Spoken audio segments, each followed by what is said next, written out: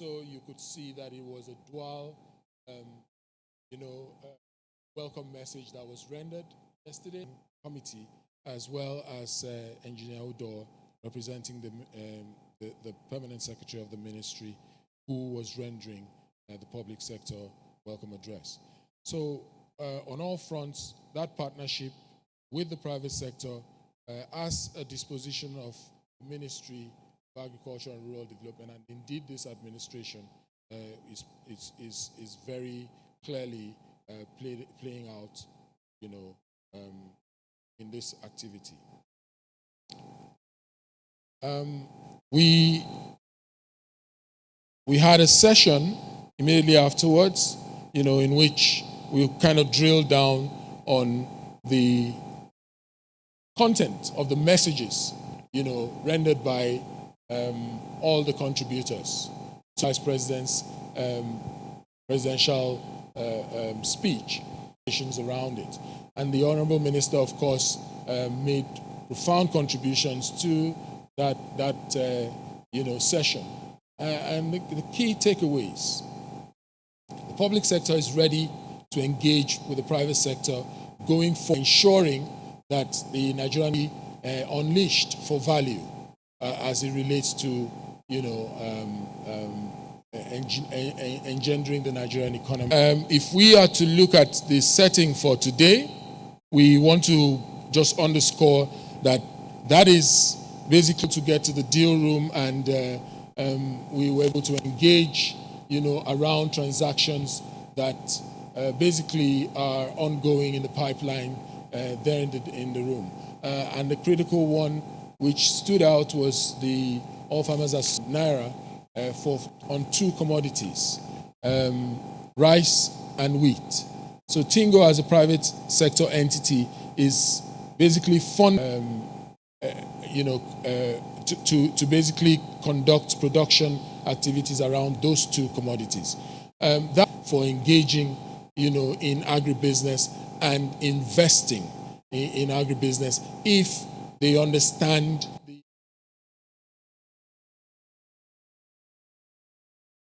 organized, well-structured, coordinated, so as to confidence into process of generating investments. It ties into today's sessions that we have outlaid, the first sessions. We know that we're well behind time, but please let me crave your indulgence to just take us through what we will be having today. The first session today is an interesting one. If you have your program, please just to it. The first session is an agro-industrialization session, and it basically is around agro-industrialization in trying times, fixing the nuts and bolts. That's the topic. Discussants here are very interesting. Laji Alwan Hassan of the Bank of Agriculture, Vincent Egbe of GB Foods, Professor Banjo Yelara Oyeyinka of the African Development Bank, Rally Limited. We have also outlined Mr. We are a program coordinator for CPs. The next would be the productivity plenary, transforming farm productivity through Innovate School, Bayero University. The CEO of Alvin Blanche. Mr. Danjuma Adejo is there. I see Mr. Sriram Venkateswaran, and the moderator is Ms. Chineze Emejulu, who is sitting member of faculty at the Robert Gordon University in Aberdeen, UK. In the face of climate adversity, you'll agree with me that in itself is a critical area that we need to. So is Professor Chidozie Gessi, the Executive Director of National Root Crops Research Institute. Then we have a trade and export plenary, creating a robust inter- and intra-African trade and entire value chain approach. This is where we have the likes of Mr. Ibukun Sorinola, Mr. Sharif Balogun is in there, Dr. Quite star-studded, but the Lagos Business School. He focuses on agriculture. He has his hands in agribusiness. So, Commodities and Exchange, the Vice President, Nancy Olisakwe, moderating,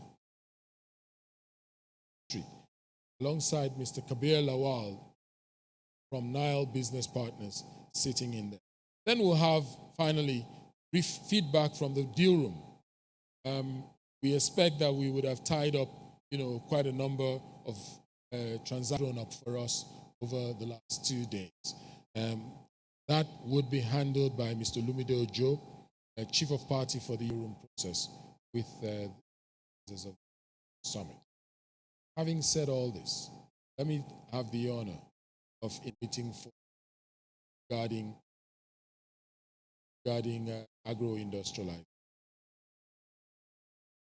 I want to call up Director GB Foods Limited. I know he's represented here, but is the MD GB Foods represented? Okay, that's fine. This is the Director Marketing, I think, Corporate Affairs, and Agri.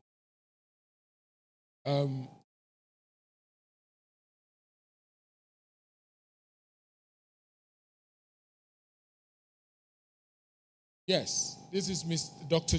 GB Foods Limited. The next I have the honor to call up is Mr. Bolaji Akimboro, founder up here.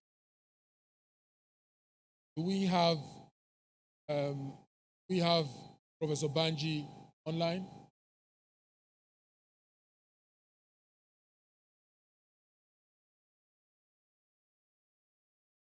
Need to have him online. Dr. Kabir Yusuf, please, you are the moderator for this session, so you can kindly take your seat. No. Here, Director of Fisheries and Aquaculture of the Ministry. I know I haven't seen him today.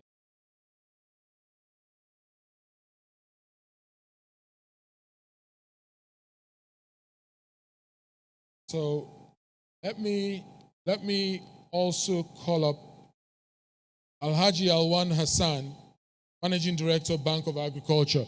Is there, Alhaji indicated he was going to be sending representative. Is there?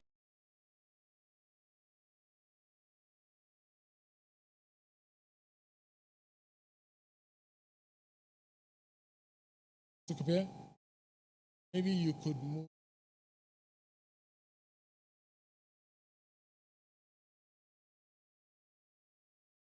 Is Professor Banji now online?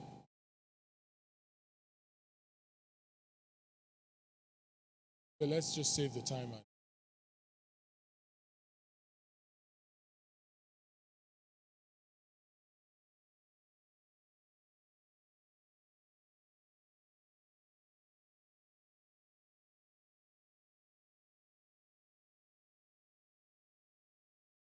I understand that Director Buba is here,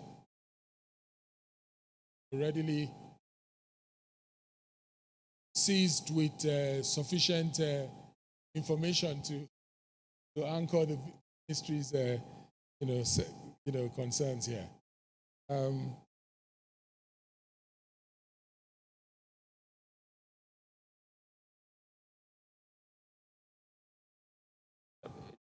Hello? Yeah.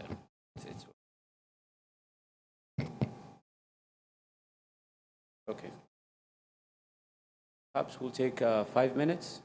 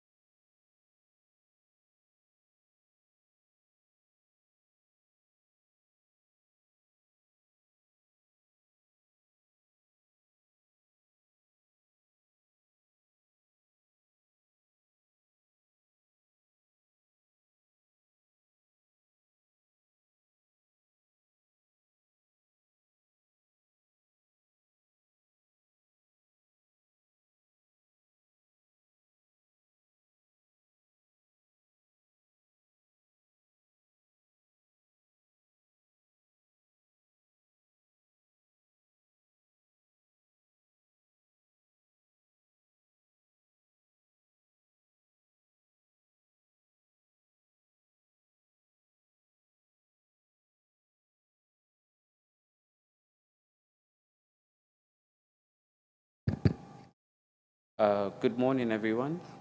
You're welcome to the industrialization plenary. We will start first by, I will be your moderator for this. By my right, please. Introduce yourself.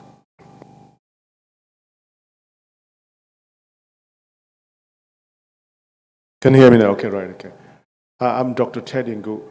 Foodsab, the Noah brands. We are manufacturers of Gino brand of products, Gino tomatoes, cubes, curry, thyme. We also do Bama mayonnaise, the largest you're familiar with in Nigeria, Bama, Jaguar, and Gino brands. Thank you. I will introduce myself within the context of agriculture. The most experienced person when it comes to implementation of e-wallet technology in agriculture. I was privileged, and that program went from Nigeria to Liberia and then even in Afghanistan. So for those who might not probably have seen somebody who's worked in Afghanistan. Switch off yours. Good morning, everyone. I'm Ishak Ebuba, the department that is out. Thank you. Here. I learned that Professor Banji is online now. Professor, please, can we have an introduction? Agriculture and Rural Development, the department that is.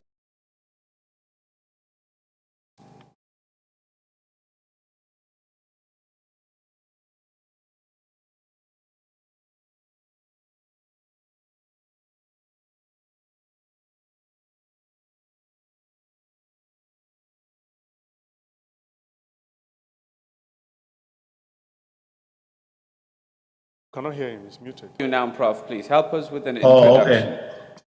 All right. Good morning. Happy to join the meeting. And congratulations to Richard and all the organizers. Thank you very much, Prof. So, Richard, are we still going to take you up on your offer to join us? Okay, please.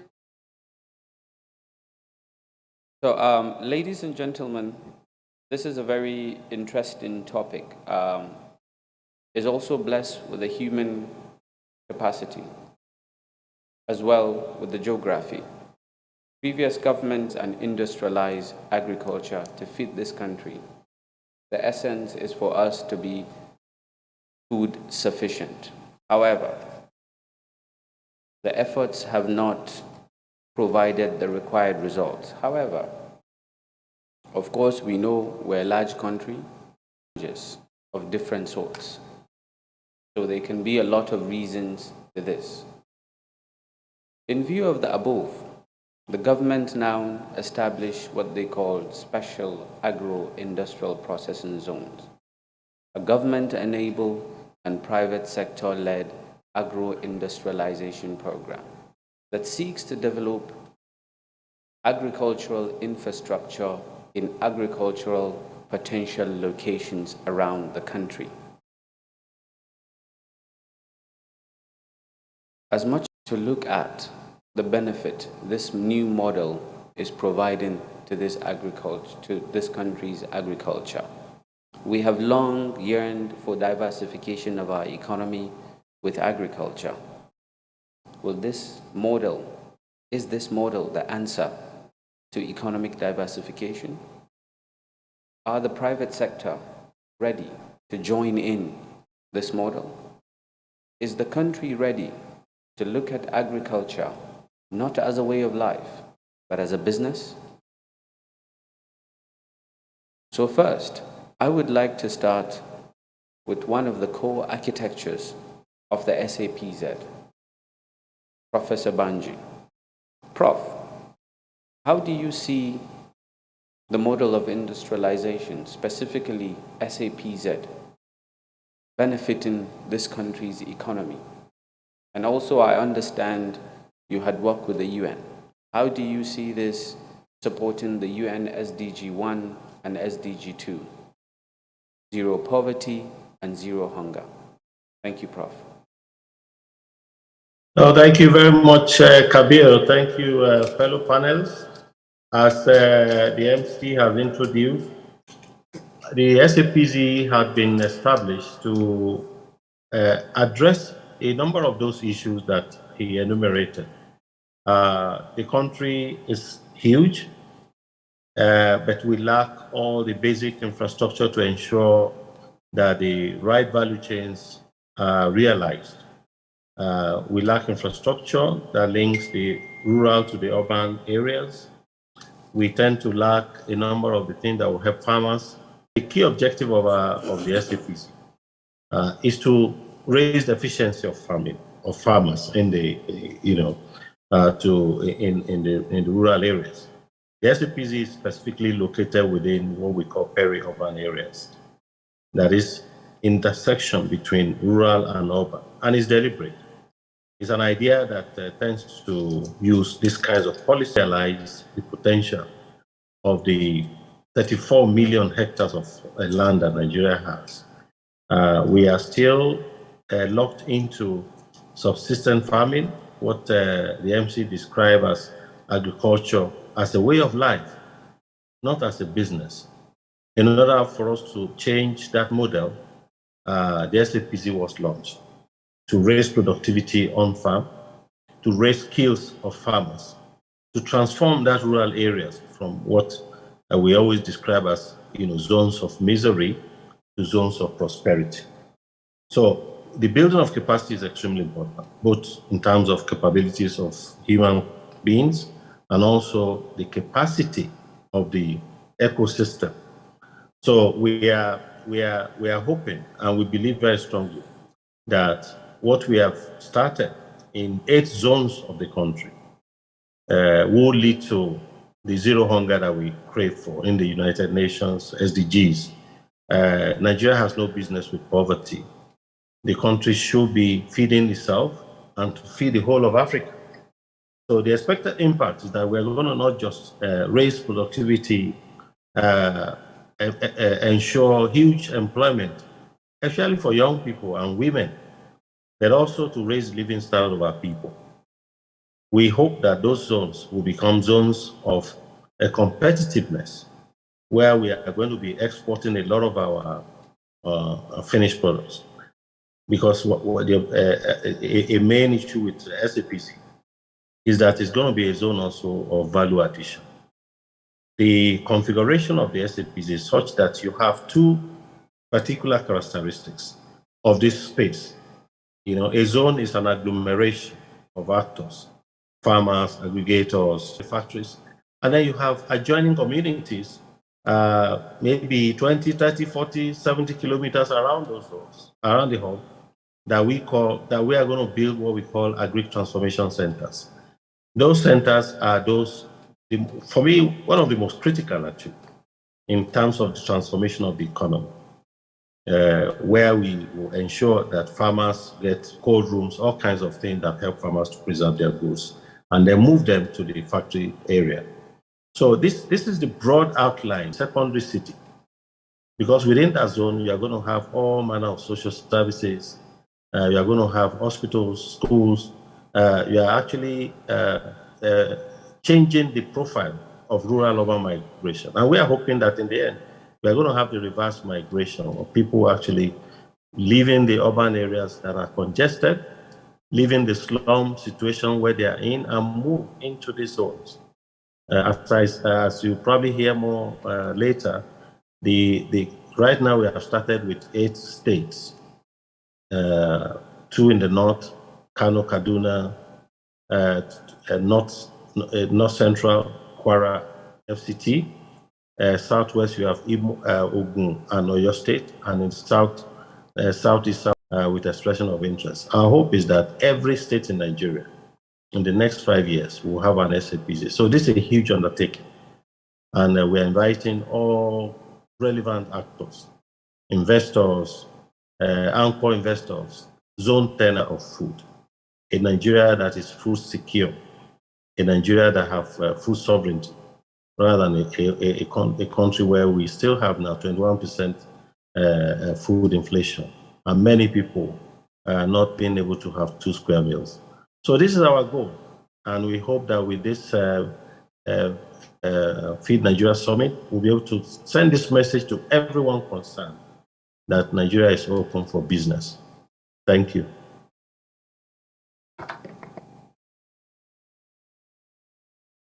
Thank you very much, Prof. So I would go back to the Director GB Foods. You have had the Prof. The essence of the SAPZ or the projection is for all states in the country to have an SAPZ. You have been doing what is somewhat as an SAPZ, as a mechanization. So first of all, how has your business supported the desire of the country for food sufficiency? How has your business supported any of the SDGs, collaborating with the SAPZ as they grow around the 36 states? Thank you. Thank you very much, Yusuf, for that. GB Foods, I said one of our brands is Gino Tomatoes. We are the largest farmers of tomatoes in sub-Saharan Africa. We have the largest tomato farm and integrated factory anywhere in sub-Saharan Africa, and this is located in Kebbi. Our farm is about 1,500 hectares big. We have a processing plant that processes 500 metric tons of tomatoes a day. We are expanding that to 1,500.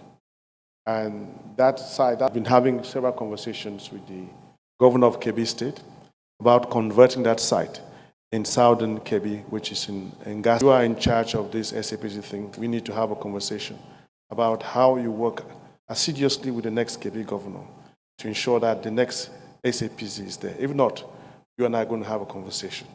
I'm not threatening. But that aside, we have worked with farmers trying to train. We've trained over 5,000 farmers on how to farm tomatoes. These are farmers who had never, ever farmed tomatoes before.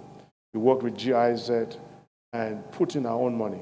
We worked with Central Bank under the Anko Bora program to train these farmers. And sadly, not all of them actually came through. Some of them started the project and then dropped out. Because farming tomatoes is a very challenging thing. It's like, tomatoes is like more or less, is equivalent of a poultry. The egg, the challenges you have with eggs is the same challenge you have with tomatoes. By the time you farm it, if I harvest and I don't process within, say, 15 hours, the tomatoes is bad and I can't use it. So with the casual workers, 80% of them are women. A good number of them had never worked anywhere. It's the first time they've earned a salary, and we pay them daily. So these farmers, this work to thank us that these people had never found themselves in such a situation. And when we did this project, there were a lot of communities around there that had never had clean drinking water. We went around to about 24 communities, hospital-grade drinking water, because by the time you go down that deep, you begin to get very clean water, and they had it for the first time, which improved health outcomes for mothers and children in that locality. So we now, when you buy our Gino tomatoes in the market, you're buying Gino tomatoes that actually has tomatoes grown in Nigeria. We are the only ones in the country that has that kind of a product. Now, so when you begin to think about this, so what are some of the challenges we have faced? I think one of the key challenges is that we've not been able to identify farmers who can work with us. Yes, we have our own farm. A lot of these farmers, when they come to get this Anko Bora money, they are not there for farming. They are there to siphon funds. You know, the sad truth is that a lot of our farmers, and I'm going to use very dramatic language, are gangsters. They will come, take this money, or take the fertilizers and go and sell and not do the work. And then those who actually farm, we agree, we had an offtake agreement. We signed a contract where prices are going up, they will side sell. And when market prices are coming down, they'll bring the product back to us. And sometimes they'll bring it back to us when it is deteriorating. That was grown for us. They were taking it to Niger Republic. So you cannot invest, millions, close to a project that costs almost $50 million of that nature, depending on people who will take your products and sell somewhere. So that's one of the other challenge. The other challenge we face when we're trying to implement this is that our farmers are it's a way of life. And they came to that way of life not out of destitution, not because this was something voluntary. So these people did not study agriculture. When I compare the farmers, we're the largest processors of tomato growers, are educated to degree level. All our outgrowers in Europe are millionaires in Europe. And our aspiration was to make our outgrowers in Nigeria millionaires, at least in Naira. And those that were committed and got committed to the project, made good money, and they're very happy with the money. If you're going to do an SAPZ anywhere, the key challenge is security. And I think yesterday I didn't hear us talk enough about security. In March, we were ransacked by 400 bandits, 400 armed bandits who came on a motorbike. They were shut down for several months, and have had to spend millions of dollars changing the security architecture of the site. Government have so many military people guarding a farm. I have been to Senegal. We went up to St. Louis, near the Mauritania border. They have a 40,000 hectare irrigation scheme. When you drive from Dakar to that place, 4.5 hours drive, the roads are tarred. You don't need any security man to escort you there. When you go there, the community is welcoming. Nobody attacks you.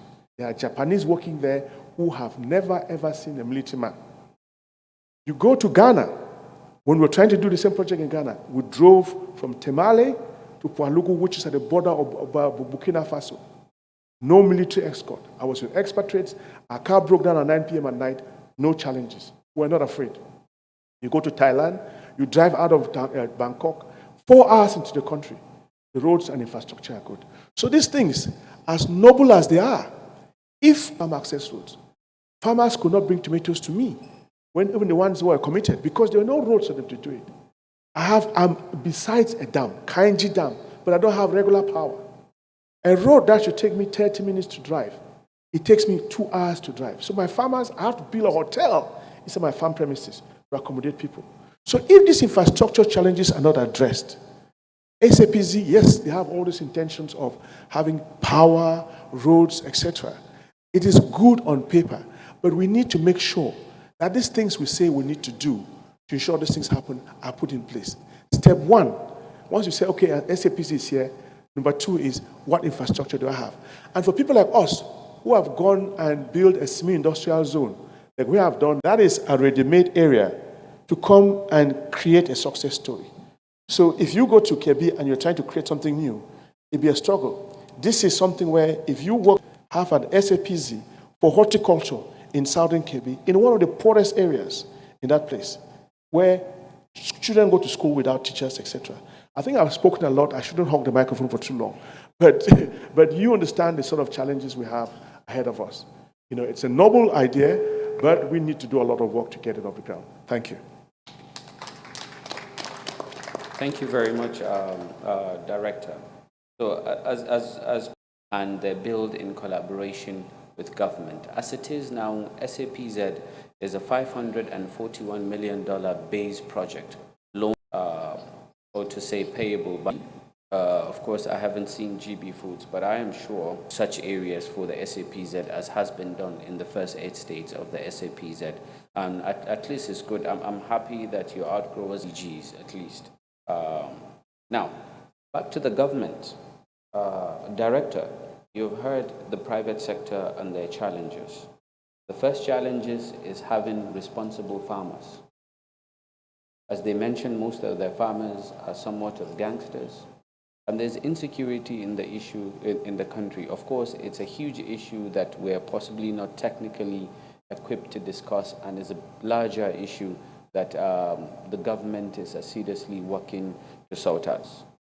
Support for farmers to enable them collaborate with such business, and importantly, you deploy them in such private areas. So specifically, we would like to know 2 questions. What are you doing as the Ministry of Agriculture to have sanitized data of farmers, given that you do have agro-rangers? Director, please. Thank you, Moderator. Nigeria, because it's the basis for development, because every sector in Nigeria depends on agriculture. So the policies in the Federal Ministry of Agriculture has been made in such a way, and the key drivers in the agricultural sector are the farmers. And farmers are classified into small scale, and those in the crop subsector, those in the animal, those in the fishery subsector, in order to know where they are, what are their needs, because input gives out output. We ensure that the fertilizer that is being sold and other critical input to farmers in Nigeria of not only of quantity but also of quality. you can have 20 bags of low quality and some direction to ensure that the input that is being sold or produced in Nigeria meet the required set standard is come out with a legal framework, that is the National Fertilizer Quality Control Act and Regulation, to ensure that any fertilizer that is being produced in Nigeria meet the required set standard. We made mention of what are we cover. Do we have a database of farmers? It's not only the farmers. We have a developed national fertilizer management platform to capture the input producers, the input distributors, and the input users. What we are trying, even though we are not there yet, what we are trying to do is that we want to know the type of input that is being produced in Nigeria, because they are the people that are going to be very closer to the farmers, who also establish their database, and the farmers that are going to use this. Farmers, as critical as they are, there also exhibit certain characteristics as earlier mentioned by the earlier discussant. Because one, when we are doing our e-wallet system, at the review what has gone well, what has not gone well, and what has been observed to have not been going well, and what are the remedial actions. One of the observations we made is that whatever you do to some farmers, you will analyze. The farmers are also very intelligent. They will say, okay, I'm being supported with also 5 bags, and it costs also amount. So if I look at the end, if I sell this input, I will get the amount more than the input I'm going to use on my farm, because there is no guarantee that I'm going to get at the end of my production season the amount of money I'm going to get by selling this input directly to another person. So what the ministry is doing is that to have the database of these farmers, so that we know that at any point the farmer is buying or being supported with an input, we know the farmer, we know the location of the farmer, and we'll be able to measure the output from that his farm, so that we'll be able to say whether he has judiciously used the input or not. In terms of security, when the National Fertilizer Quality Control Act was signed into law, as soon as we start implementation, we contacted all the security agencies in Nigeria, the police, the civil defense, the army, the navy, the air force, believe the custom, the immigration, the prison, the EFCC, the ICPC. So we are working as a team with them to ensure that wherever we have security challenges, we will be able to contact. They have already established desks in all the formations so that we can tap into.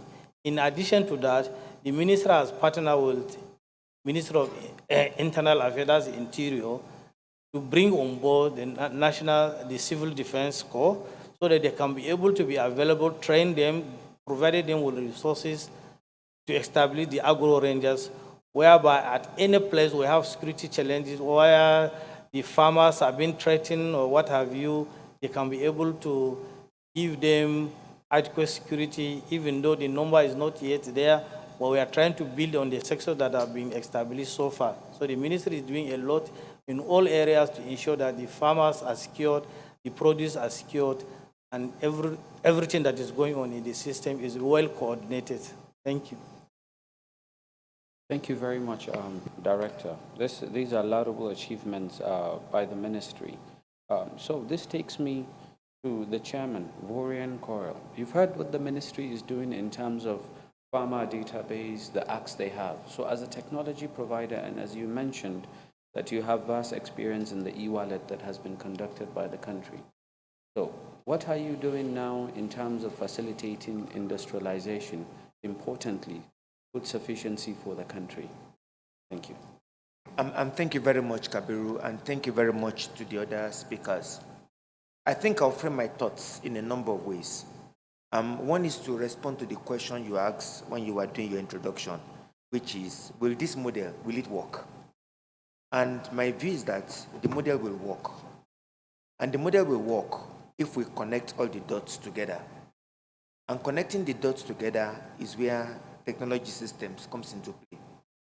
When you spoke about the trust problem with farmers. You spoke about the security problem. I will introduce the philosophy of industrialization.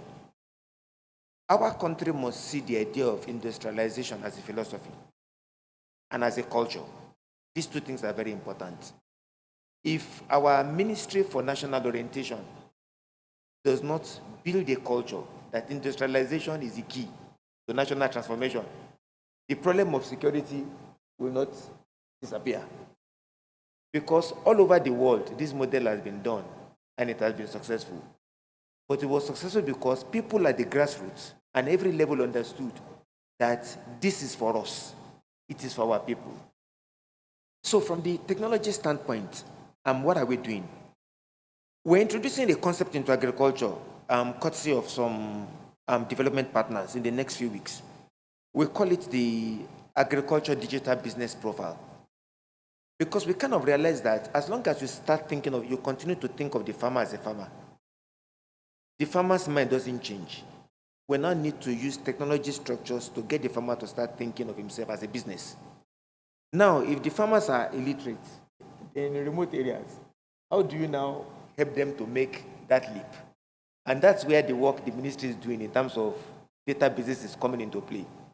We are now combining all these data sets together to create a digital profile for the farmer and linking that profile to various community systems to build trust. So that when a farmer takes money from you to farm, you have the confidence that that farmer is really, really going to farm and not run away. And then using that now to now connect it to markets. And markets now are now industrialists like yourself. So that the farmer himself too can have assurance that when I cultivate, I will get paid on time.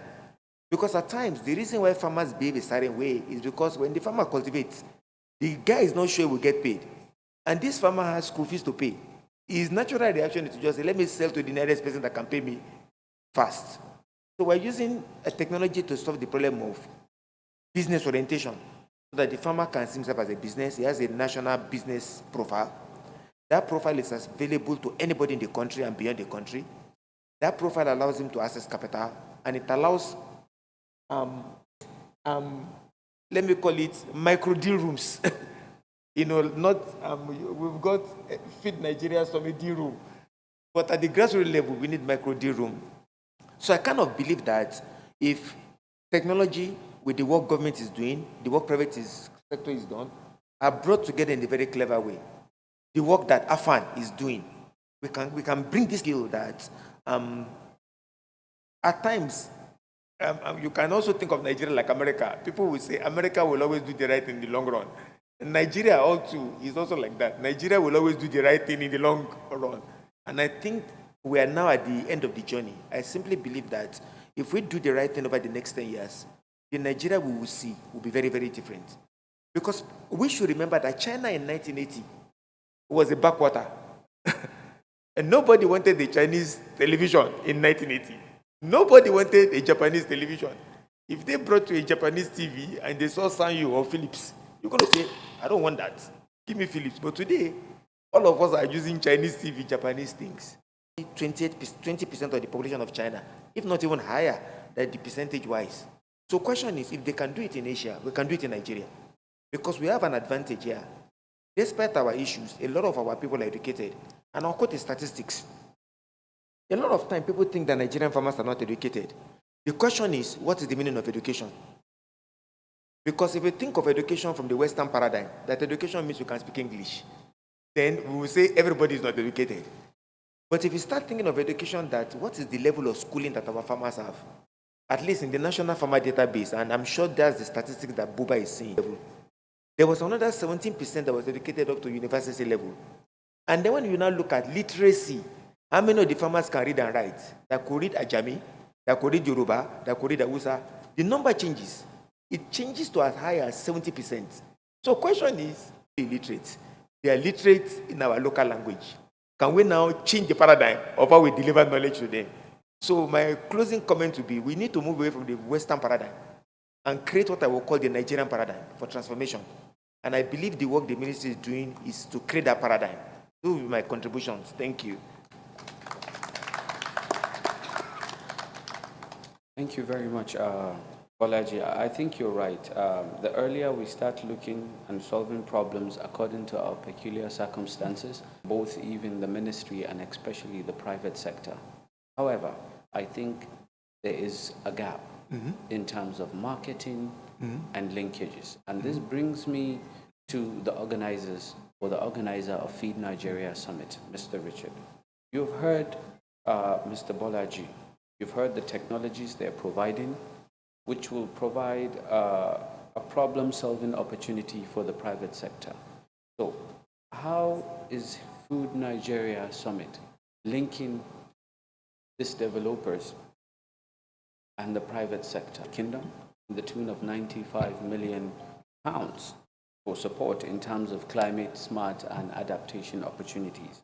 So how is Feed Nigeria trying to market this? How are they linking it up with the private sector and the Nigerian population? And how do you intend to do things better going forward?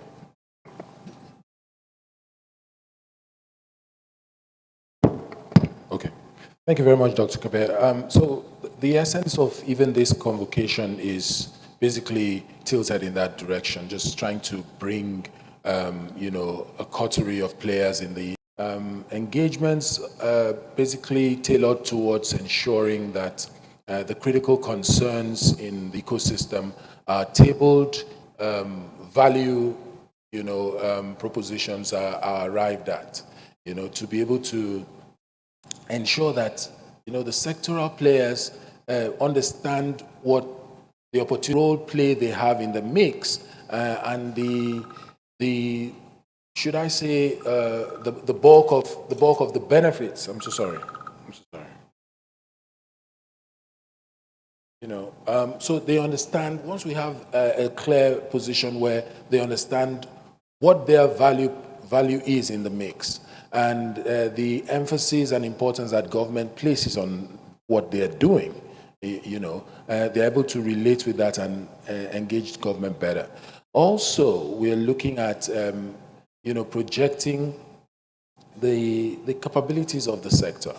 We're already working to project also the energies that the sector is pulling together corporately, bringing all of the private sector players, uniformly together. It's really about, collective bargaining in terms of relationship, not much of the values that are and the expectations on the part of the private sector have been realized, and so we're looking to begin to do things differently. So that engagement needs to happen, and that's why this process is set up. But beyond that, we're looking also at changing the mindset of the private sector. It's not, like you said, it's not about agriculture for the sake of agriculture. It's agriculture from the standpoint of business that you're faced with, and then you're able to also look at the possibilities of the opportunities that even the challenges you seemingly have, can the opportunities that those challenges can throw up, in trying to put forward, a clear pathway to profit, that you would understand what challenges exist, on the pathway. I take GB Foods, for instance. Without a doubt, they've had this security challenge, and I can tell you from a private sector standpoint that they would have taken steps and measures to try to, ensure that that doesn't happen subsequently. They might not tell you give you the full details, but if I know the private sector, they would have gone on, to take measures to forestall subsequent happenings. Beyond that, we're trying as much as possible to get stakeholders together, the British government you just mentioned, and articulating a clear message that Nigeria, private and public sector, are open to do business. We want to be able to engage globally and negotiate opportunities for those of our stakeholders who are engaging in productivity activities, particularly in the evening. I made that point. The British government is interested in Nigeria, not necessarily because Nigeria is they are charitable organizations or they like Nigeria per se. It's about the fact that there is, a business case. They are out of the EU. Now they are on their own, so to speak, but they want to have partners, that they can engage with across the world. And primarily speaking, you work with partners that you have a history with, you understand them. And for us, we are, we have a history with the UK. So that already throws up an opportunity.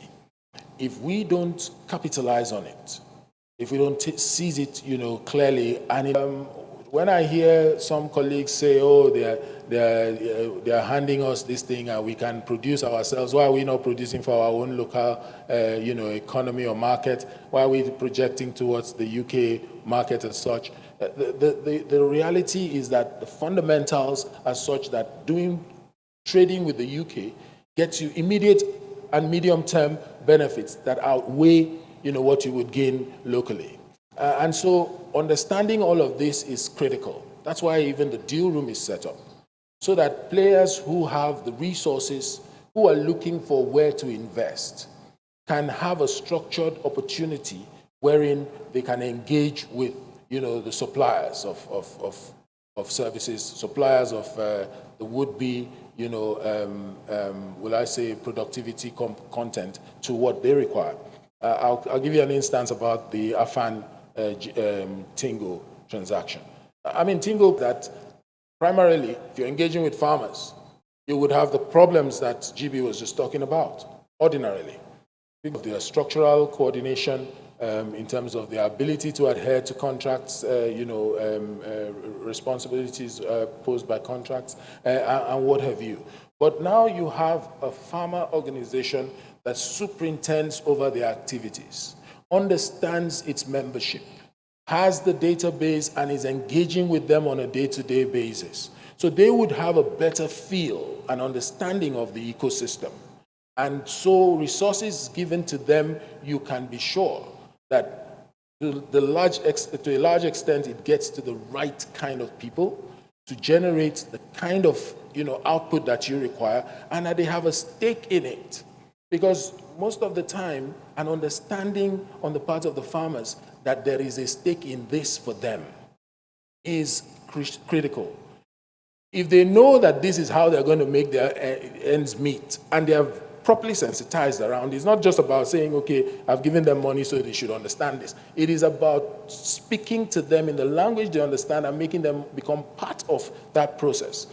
The people who can speak to them the best way they will understand are their managers over the years. So that's why Tingo went in that direction. If we can change the paradigm, the thinking from the investment standpoint, into understanding that, look, this sector, if you know how to manage your own fields as it were, largely notional. It is a risk perception, like they would say, from the NERSAL side of things. Most of the time, agriculture is perceived to be risky. That perception sometimes just is fallacious or a myth. Until you drill through and you drill in and you do things right, it continues to be that way. So in all, the Feed Nigeria Summit process is a process that is majorly primed to provide, a platform for achieving the 133 million is a number that keeps haunting me, since the day I heard it.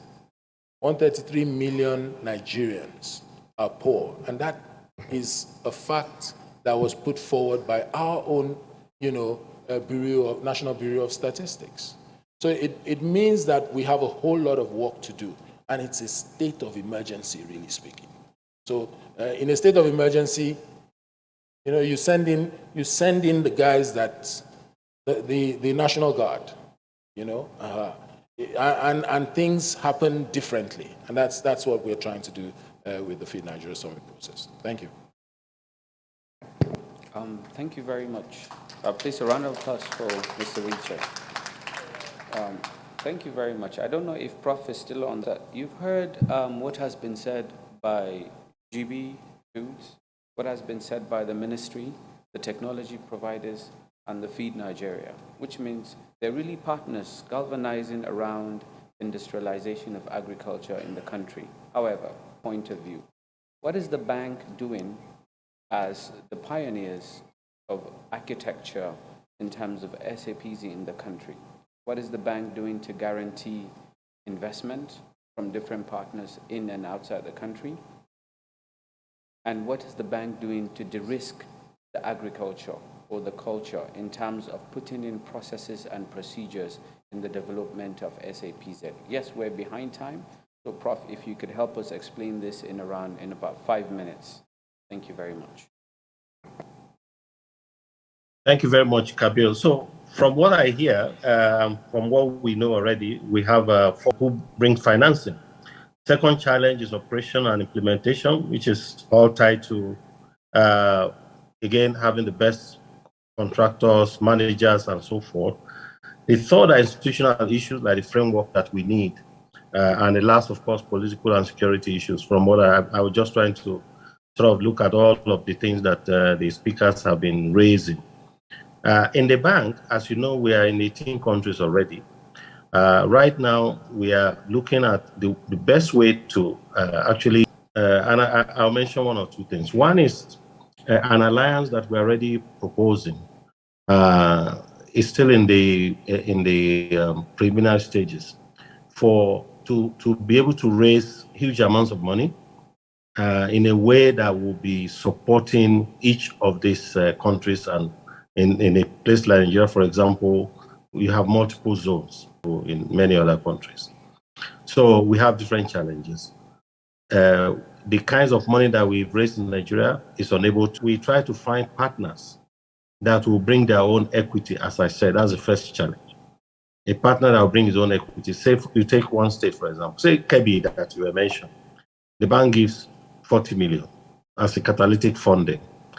But that catalytic funding is configured in a way to attract another equity partner. So that equity partner comes and say, for every $40 million, we match with 40 million. Or in the most ideal case, what we are actually pushing for is that equity partner, the private-driven model, will own the zone, because we don't believe government should be running business. Government don't run business well. So that's one thing. The second criteria that we require in this equity partner is that it is a company that has a global reach, that can attract anchor and also zone tenants. So you find it's no news anymore that you find, for example, in Ogun State, Arise, which is a consortium of AFC, Africa Finance Corporation, and of that zone. Knowledge. The model that we bring together, this SAP is a very powerful model. So that's what we want to do across all the zones. And once we are able to demonstrate this success, as we are starting now, we are hoping, and Kabir, who is the MC today, is been charged with this, and I'm going to be holding you by the neck to ensure that by Q1 of next year, we have it here, and it's going to take 18 months, going to be completed. So the peculiar problem we have in Nigeria includes, most importantly, many rich Nigerians. If we are able to advocate enough and explain to them the benefits, there are people who can build their own zones. This is ultimately what we want. We want individuals, like GB Farm, for example, we can convert the Kebbi place into a zone. We have had offers from others, I don't want to mention names, who have said, look, we have operations in all of these states. We have key actors that we would then catalyze with knowledge, with information, and with, of course, where we are going to raise a big fund for the SAPCs all across Africa, not just in Nigeria. If we demonstrate success of a few states, we won't be able to catch up. I've actually been encouraged by what has happened, say, in a place like Ogun, and we believe other states are going to be following suit. I agree with our colleague from GB Farm. We need to deal with the security issue, and I believe we are going to deal with it. Nigeria has the resilience to using this special agro-industrial processing zones. Thank you. Please, a round of applause for the Prof. Thank you. But you have seen, or you have heard what has been discussed, and the move the government is doing with its partners towards industrializing the country, towards changing agricultural view from a way of life to a business.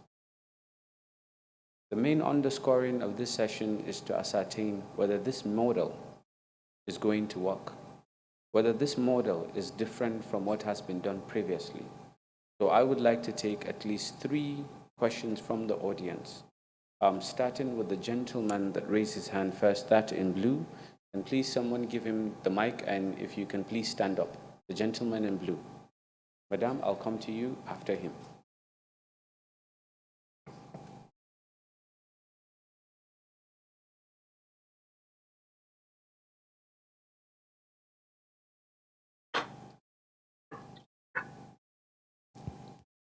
Thank you so much, Professor and every other contributors.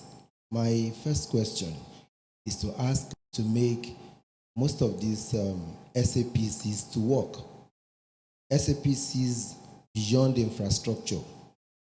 We need content. We are still in the era where NEPC will celebrate the high quantity of RCN exported from Nigeria, while processors of cashew are struggling to meet domestic quota for processing.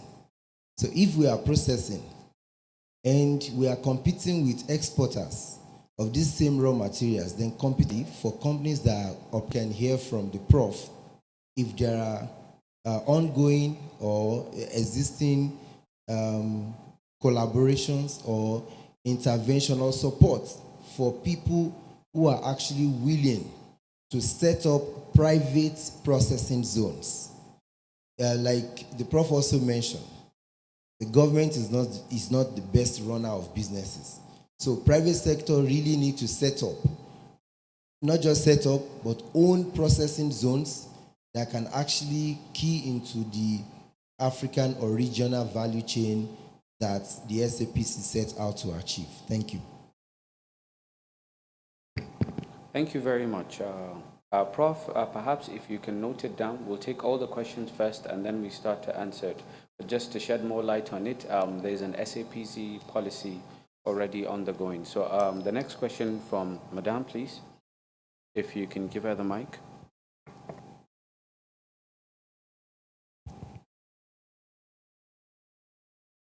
I'd like to stand on the existing protocols.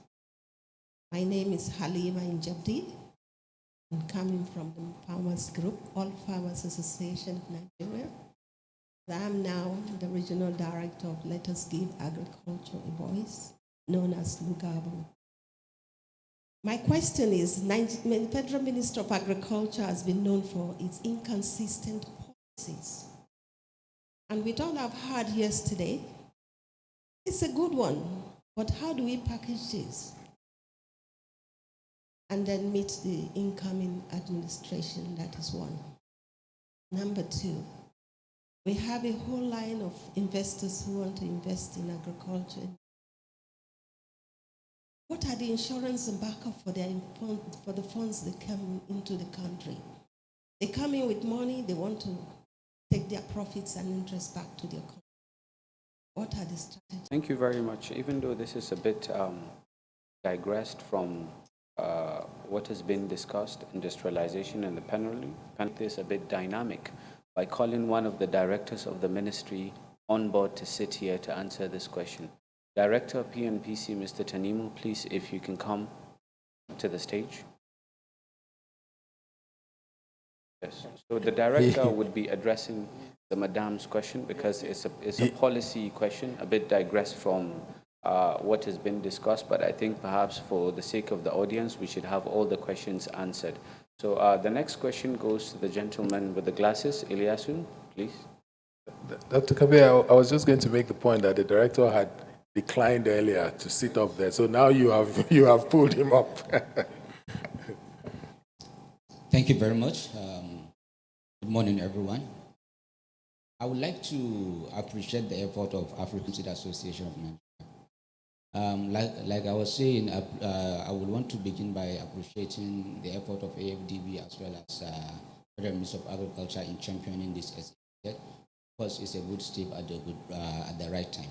My question is, what are the mechanisms in making upstream sector of agriculture very much involved in SAPZ? Because we are talking about agro-processing zone, we are talking about enhancing processing, adding value, export, and the rest. what is the mechanism put in place to incorporate the upstream sector of the agricultural value chain as a key driver of this SAP? Because we are struggling very much across all commodity with issue of productivity, with issue of output per hectare, issue of adoption to GAV, what have you. So I think we should begin to talk about production as a first step in promoting our agricultural value, rather than focusing more on processing or rather export. So I would like to know from the side of the ministry as well as the FD, the involvement, the magnitude of involvement of upstream sector.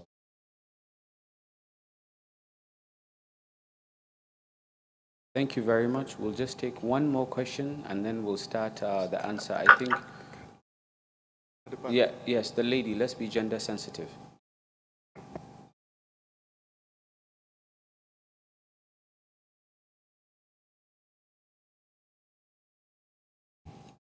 Good morning, everyone. I'm Victoria Abigail, a member of faculty from Bowen University, Iwo.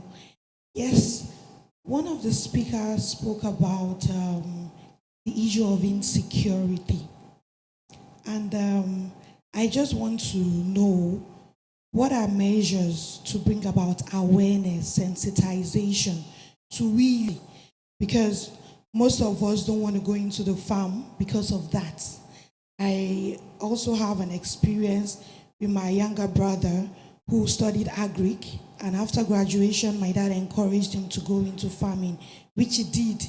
But of course, this issue of insecurity didn't make him succeed in it. He has abandoned that and gone into IT.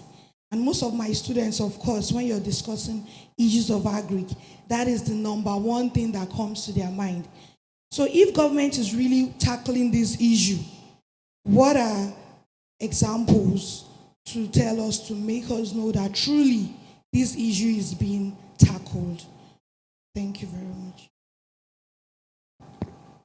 Thank you very much. So I think as well on private sector participation, I think that goes to Prof.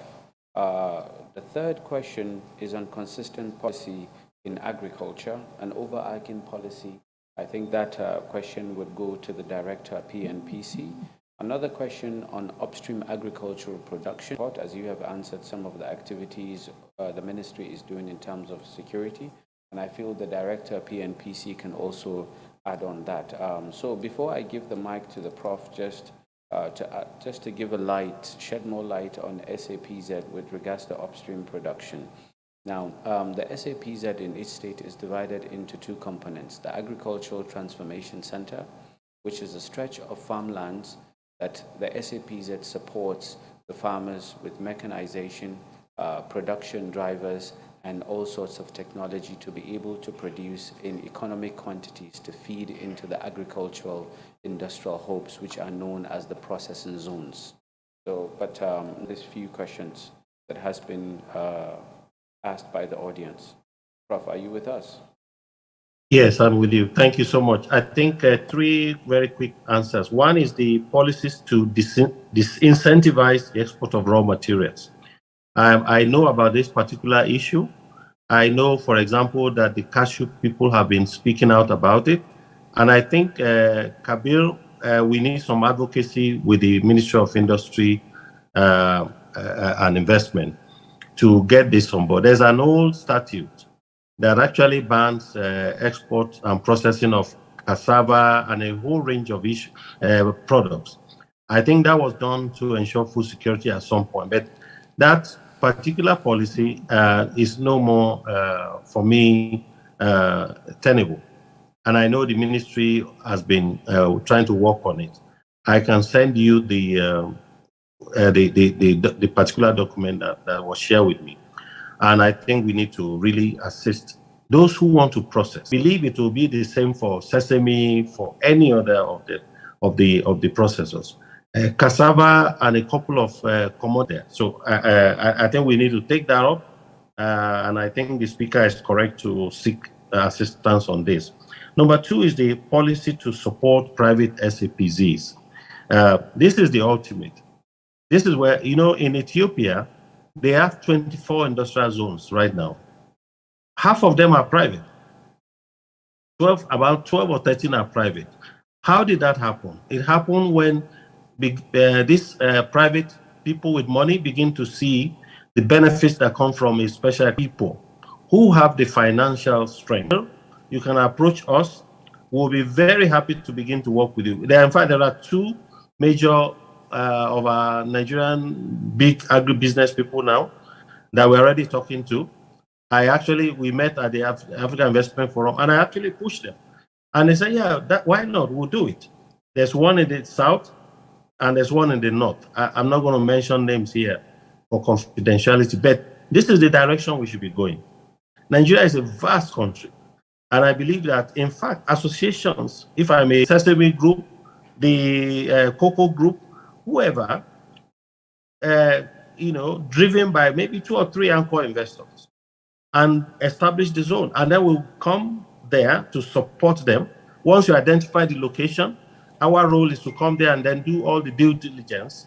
And then we convert you also. And if you have, for example, some stranded assets in any of the any parts of our country that is crying out to be rejuvenated, I think those are potential sites that we can also use to change into an SAPZ. So please, let's think about it. I'm just thinking out of the box as we are speaking. And I believe that, like I said, I believe strongly that this model is going to cause a revolution for us. Finally, Ilias, you were asking, how do we encourage upstream? I think Kabir has explained a little bit more. The focus, they are things that we are taking extremely seriously. The major distinction, the uniqueness of an SAP beside a port or beside an airport, that's one model. You could just put it beside a port, import the intermediate products, process and re-export. And this is why we should improve the lives and living standards of those folks in the rural communities. So the ATCs are set up to do exactly that.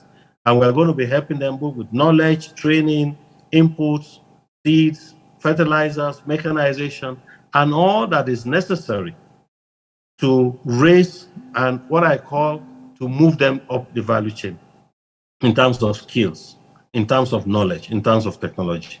Thank you very much. A round of applause for the Prof, please. Thank you very much, Prof.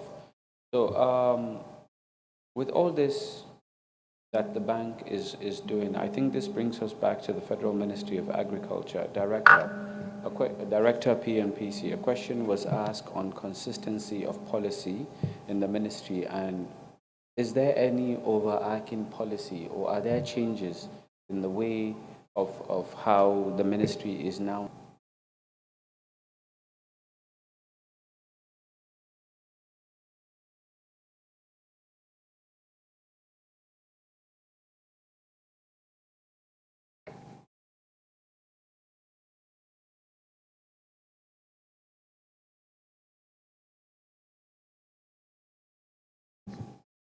Hello?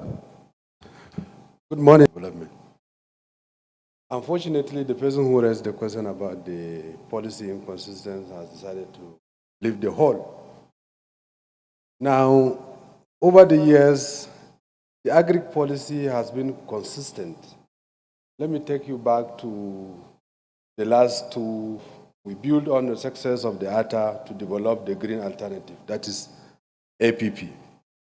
Immediately APP winded off, we now develop a new successor policy, which is called NATIP, National Agricultural Technology Innovation Policy. I'm parcel of the new policy that we developed, because it was the first time the policy that was developed, it took cognizance of farmers at the grassroots who made input and all the relevant stakeholders.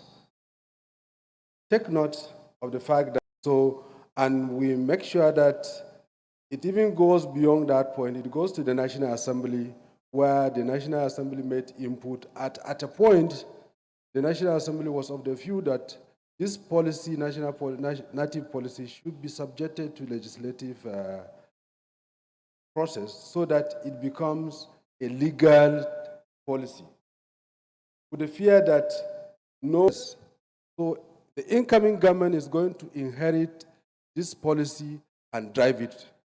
So it's not likely the fears that are being expressed by other quarters that the policy might be disrupted or there will be any changes, not likely, except that with the dynamics of the system, there may be some amendments to accommodate new challenges or new ways that will come in. As regard to the question of the insurance, for the first time, this government has provided so many enabling environments to guarantee investors agri investment. There are so many presidential executive orders and other initiatives. Even the Native is Safe has helped to transform the Nigerian Agricultural Insurance Corporation to give farmers who have registered and their farms and investments have been certified, they are insured against any eventuality that may come up. So our advocacy at the ministry's level now is to ensure that farmers, through the Farmers Association, get knowledge on how to get their farms and farm investment insured against any eventuality. I hope I have answered the question. Thank you very much. Okay. The President, Afan, please. Mark, even though the President, Mr. President, I hope you know that Prof has charged you with developing an SAPZ. You're the President of different associations. We'll do that. I just want to commend the efforts of the Director, but I have something to add there. What we are talking about is that not only policies like ATAPs and so on, there are federal government interventions that whenever we have interventions, we want it to be as policies. Yesterday I said it in my speech that, like, for instance, the Anko borrower. Is it consistent? Can somebody tell me now that no government will come and abolish it? Where is GES? Is it not a very laudable program? Where is WIT accelerated program? Where is Feed Nigeria Summit? Feed the few, what do you call it? The Obasanjo's Operation Feed the Nation. Where is it? Those are the inconsistent things that we are talking about. And when they come, we want something. That is what we are talking about, Director. Not those. We know that federal government is. We are with the federal Minister of Agric, and we want all these kind of things to come through Federal Minister of Agric, so that we can make it a policy there, like ATAPs that you were talking about. But all governments will come and pump in large amount of money there. That is why, like also what my other colleague was saying, when Richard answered him, that what the Feed Nigeria Summit is doing here is bringing a platform where they can expose the private sector, that is the investors, and we, the primary actors. We come together, we see ourselves. We are not just going to fold up the Feed Nigeria Summit and go just like a chimbri. I had something with the narratives. We want to change the system. We want to take over the affairs of agribusiness into our own hands. We want you, the ministry, to give us a platform, a cover, that wherever we are operating, you are guiding us and so on. But we want to take the steering. That is what we mean. That is what Feed Nigeria Summit is trying to achieve. That is why we have to be with them in making it happen this year. So these are the kind of interventions, policies that we are talking about. You understand? But those policies, we believe, yes, they are there, and nobody is going to change them because they are at the Federal Ministry of Agric. But we don't want a policy whereby large amount of money will come and be pumped, and then after it, nobody cares again. Thank you very much. Thank you very much, Mr. President. However, I believe you did mention some very important things, such as the e-wallet system. I think the ministry had revitalized that as a matter of presidential directive. They did even make it better. I believe maybe, Director, you shed more light on the NAGs and what has been done. Thank you very much. Not to digress from what the Afghan president said, what I want him to understand is that agriculture is on the concurrent list. It's not just the federal government that is doing agriculture. So most of the interventions he brought, they are programs, they are really not a policy. And these are programs that are supposed to fast-track agricultural development. Of course, CBN brought this ANCO borrowers program to fast-track production and to encourage the youth to get into agricultural programs. So if you look at the holistically, you see there are some states, governments, that are not even inclined to agriculture. There are individuals that are not inclined to agriculture. However, for the first time, you have a government that has an interest in agriculture, and it has invested and has opened the windows for London, because they are supposed to stimulate the economy. For the first time in this administration, it was the agri sector that brought out the country out of recession for 3 occasions. So it's a credit, which means we are doing well. We need to improve on what we have been doing. I hope I have made some sense. Thank you very much. Thank you very much. So this takes us to the last question on insecurity. Maybe Director Fertilizer, you can shed more light on what the government is doing, and you can be supported by the Director Policy. Thank you. Thank you, Moderator. Thank you, our audience. First and foremost, before we talk about the issue of security, there's an issue on upstream support to farmers. That when we talk about upstream, we talk about production. The federal government has put a lot of incentives in place to ensure that all the required input that we need to support agricultural production in Nigeria is there. Talk about fertilizer, as we have said before. In the time past, before 2016, we have only 4 fertilizer blending plants in Nigeria that are active. Today, we have over 100 blending plants that are active and are producing a lot of specific and crop-specific formulation across the zone. Most of the plants are being cited and producing products are specific to those areas so that we have started having people establishing agrochemical plant in Nigeria, which was not there before. We have also analyzed our specific requirement in terms of the fertilizer. As you know, we have inorganic fertilizer, we have organic fertilizer, we have biofertilizers. Venture into agriculture in any space will have the required input to support him in Nigeria. That is why we have also a legal framework to ensure that those that are going to produce the input are producing it within the agreed framework. We are doing it in conjunction with West Africa, whereby product produced in Nigeria, particular fertilizers or any other thing produced in Nigeria, is acceptable across West Africa. As you know, Nigeria has the advantage of having the natural resources that is abundant, that has advantage over all African, particularly West African states. So we have positioned the inputs of sector to be able to meet our need and even excess. Urea plant, what they are producing is in excess of our requirements. However, agree with them at a ratio that will be used for local consumption. We've been promoting the use of local resources that is available and abundant in Nigeria to teach the farmer how to utilize them so that instead of relying on inorganic fertilizer, they can be able to use that, and we are going to be continue with it. And in addition to that, no longer in use in Nigeria, we are also developing our indigenous one so that we can be able to produce our agriculture in a safe environment.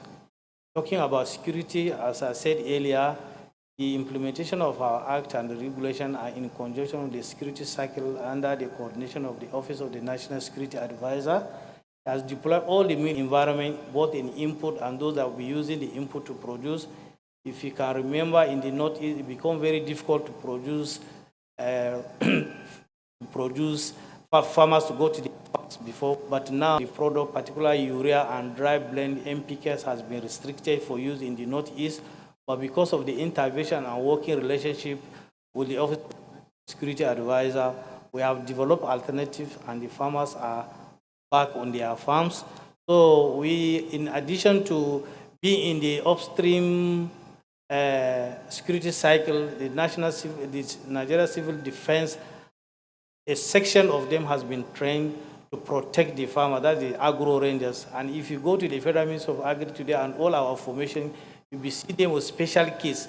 They are there at any time there is a security challenges, people can phone in, draw their attention, or draw the ministry is doing a lot. And we have created a lot of platform where people can link up with our services or with our intervention. The GS scheme has been reformed and renamed Agro Pocket, and it is working. The minister has brought it back. Very soon it will be on board, and you will see it has been reformed. All the loopholes that have been observed in the previous program has been addressed, and very soon it will come on board. Particularly, there are some states that have been selected for piloting. After the successful implementation, it will be upscaled to all the 36 states of the Federation and FCT Abuja. Thank you very much. Round of applause for the director, please. Thank you very much, Director. Audience, we have heard what the ministry is doing to promote domestic production and standards to enhance trade. On that note, I would like to charge, as we come to the close, the Fit Nigeria Summit organizers. We have heard a lot the ministry is doing, a lot the private sector is doing, but I don't think it is enough to just wrap up and leave this very laudable event without Fit Nigeria collating all these activities, authenticating them, and putting them out on the website for our audience, for the larger country to try to participate and to gain value out of it. So I think this is a very, very important conducting after this very important and laudable summit. Would you like to say something? Yes, thanks, Dr. Kabir. The fundamental set out, the structures to engage both ways, public and private sector wise, and also we have the mechanism for engaging the very in your face, as it were. Speaking about the core ethos of this activity. And we do have a very virile, mechanism for engaging entity. So I think that the takeaway from the conversations that we've had so far is that there is a lot of awareness, there's commitment on the part of stakeholders, and there is also the enthusiasm now, to move forward together.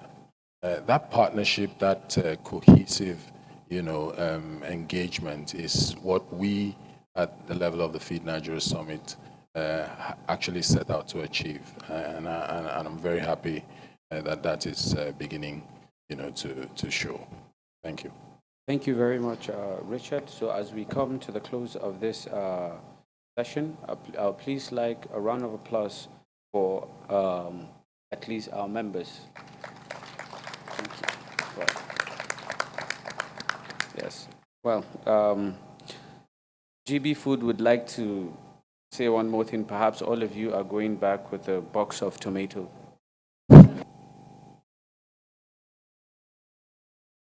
Can you hear me? Okay. Yes. No, I just want to add 2 or 3 things. Economic Summit Group, which looks at the greater economy. I think the Feed Nigeria Summit needs to have some kind of a round table that meets probably quarterly to tease out some of these issues, because we can't be doing this annually and stuff. We need to be sitting down and engaging on a quarterly basis and looking at things almost real time, so that we can ensure that we truly feed Nigeria. At the meeting, we need to have somebody from security. And at the next summit, Richard, it would be nice if we have a panel on security. If security is not in place, nobody will be fed in this country. Farms will be abandoned, and nobody will go to the farm. And if nobody is to the farm, we'll begin to import food. We now realize that there's imported gari from China, imported gari from India and Nigeria. And we'll get to a point where even pounded yams will be imported from China and India. And we'll get to that point, and it's cheaper to import from China or India than here. We'll be talking about how we create policies to ban, and that is not where we want to be. So we need to create self-sufficiency so we can export. And finally, on the SAPZ thing, and I'm putting this to the African Development Bank and to you, Yusuf, and stuff. We are in an area where we can the largest single integrated farm and factory anywhere in sub-Saharan Africa doing tomatoes. Can be done. This thing started with SCPZ, case study, that we can show that when we work, if we now have a processor, so anybody around us who can grow tomatoes will process, right? Because we have a very large factory. So how do we now work with the SCPZ thing to ensure that the infrastructure, all the other things that are required to make it succeed is there? Because all the other ones are about to start. We already have the key ingredient, the processing plant, a factory, farm, know how to disseminate to the farmers. The only thing missing is the infrastructure that makes the SAPZ work. Come, let's have a conversation. So that next year at the same time, we'll be having a flagship, we'll be doing videos about how the SAPZ was successful in Nigeria. This will be good for you, for Nigeria, and for the Africa Development Bank. So, Prof, if you can hear me, let's talk and make sure this thing works. Thank you very much for your time. Thank you very much, GB Foods. We will make it a point to ensure that we engage with you as we come to the close of this occasion. Let's please have another round of applause for our panel members. Thank you very much. God bless this country. I think we may all go back to our seats.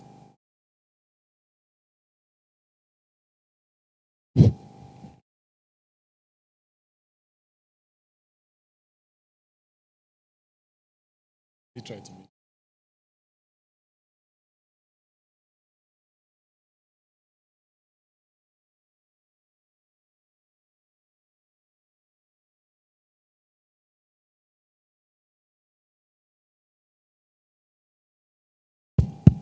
Thank you very much. That was an interesting session, to say the least, indicative of where things are going in the agricultural ecosystem.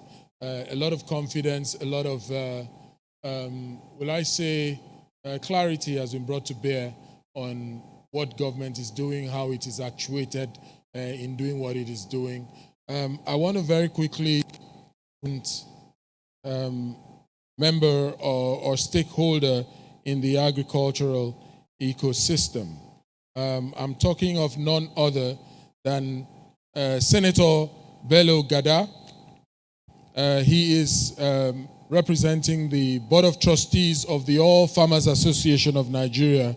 Senator Gada is a former Minister of Tourism and now the chairman of the Federal Public Complaints Commission. We are honored to have you in our midst. Thank you. Association of Nigeria, NACOTAN, Mr. Anibe Asumuga, he also had walked in at some point. Achumuga. Achimugu. Not Ga.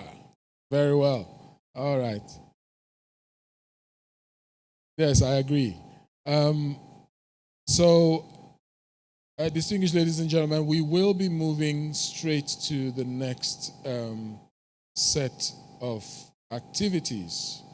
At this point, I want to call up the next session, which is basically going to still continue the trend of very interesting conversations around, agriculture. And I must say that the issue of security, important, critical to productivity as it is, just across of me here, of us here, there was a regional summit on the header farmer crisis and how to resolve the conflicts between the two parties. And I think that at the core of the security challenge that we have in the country is that which basically triggers much of the challenges that our farmers have in going to their farmsteads when they're supposed to. So the government is really doing something about it, is my point. There's engagement ongoing, and we can expect that in the near future, things will pan out better for us who are involved in primary productivity. I'd like to just introduce the panel for the next session. Next session is the transforming farm productivity through innovation and research. The first discussant on this panel is none other than Professor Murtala Sagagi. Professor Sagagi is from the Dangote Business School of the Bayero University, Kano. I want to say that this man, Professor Sagagi, is, rightly speaking, the brain behind the National Agricultural legislated into an act of the National Assembly to secure, or to provide a framework for developing agriculture in this country. And if you look at the content of the NATIP, ladies and gentlemen, if you look at the underpinning, the message behind the policy, it says technology and innovation plan, ordinarily, and it subsumes it within an agriculture development, plan.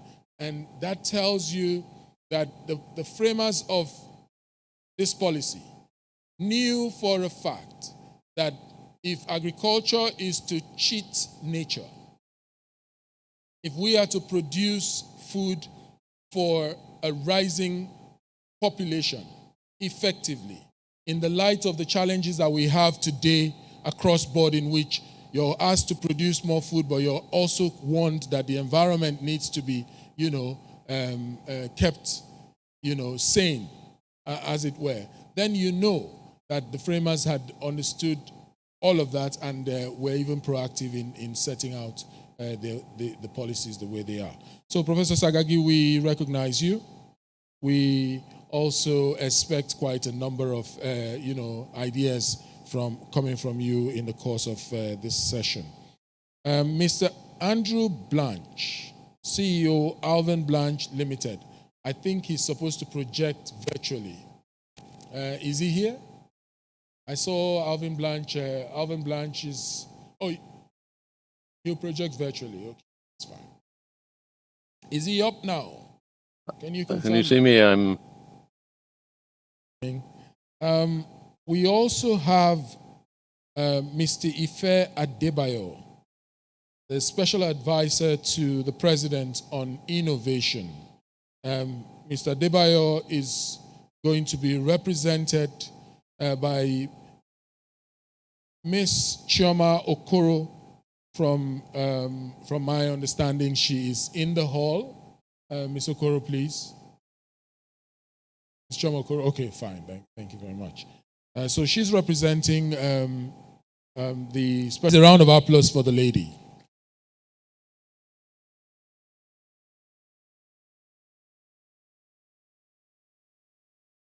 Yes. Next. Pardon me.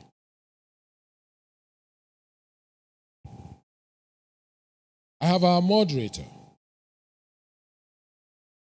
and she Aberdeen, United Kingdom, and I'm talking about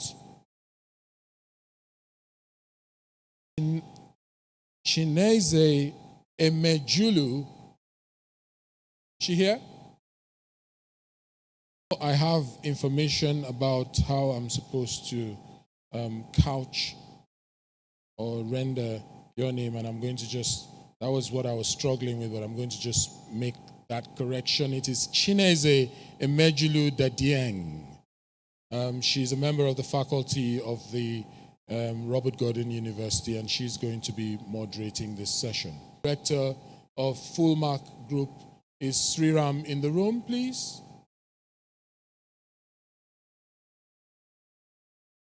Okay, that's a no.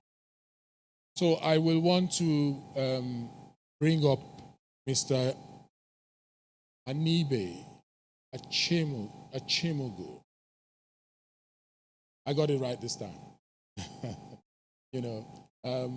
To join this session, because I know from my previous engagement.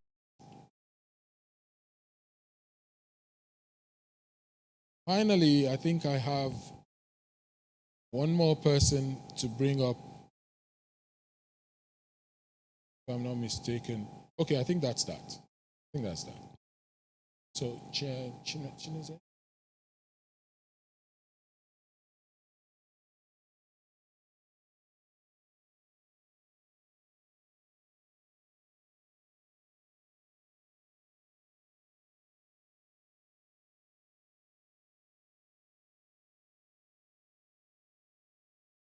Okay, so the session is up.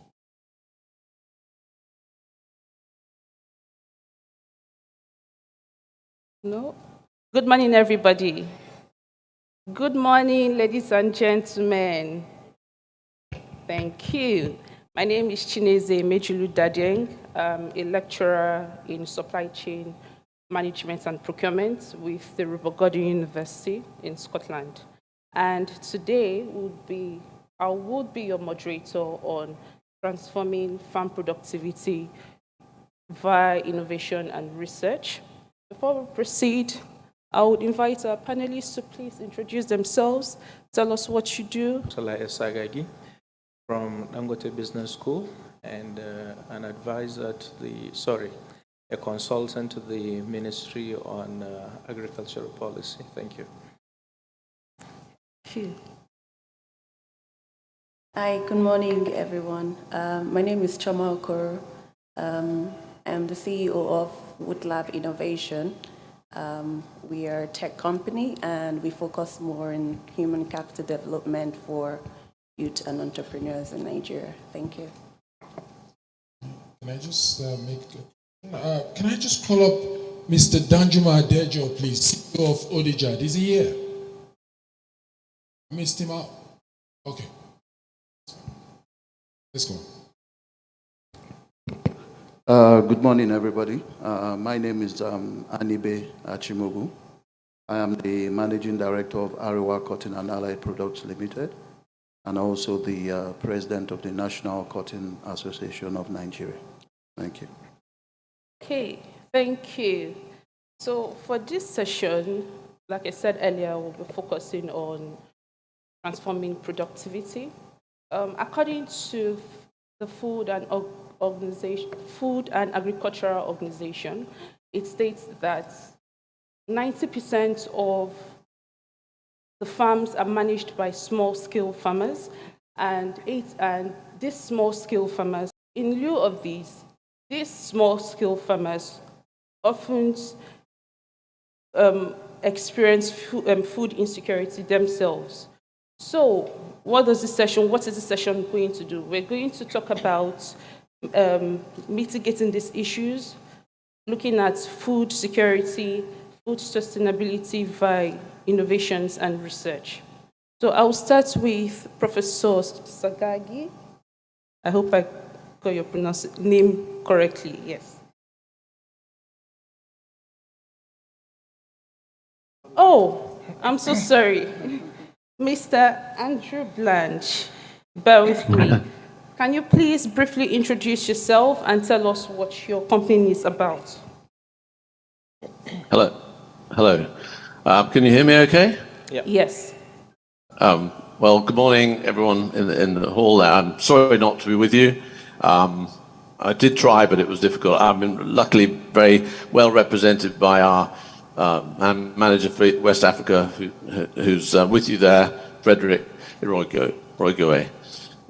So he's there, and he'll be able to pick up any points that you may wish to follow on after this meeting.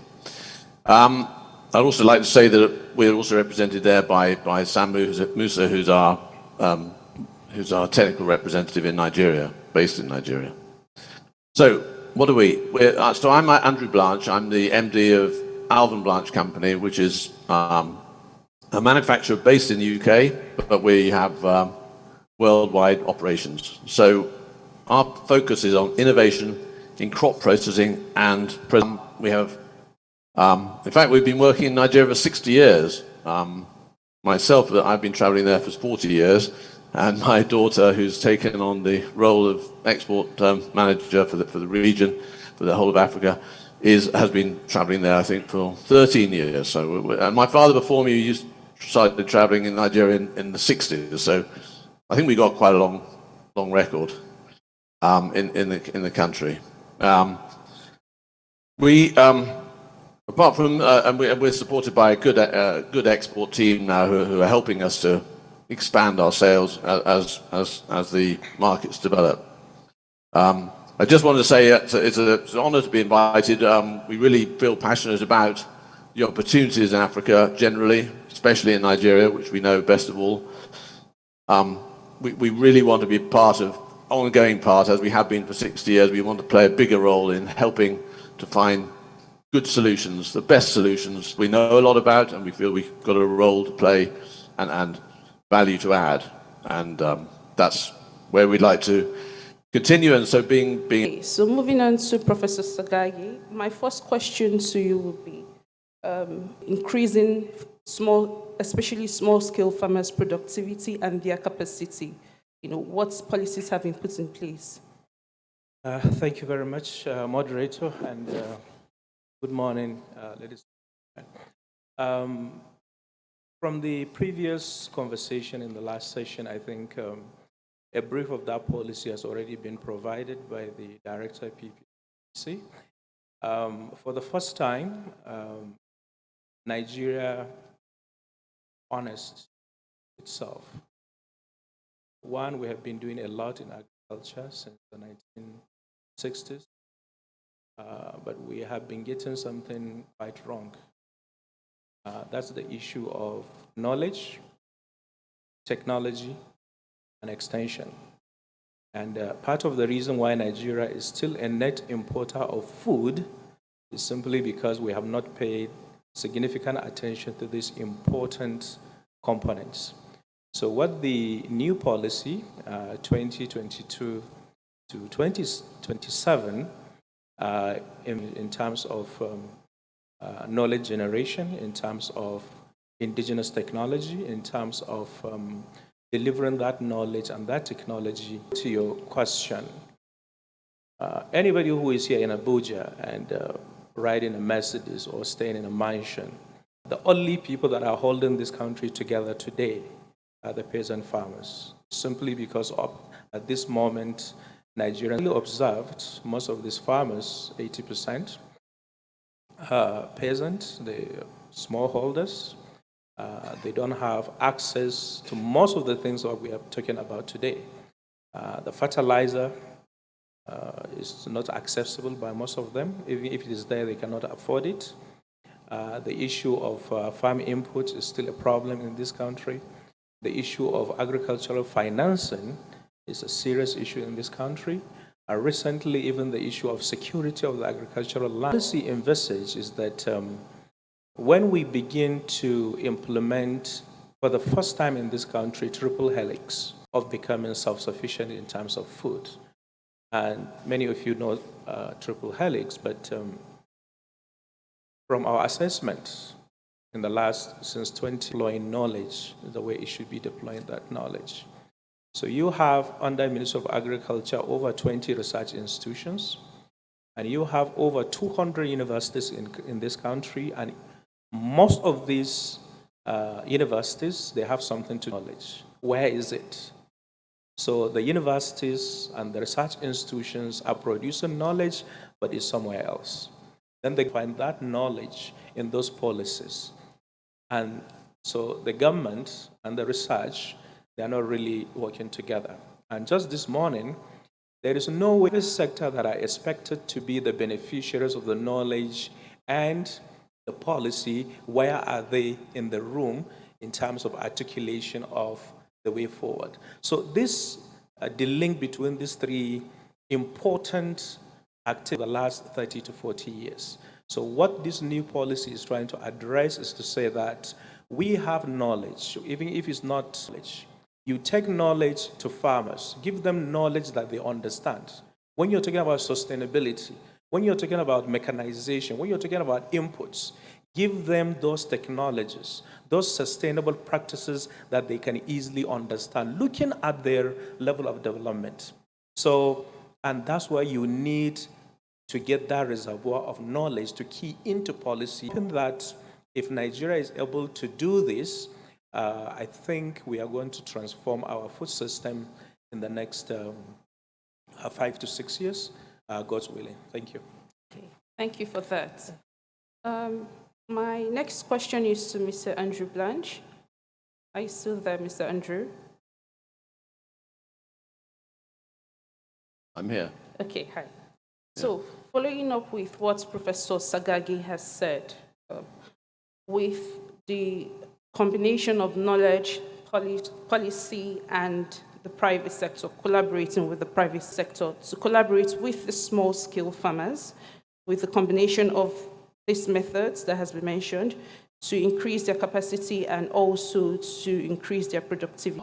Business concept is all about linking with our clients, and whether the clients be governments, whether they client be big multinationals, whether they be entrepreneurs or even small entrepreneurs, every time our objective is to find the right solution by talking to them, finding the right solution for the actual customer.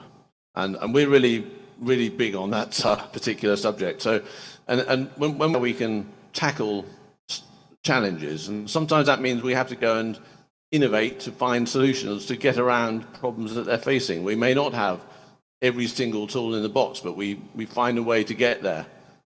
And that's what makes this job so interesting, and why we're all so motivated by it, because every challenge is different. And so we're constantly trying to find the right way forward. Have I got a second to say something about productivity in general?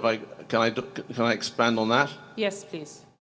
Okay, I just wanted to say, a company that manufactures from the base materials all the way up, we're not an assembly operation. We start with flat steel. We start with basic components, and we build everything up from there in-house in our own factory here in the UK. We invest more than 10% of our turnover every year in the factory alone, just in equipment, not in our capabilities. It's enabled us to become a world-class manufacturer. It's enabled us to keep our costs down. It's enabled us to stay competitive in the face of even from a European base. And so we understand what those investments can gain, but we also understand, I certainly understand, having been on the other side of the fence, how challenging it is to get those investments right. Like for instance, if we take the different thing, you've got to do quite a lot of research to make sure you know you're in the right one. From our perspective in the factory, it's all about finding somebody who's got sustained performance, who you know is going to do the job right and not going to leave you in any kind of trouble, and also giving you quality, because you're investing for a long time. You don't want anything that's going to be a short-term fix.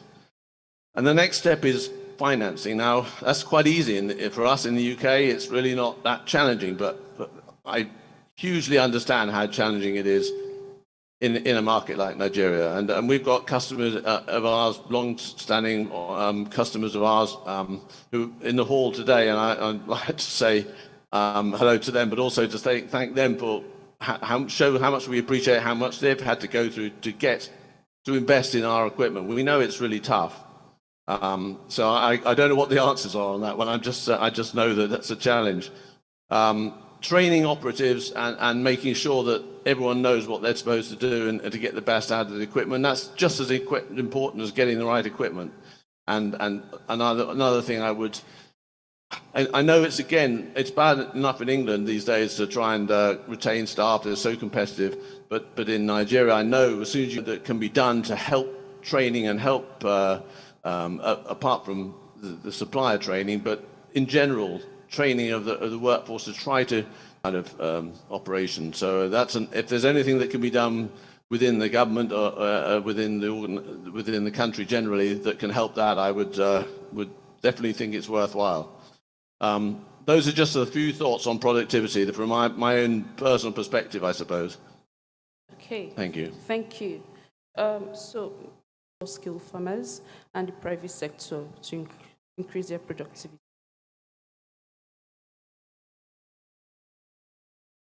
Thank you. In our experience, we know that this has gone a long way, even in agriculture, education, finance, different sectors really. What Professor Sagagi says, well, where is it going? So we have to look at how are we converting that knowledge to products and services. But then again, do we have the skill set to convert that knowledge to product and services? So for instance, you have a lot of initiatives going on. You have agricultural loans, but we're looking at how we can increase products that we have. Have they been designed in a way that these farmers can have access to it? Do they have the skill set to write even a grant proposal to get access to the sort of loans and the initiatives? So that's what we should be looking at in terms of knowledge transfer, in terms of technology transfer as well. We need to ensure that they have the skill set to be able to leverage whatever transfer of knowledge and technology that we are passing on to them, farmers. How do we change the narrative of taking agriculture out of that mindset that the young people have, thinking that, oh, for you to be a farmer, it means that you don't have anything else to do? What sort of narrative can we, create to change that mindset? How do we get across to our graduates early on? How do we provide incentives to make them see that this is actually a very lucrative sector that they can get in? Now, a few things that we have come across in our line of work: productivity and sustainability. We need to look up 200 million. So why are we not leveraging this human capital? We have to look at policies that can grow out of the world, because they have put in a lot of capital in developing their humans. Now, anyone that wants to develop any software would go to, Upwork and get someone from India to do it for them for cheap. So when we are looking at policies, can we look at policies that would actually support human capital development in areas of knowledge and tech transfer? We can also look at a case of the research institute in Kenya, Impala Research Institute. This was developed by Princeton. And what the institute that is presently in Ghana, in Kenya, and the Princeton University, they are using this to leverage knowledge transfer. So can we look at areas of exchange, knowledge transfer, exchange programs, initiatives like the NACINI Delta II program that's currently going on with the Czech Republic? These are the things that we should be looking at. But then how can we make sure that all of these initiatives are also targeting the small-scale farmers? How can we help them to convert that knowledge into products and services? Okay. Thank you. As a follow-up to what you just said now, skill farmers or small businesses see the benefit of, implementing new innovations. Bear in mind that innovation does not just relate to the technological aspects to it. We also talk about organizational structures, business processes, and so on and so forth. So how can they help them have a change mindset? Because if you think back to it, before one can innovate, you have to have a different mindset. So how can the government help achieve that? I think that creating programs and events. However, I think that the government can do a bit more. When fintech started booming, I know that at some point the CBN had a roundtable with certain people to discuss about the frameworks and the structures. However, when you look at the people that attended such programs, they were big companies, big techs. So who is representing the small startups? Who is representing to the SMEs, right? So I think that there is that communication gap in terms of taking the information right to the people that actually need it. You know, when we talk about infrastructure, it's not just the infrastructure, it's also, can these people have access to that infrastructure? Yes, security is one of them, but there are certain things that we require for the small-scale farmers to get access to. Who is bringing that, information to them? Are we just focusing on the big cities like the Abuja local farmer in Abia State, who is taking it to a small local farmer in Borno, right? So that is where the area of security has to come in play. But aside from the security, those infrastructure has to be available to them. Who is taking that message down to them? So we look at, there are some startups, tech startups, like Hello Tractor. And what they've done is they have made tractors available to farmers. So instead of going to rent or buy your tractor, you can come together as a cooperative and rent a tractor. You can be 3 or 4 farmers, bring money together, rent a tractor, and then you can use it on your farm. But how can we scale such initiatives? How can we scale such infrastructure to make sure that it gets to them? So I think that's the area that the government needs to push a bit more in terms of the communication, in terms of scaling these private initiatives. There are other examples, individuals like ourselves can go on their platform and actually invest your money into, any farm. It could be a rice farm or pepper, and you're just raising capital for farmers to use for their next, production, because more capital them to produce more. And then we also have to, right? How do you pass on maybe information around a particular style of precision farming to a farmer in a Ebonyi State? Are you going to, that's why we have to look at technology. Are there infrastructures in that area that would allow a farmer to get text messages or even USSD codes about how they can, use certain techniques to make their farming more productive? So in terms of infrastructure, yes, there is security, there is access to it, but technology, it's really at the heart of anything that we need to do for sustainability and productivity. Okay, thank you. Well, what about the IDICE? The IDICE? IDICE. IDICE projects, bear with me. Oh, IDICE projects, yeah. Right. So I can just tell you what I know about the IDICE. I'm not actually part of the people developing it. However, we are part of the partners. That it's an amazing opportunity coming to Nigerian youths in technology and creativity.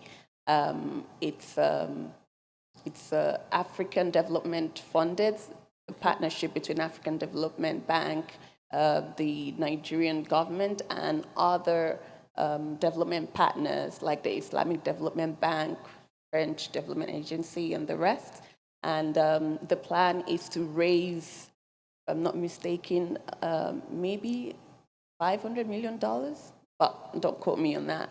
And the investment is meant to go into, supporting the tech and creativity sector in Nigeria.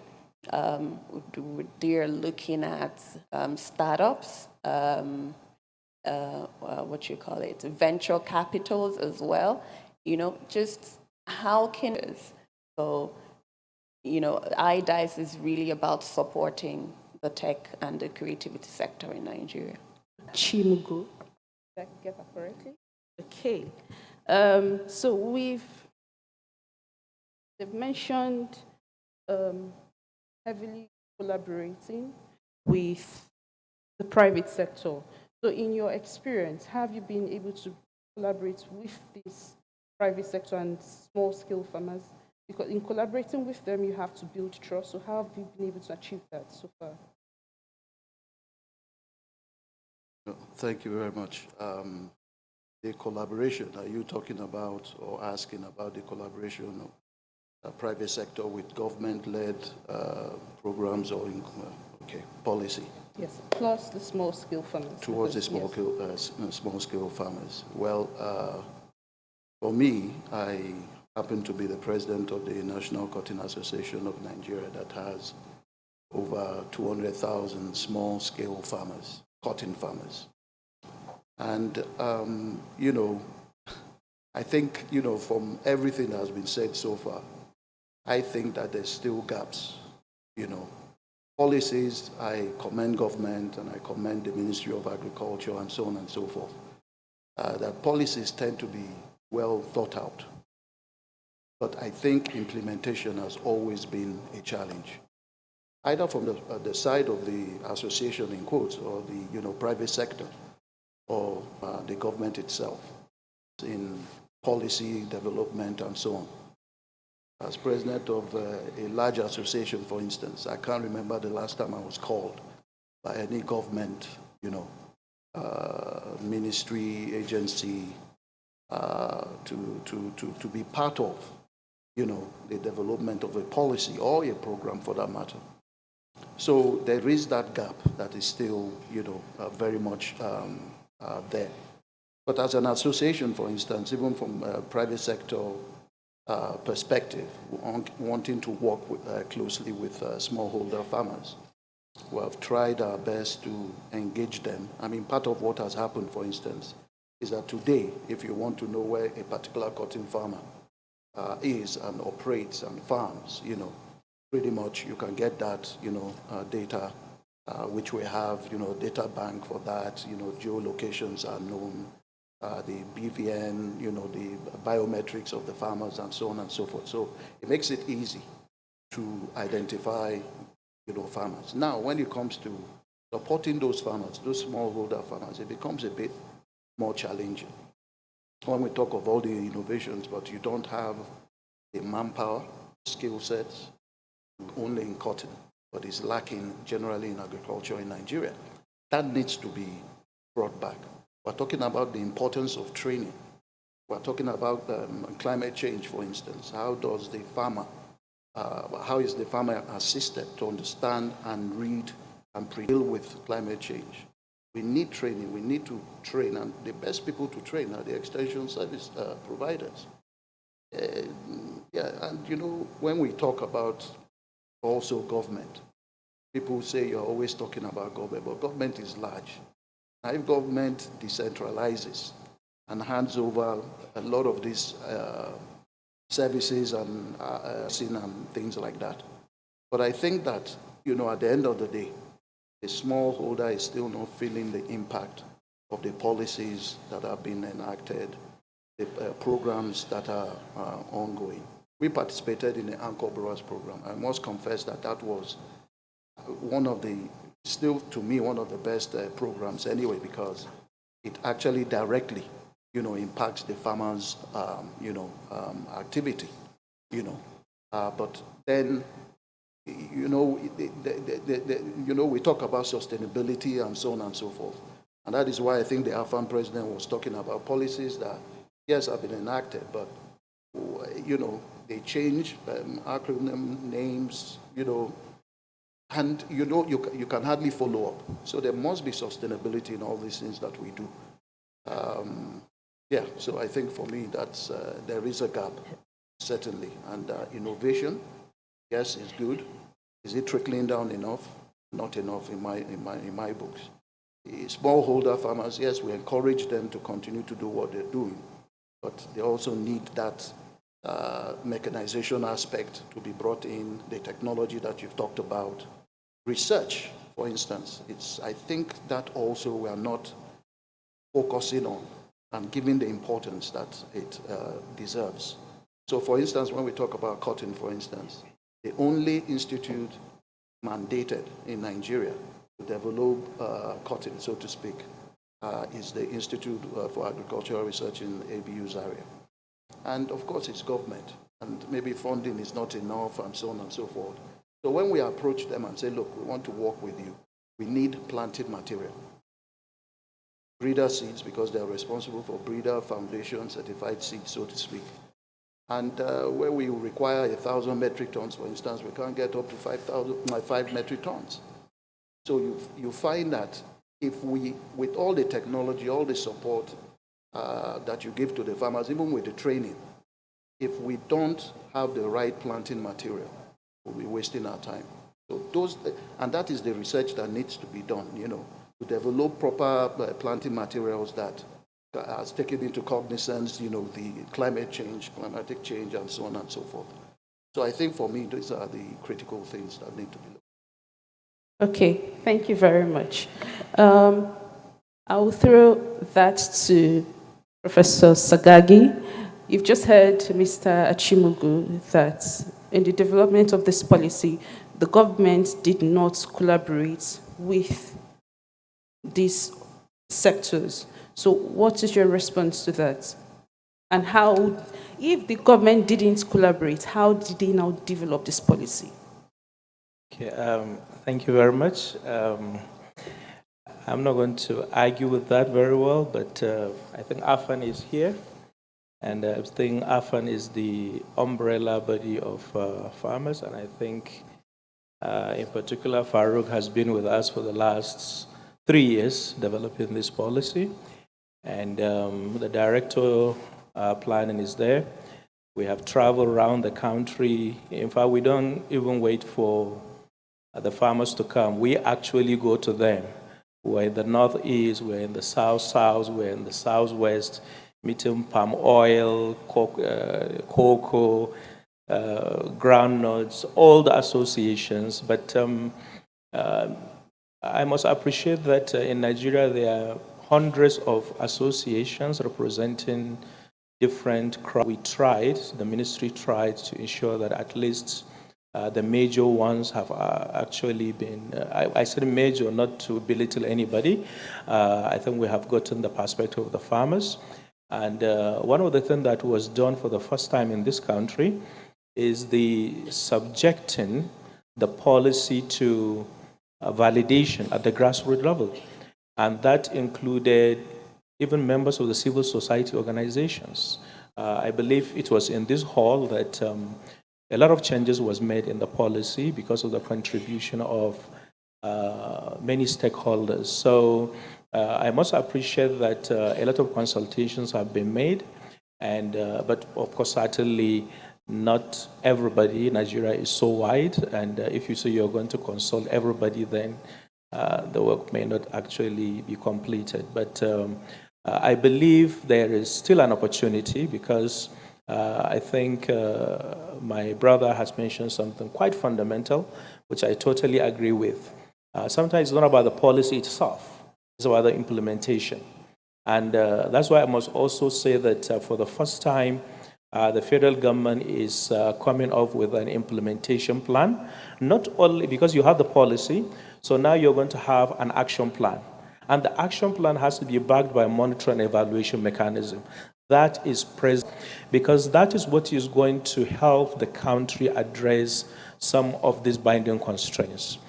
We have been told that, and it's obvious, agriculture is on concurrent lists. States are doing it, local governments are doing it, federal government is doing it. So what this policy tries to do is to bring all the three in one room, to say that in my local government is cotton. I'm from Funtua, for example, and in Funtua, we're prominent for cotton. So cotton needs to be discussed at Katsina and it needs to be discussed in Abuja, so that whatever policy prescription is there trickles down to the states, up to the local government. That's the framework that this policy is looking at, and that's why I feel is robust. And to also take it a little bit, because we have been talking about this so much, the issue of technology. these farmers, there is no way you can enable them to boost their productivity unless they have access to basic technology and quality inputs. And if we don't address this, and I don't want to go into details on that, if the policy is already online, people can download it and they can see how the federal government wants to do it. But Nigeria will continue to remain net importer of food unless we begin to practice good agricultural practices. And that is the issue of seeds, the issue of chemicals, the issue of we need to provide the extension, we need to provide the tools for processing.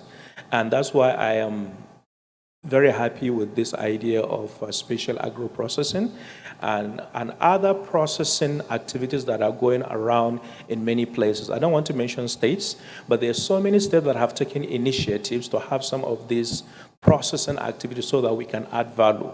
In my opinion, Nigeria has no business importing meat. Nigeria has no business importing most of our textiles from anywhere, and we have no business importing meat because we have it in abundance. But what is missing is what the gentleman so rightly observed. You have research institutions that they don't have budget for research. And that's one of the complaints of one of the ministers of agriculture who visited a number of research institutions. You are paying professor, but he doesn't have one kobo for research. Most of the researches come from collaboration with donor-funded organizations. And that's why this time around the federal government is working and seriously to ensure that that knowledge hub of the country is actually being mobilized to contribute to the knowledge that can now be transferred to the farmers. Is it going to be an easy process? I will tell you, no, it's not going to be an easy process. It will take a lot of political will.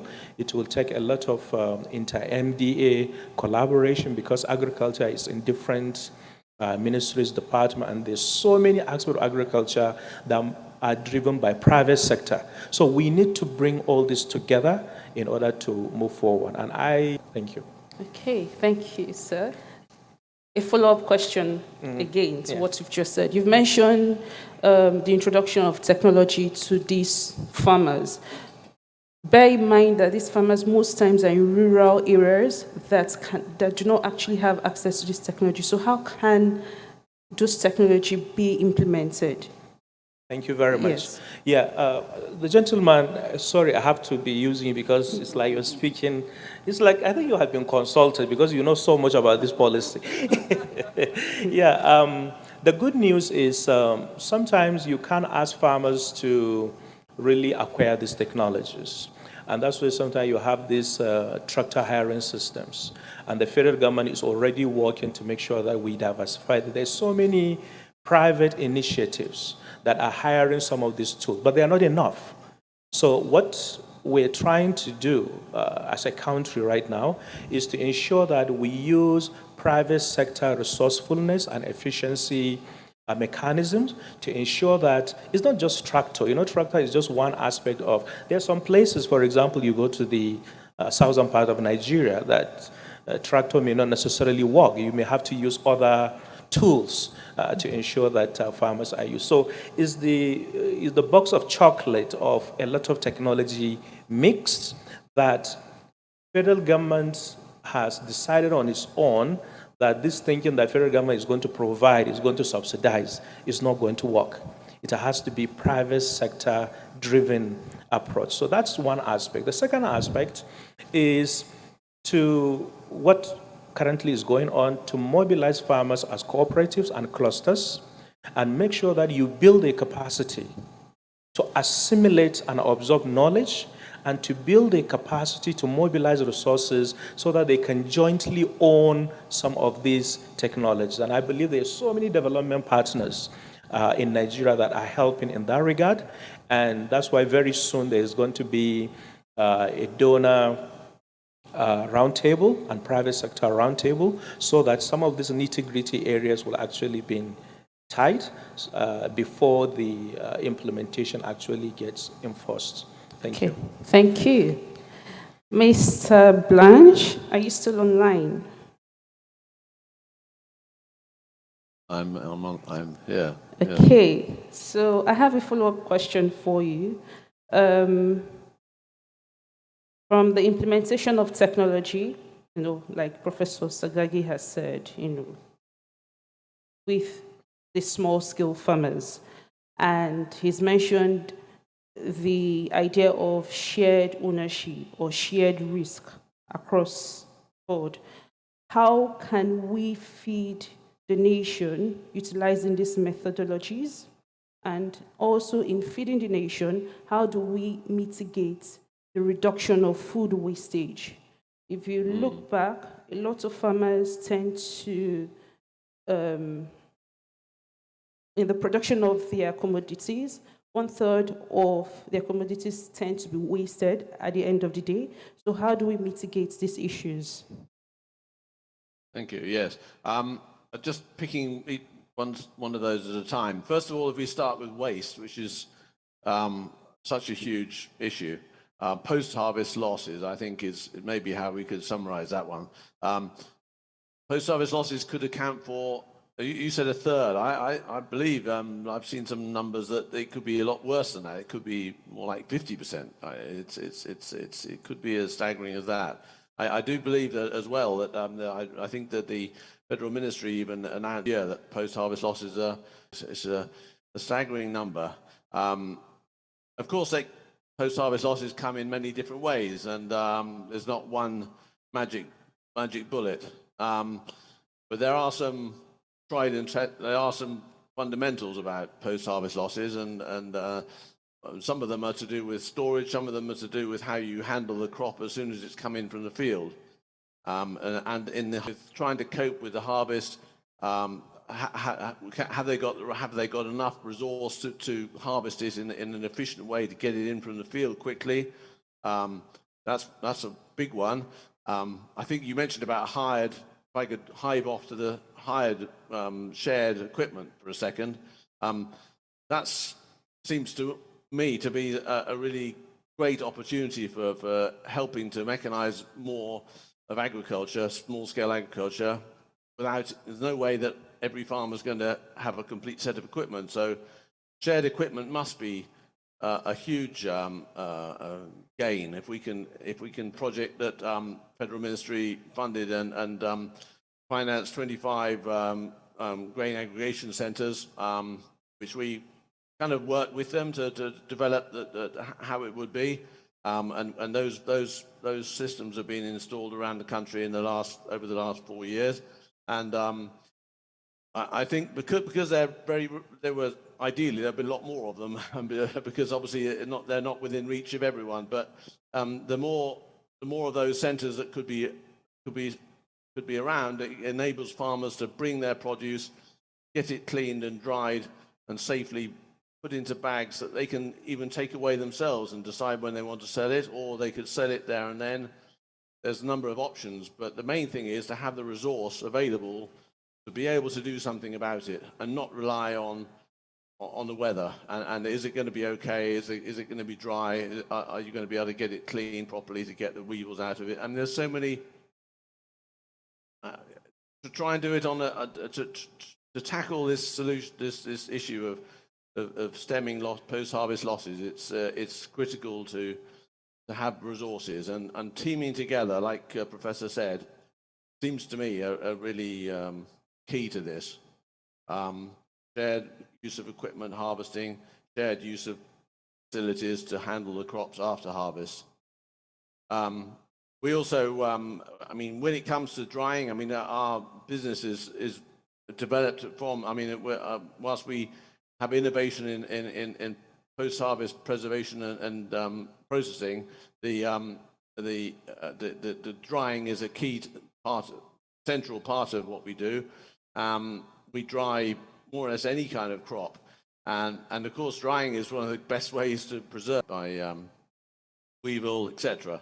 We dry whether it's grain, whether it's oilseed, soya, even cottonseed. I noticed that Mr. Anibe was mentioning about cotton growers. The cottonseed is another type of oilseed which needs drying often. Cocoa, have to dry that properly to make sure you get the best possible price for export. Shea nuts, we're drying those as well in Nigeria, again before export. Thyme is another crop that we've started to dry, hibiscus too. So there are lots of different crops that you have which all gain from being well handled when they've been harvested. We do appreciate that, again, the cost of this equipment is a challenge, and we've tried to look at how we can downscale to make it in an appropriate way for the smaller sector, especially with the high cost of energy now. It's such a big challenge, and it's a challenge to utilize solar energy entirely for drying, but it's something we're determined to. We're putting a lot of effort into seeing how we can improve the viability of solar assisted drying on a small scale. We'd really like to if I could pick up on something else in terms of partnership, we think that there's a lot to be done, and we'd really like to find partners who we can work with to develop technology that really that tackles those challenges head on for small scale farmers. In other words, here in the UK and Europe, where we have big product, we more larger scale equipment. We have continued to always keep our eye open for the small scale too. But it's if we can do more research and innovation within country in Nigeria, where we already have a team. I mentioned our engineer who's even in the hall today, Sam Musa, but we've had a team that's been working with us in Nigeria for 35 years on our post installation commissioning. So we've got a lot of technical expertise within our organization who are based in Nigeria. And if we could find a way of working with other companies, other private investors, or with research institutes, we already have done work with institutes in the past, like Federal Institute of Research in Nishodi. We've developed a tomato processing, a drying system, tomato paste factory with them.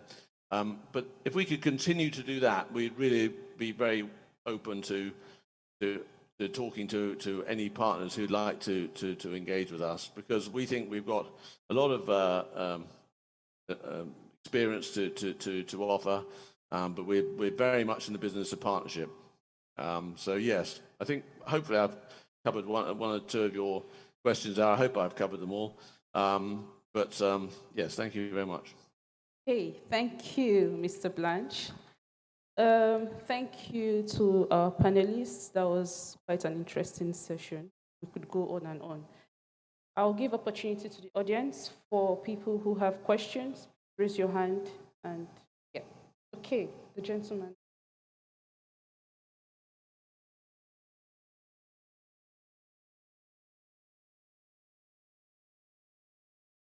Thank you. I'm Dr. Jide Adedeji. I'm a manufacturer as well as an adjunct professor of agribusiness in the Lagos Business School. Professor Sagagi, you started a very good concept, and I want to make a postulation and see what you think about it. In Nigeria today, 80 to 90% of our farmers are using hoes and cutlasses. If we want to increase productivity of these people, I think we should begin to think about their capacity in terms of how much are they able to do these tractors and big harvesters that we are thinking about. I think we have to come to the level of these farmers in terms of their ability to have diesel and power to run these tractors, to buy or maintain the tractors. So what I'm suggesting that we need to put our focus to is farm implements at the level of technology of motorbicycles and tricycles. Imagine. this idea of tractors that are expected in the 30 million and are expected to go 5-10 kilometers every day or something like that, we don't have those kind of farms. We have very small farms. We have farmers that are small. But if these people have equipment, that they have the know-how to operate, the ability and money to maintain and fund, and even put fuel into, the productivity yield we are going to get is going to be significant.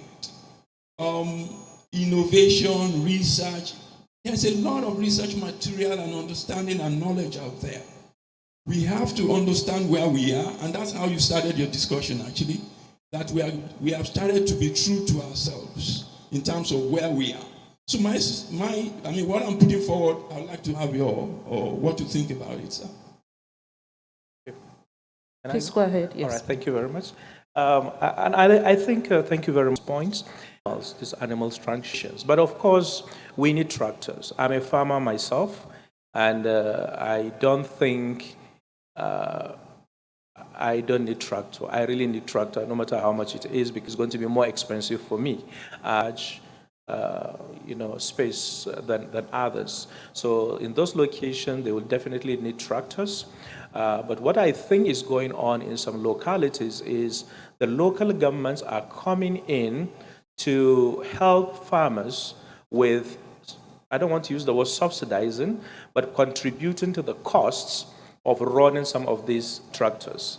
I know a particular local government that own the tractors, fuel the tractors, and simply just hire the tractors to farmers at something that is really reasonable.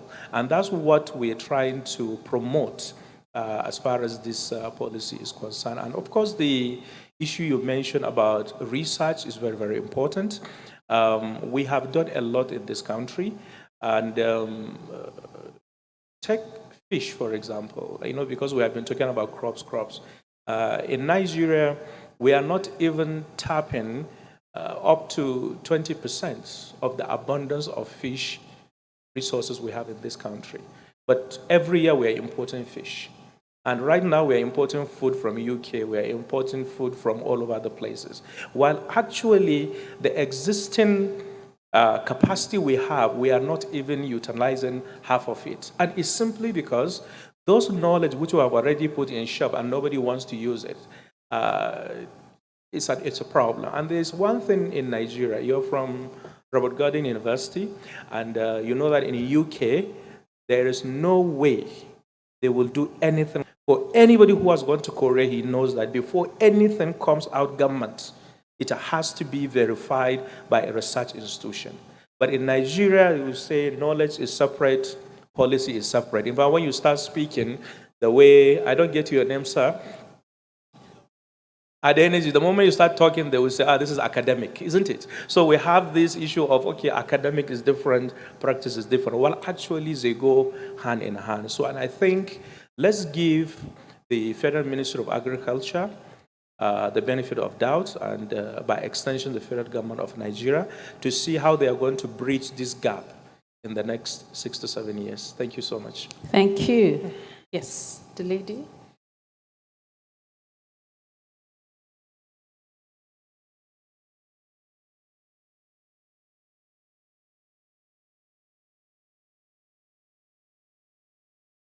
Okay, good afternoon, everybody. And thank you for the organizers. I express my thanks to the organizers of this program.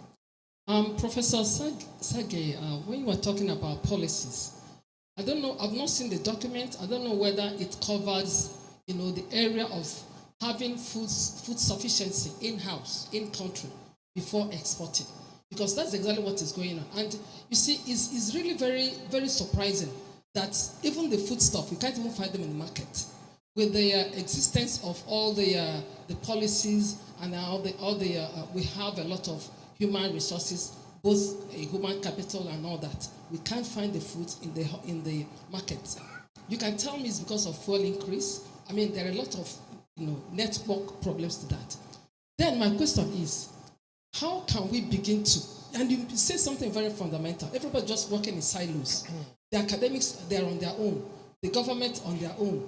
The industrialists on their own. CSOs on their own. So how can we begin to make a network to begin to come together? For example, in this house, do we have local farmers that are even represented?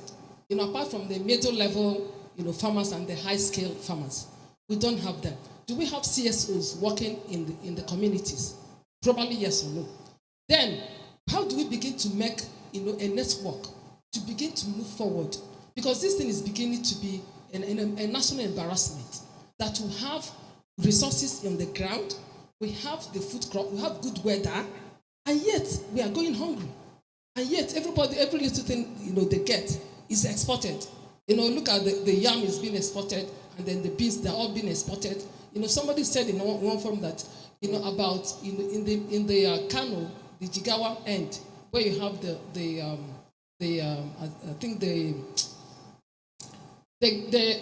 boundary, there are thousands of beans bags are being driven across the border. Now, who is even watching over these things? There is no market, commodity pricing boards anymore that can even regulate the prices of food. I mean, everything is just like going haywire. So the Ministry of Agriculture should also take up, in addition to the good work they are doing, they should also take up this board pricing, commodity pricing, whatever. They should also bring it on board to the policy. I don't know where it can come in, so that everything is like a comprehensive package. And then when we're implementing it, then let us also know that we are going somewhere. And then let it also be backed by legal, by the legislative, so that it wouldn't be policy somersault. Somebody mentioned OFN, all these programs and projects that they came and then they go. They came and they die. It looks as if different. It looks as if we're making progress. All of a sudden, another government comes in and is wiped off. I mean, we can't continue like this. We have to have a sustainable, legal policy on a Feed Nigerian Summit. I think they should also take it from there. And then my next question goes to Ms. Okoro. Who are your beneficiaries?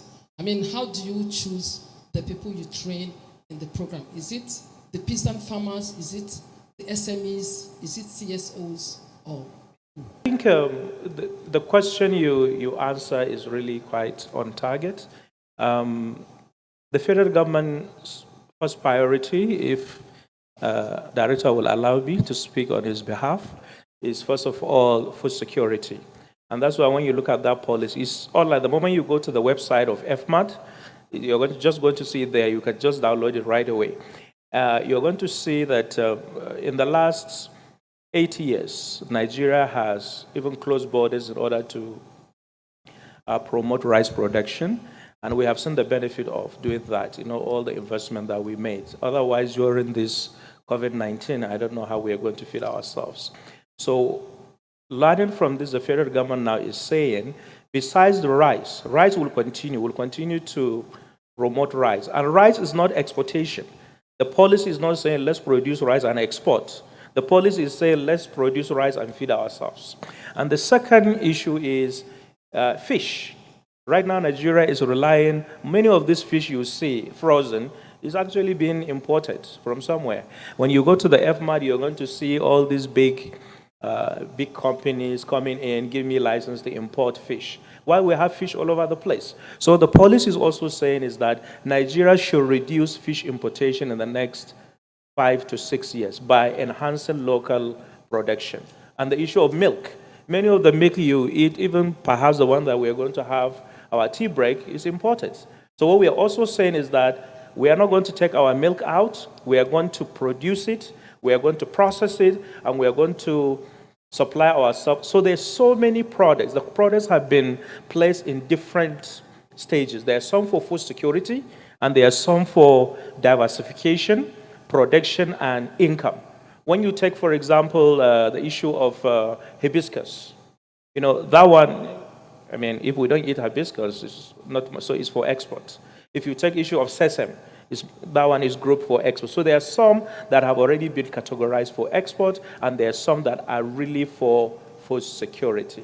And of course, the other point you mentioned, I think, is an advice, which I believe those concerned here would actually take it into consideration, especially the Fit Nigeria Summit. I think what they're doing, bringing all stakeholders in one room to have this kind of conversation, I think is the way to go. And I believe this forum will also align with what the Department of Planning and Policy is doing to ensure that we really patch this gap between the government, the academics, the private sector, and civil society organization. Thank you so much. Mr. Kodu. All right, thank you for your question. So I'll answer your question first, and then I'll tell you how we go about it. So our beneficiaries are from different levels, from the micro, small, medium enterprises, small-scale farmers, medium-scale farmers, tech entrepreneurs as well. We focus mostly in programs that would help and support youth in their businesses. Now, we run our programs through our foundation, and there is a reason why we do that, because we're able to work with development partners, we're able to work with the government. So like Professor said, in terms of collaboration, there is that gap between the academia and industry. So this is where we come in. We work with academia, with the industry, with the government, because we're trying to bridge that gap to work together and make sure that we are creating like a last mile intervention to businesses and farmers that require the solution. So normally when we run programs, we ensure that we try to raise funding with development partners like the UNDP, Microsoft, and they help us to ensure that we're able to provide the training for free to these farmers, to the youth, so that they don't have to spend anything. And in the process of doing that, we also help them to raise capital.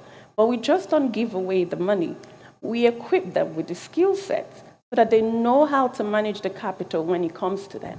So there is an entire process, with their businesses. We look at the accounting, how they can scale in the market, how they can even take their products and services online so they can reach out to more people. So our beneficiaries, it cuts across different levels. Okay, thank you so much. I will take one last question. The gentleman in the middle. Yes, please. Yeah.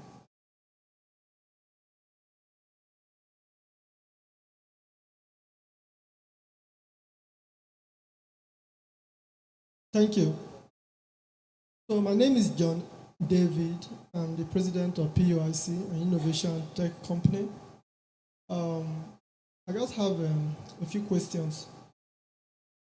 I want to know if the government have in place a grassroots development plan where equipment sharing, doing that is good, but is dependent. It's dependent on the Western economies. What I know is good for us to continue to imbibe the culture of equipment sharing, I think that the government should have a long-term plan where we should begin to develop engines by ourselves. Nigeria have a good number of youth. Intellects are doing well outside the country. So what is the government plan in terms of this grassroots development? Because I know if we don't do that, we will continue to be dependent, while we call ourselves dependent nation. Right? Exchange. Technology exchange in terms of knowledge exchange, that's what we're thinking about. This is a suggestion. Why don't we have almost every sector in Nigeria, we are exporting our raw material? Okay, why can't we use the raw material as a system of acquiring technology? I mean, real-time technology. Because in the recent past, the landowner is the king. The landowner is the king. Today, the raw material owner is the king. But it seems that the raw material owner is the servant. Can we change that reading? If we can, how? Finally, I want to thank the last speaker, the madam that spoke there. She re-echoed the question I asked yesterday when we were doing the press conference. We're talking about conference the other day, and we're talking export to survive. Export to survive. We need the hard currency, I was told yesterday, which is good. And actually, we need the hard currency.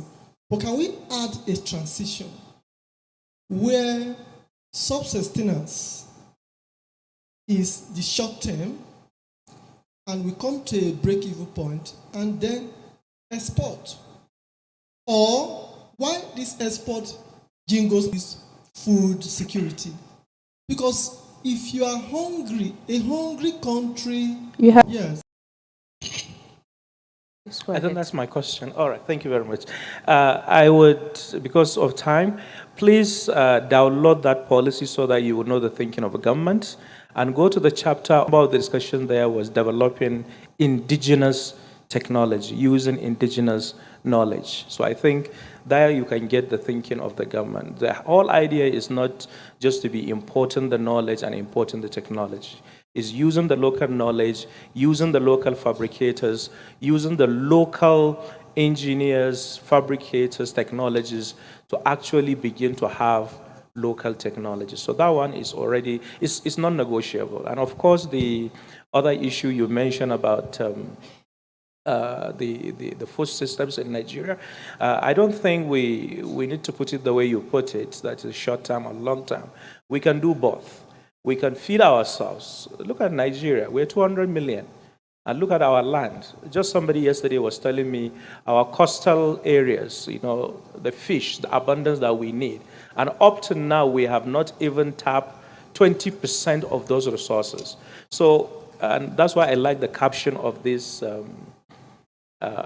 this session is on increasing productivity. The moment you increase that productivity using all the elements we mentioned today, you're going to have enough food to feed yourself. The prices of food will go down. But the reason why you see food is going, and that's why Madam is saying there's no food to eat. It's not that there is no food to eat. The food is there. The only thing is very, very expensive. Those people you see taking beans to Niger, it's simply because it's better for you to take your beans to Niger and sell it in Niger currency and bring the Niger currency and exchange it to Naira than to sell it in Nigeria. But there is also something interesting that is going on. There is something, you know, in Africa, most of the beans you're going to eat in Nigeria is coming from Niger. If you go to one village called Isa, you're going to see that's between it until when the Nigerian beans gets down, then they will supply it to Nigeria. So there is this circulation of food amongst African countries, which I think is good for the food security of the region. But what is very, very important is we need to be serious about increasing productivity of smallholder farmers. We need to be very serious about linking those farmers to processors and markets and ensuring that Nigeria feed itself and also get foreign exchange from our agro-allied industries. Thank you so much. Thank you, Professor Agagi. Excuse me, moderator. My question is to Prof. Again. And, you know, I have to advocate for cotton, definitely, and in extension for the cotton textile and garment industry. Yeah. In the policy that is online, will I see anything relating to cotton? Absolutely. Oh, After we will yeah. engage, yes, thank you. Okay. Do we have an extra minute? Maybe an extra minute. Oh, okay, I have a final question to Mr. Achimogu. In your experience with the cotton traders and farmers, you know, do you encourage diversification of commodities? So, for example, I don't know much about the cotton industry. So, for example, assuming you're cultivating tomatoes, do you encourage cultivation of olives or other high-value crops? 5 seconds. Yes. You know, with these farmers to increase their capacity and to add value to them? Yes, actually we do, because we also have to consider food security component. You can farm maize, you can farm soya beans. This goes along pretty well with farming cotton. But also to protect cotton, especially when we're talking about climate change, when we're talking about biodiversity and so on and so forth. Cover crops, we're encouraging them also to be able to plant that. Sunflower, for instance, is good in terms of fighting pest attacks on cotton. So we do encourage them to at least cotton. Thank you very much. Thank you to all the panelists. I hope everyone has found this session interesting and you've been able to gain important information that you implement going forward. A round of applause for the panelists. Thank you. Truly, thank you so much. I mean, I think we take first.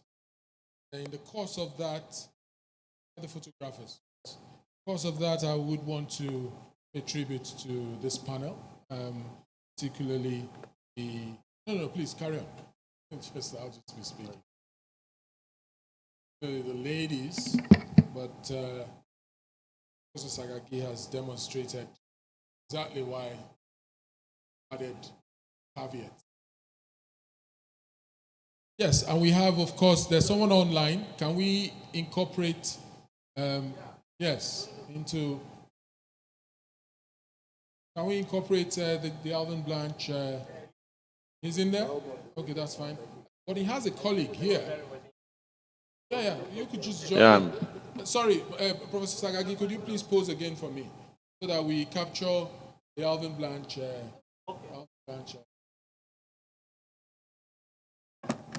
And ladies and gentlemen, we'll be taking a tea break now. Be served on the outside. You could do that, just grab something and come back in here because we don't have time at all. It's really running away from us. I know some of our brothers will need to be in the mosque for a quick prayer. So maybe we'll just take 20 minutes to achieve that back in here session. We are taking we're basically just layering one.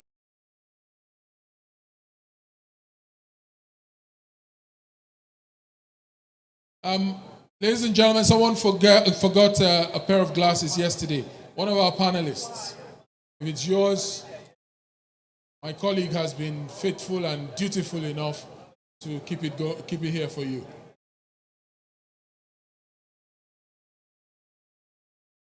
The panel that is upcoming is going to be an explosive one. I have my adjunct professor from the Lagos Business School.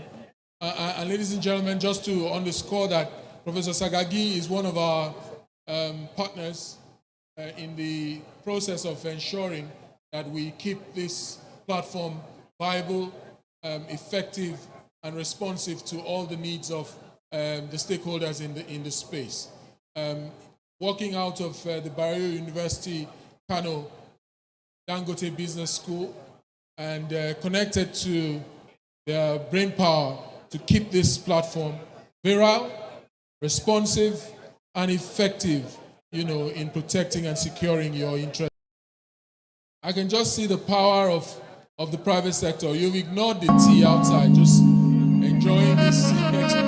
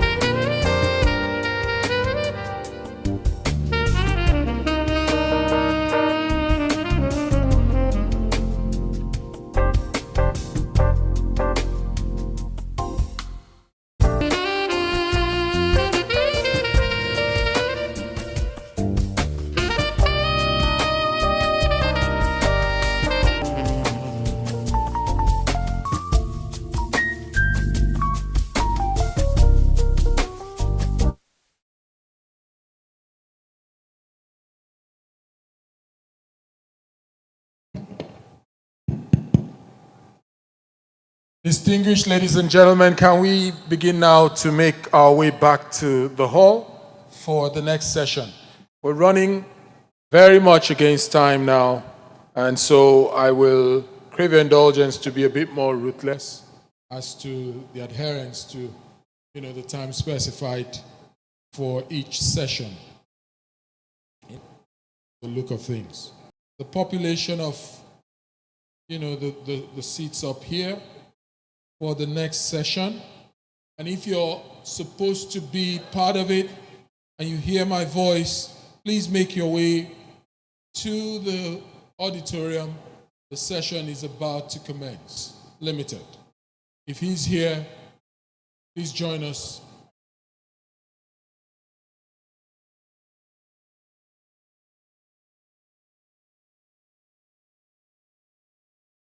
The next, since I don't see Simon, Mrs. Rose Goslinger can take her seat.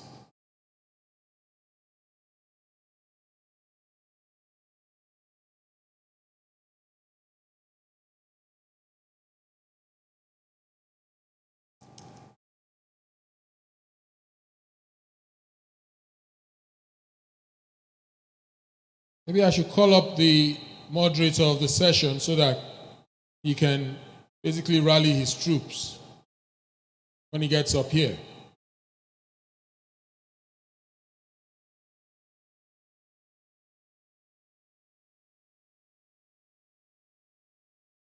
I'm told the crunching and munching is still going on.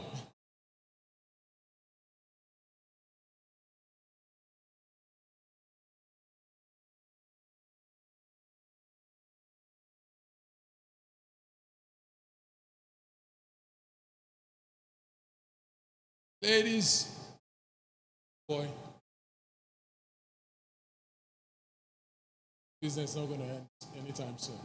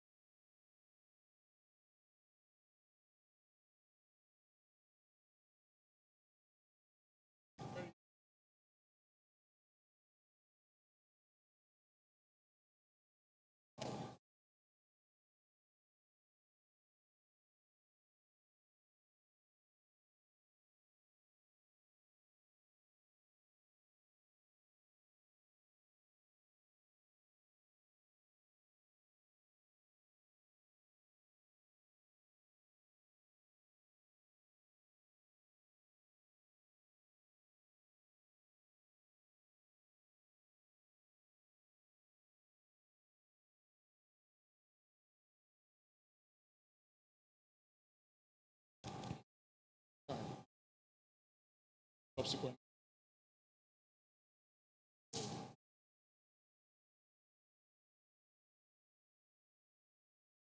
Sorry, ladies and gentlemen.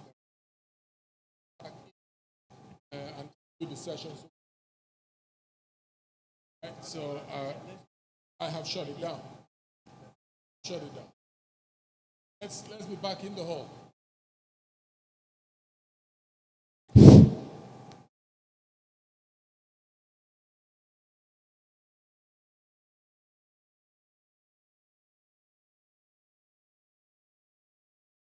Yeah. Oh, you heard me.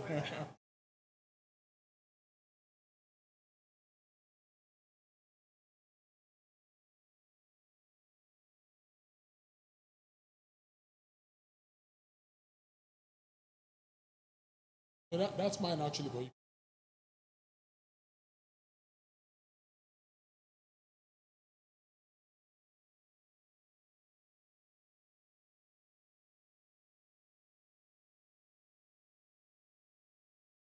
Our colleagues from Farm to You, you're wanted in the deal room one of them to present the pitch deck.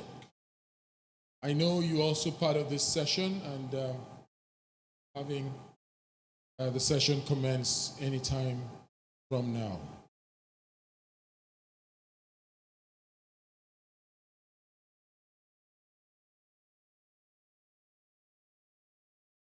I hate to make this announcement because it would take some people out of here upstairs, but I'm told I need to tell you that speeches are going on, in the deal room.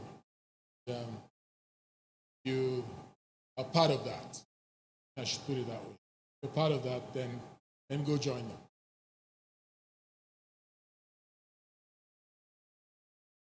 The representative of Farm2You, please make your way to the deal room. It's your play now. Your pitch deck is up.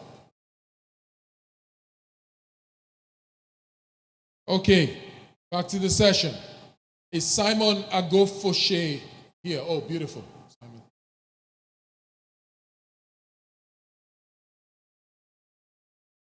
Simon, just take up your seat here. Thank you. I've broken the jinx. At least you're here.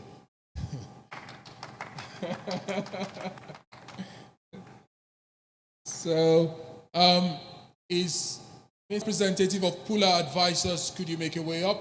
I see Farm2You.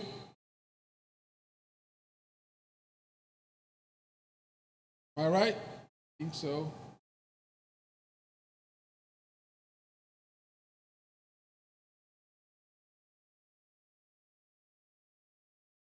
If you're outside and you're supposed to be part of the next session, please know that you're up. You need to make your way back into the hall.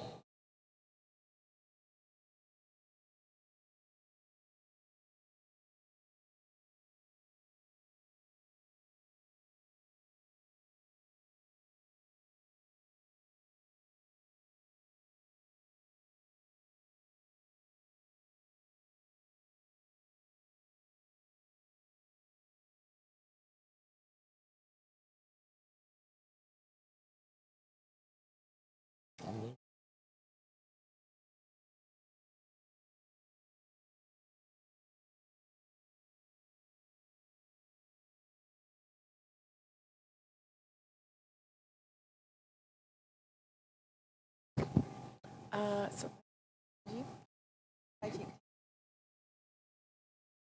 for ag. No, so.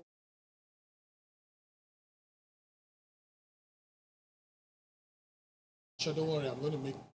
Yeah, sure. I'll tell you about her.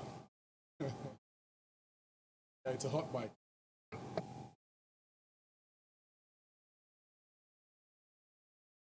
I was overhearing.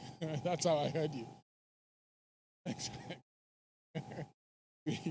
Tell about the $2 billion transaction, eh?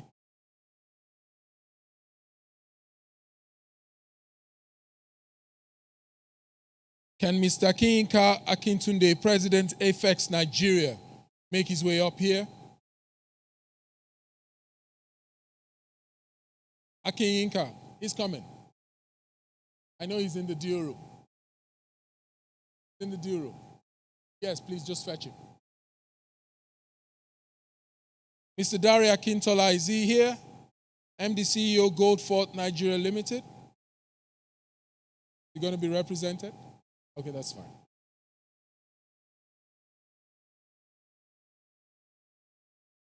Yeah, just speak.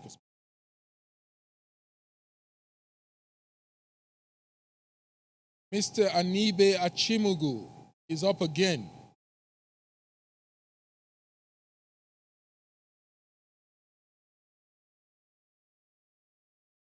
Can I have the moderator, Professor Chedozie Egesi, Executive Director, National Root Crops Research Institute, Umudike. Join us here, sir.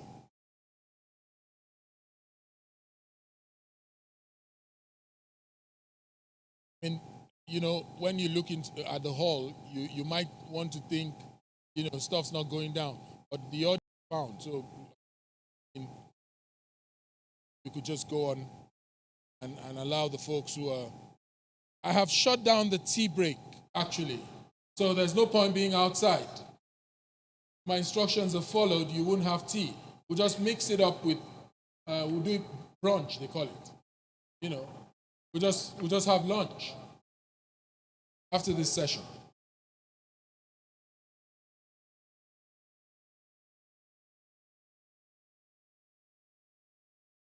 Let me go over it again. Mr. Ishaq Malam Yahaya, Chairman, Commodity Brokers Association of Nigeria.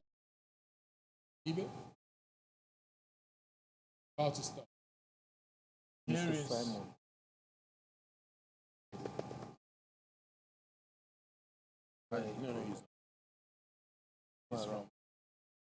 From where?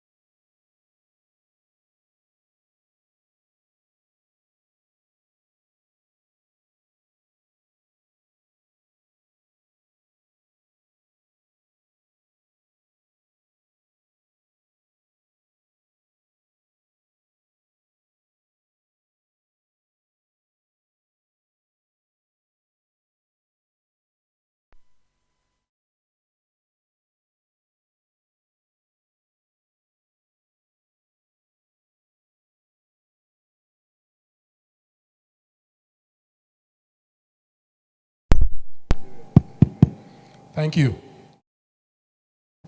So, fortunately, I have Mr. Kiyinka Akintunde, President FX Nigeria in the room. Yeah, that roundabout plus should be more, you know.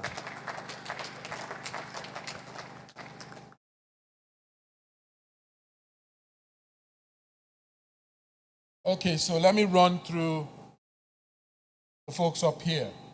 I have Akin.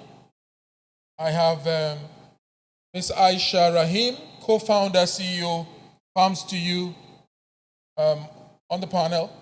Mr. Daria Kintola, represented on the panel. And I have Professor Chidozie Egesi moderating. Do we have Ishaq Malam Yahaya, Chairman, Commodity Brokers Association of Nigeria, here? Is he here? No. Okay, Professor Gessi, your show. Right, thank you. Sit. Okay. Thank you, Richard, and good morning. Oh, it's not morning. Good afternoon, everyone, and a pleasure to be here again. And thank you for joining us. I also appreciate the good number of people that are online. So we are talking right now about financing, leveraging finance and insurance in the face of climate adversity, climate change in particular. And I would like to ask us to, we've heard the word adversity in the title, but can we all try to be hopeful and tailor our discussions from the point of view of hope rather than despair? I think we all have a lot of issues outside that we don't need to add to it.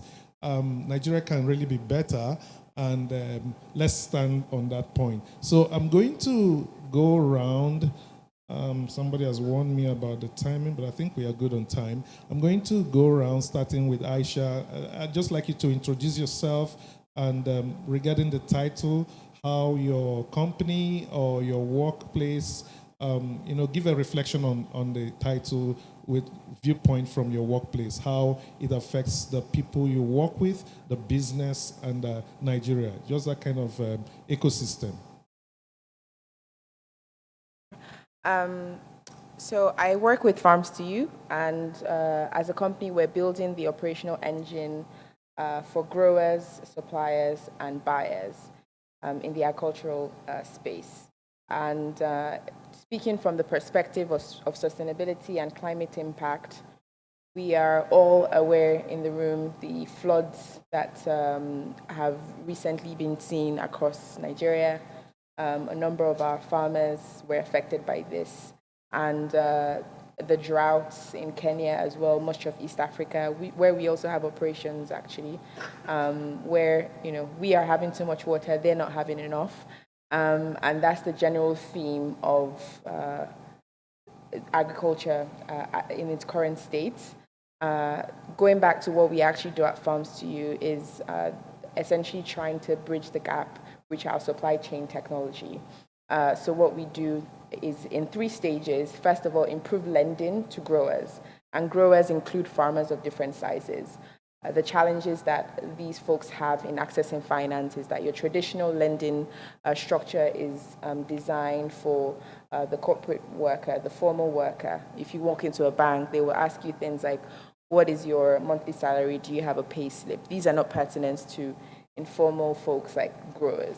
And essentially, using our technology, we provide proprietary risk scoring that helps lenders better understand the risk of these growers in the sense of, if a farmer is insured, that's a more accurate way of knowing what their risk level is, what their yield is compared to the market yield.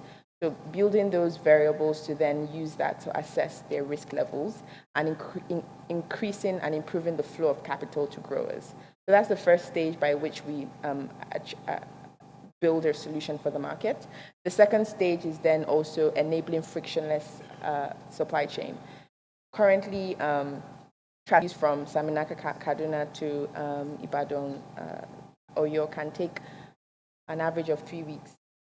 This is something to have a better estimate of how long your goods would take on the road and essentially bridging those infrastructural gaps. You also have payment gaps as well, where through a transaction, it can take 6 weeks for, from the point of supplying produce to an off-taker to actually receiving the money in your bank account.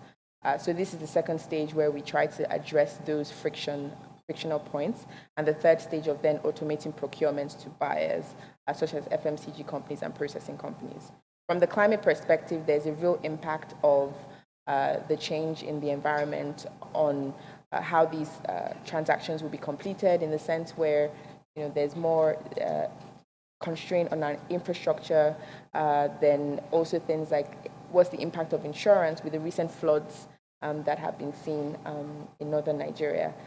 So yeah, that's my introduction, and hopefully I've given an insight on the climate impact as well, how it affects us. Thank you, Aisha. And Very interesting. We're going to move on to Goldfort, Sudari. The same.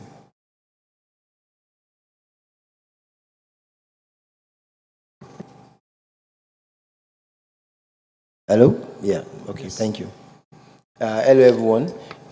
Basically, we are in the ag sector, and then we focus more on the value crops, and then we mainstream supplies to the processing companies. But one major work that we do with the farmers is solving the challenges of timing of cash flow. Most times, these farmers are not poor as being, described in most cases, but the challenge is the timing of their cash flow may run contrary with some other things that need cash in their lives. So we start with setting out their inputs, providing them support for inputs, and also giving them a guaranteed market. So we also allow the farmers to have access to this product themselves to be able to sell to some people they've been selling to avoid the crisis of side selling.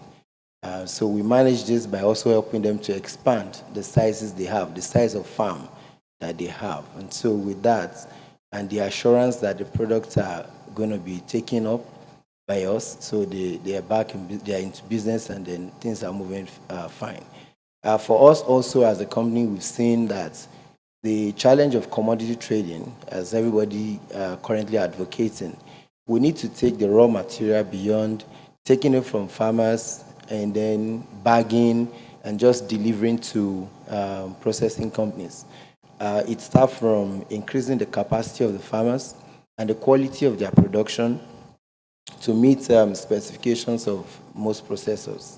Also adding other value like cleaning or intermediate processing before delivering to most of the processing companies. In addition to that, Goodfort is setting out, I think, the first privately owned special agro-processing zone here in Abuja, in Kwali, such that we are not just forwarding the commodities from farmers directly to processors, but giving room for farmers to co-own processing facilities, and also for direct investors to come into the processing facilities and process for a fee or before they sell their products. And so we think with a whole lot of associations, AFAN, All Farmers Association of Nigeria, the cocoa guys, and so many of that, they would be able to add value to their product beyond just selling raw materials to processors. Thank you. Thank you. Thank you. Let's go on to Mr. Simon Igofose, pyrogenesis, for your perspective. Good afternoon. Thank you very much for having Pyrogenesis here today. So I feel that we're among good company. This is the type of crowd that we like. And Pyrogenesis has invented a technology that works with the underutilized waste from the agricultural sector. So where you're harvesting, say, cassava or rice, there's typically a waste residue left in the fields by the farmers that isn't used for anything. It just rots or it's burnt.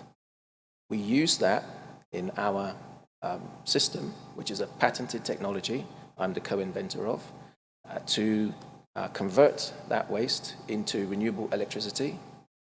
It can be converted into use for drying, or if you need the heat in processing, so like in palm oil or cassava flour production, they use a lot of heat. And from that material, we also get a byproduct, which is like a charcoal.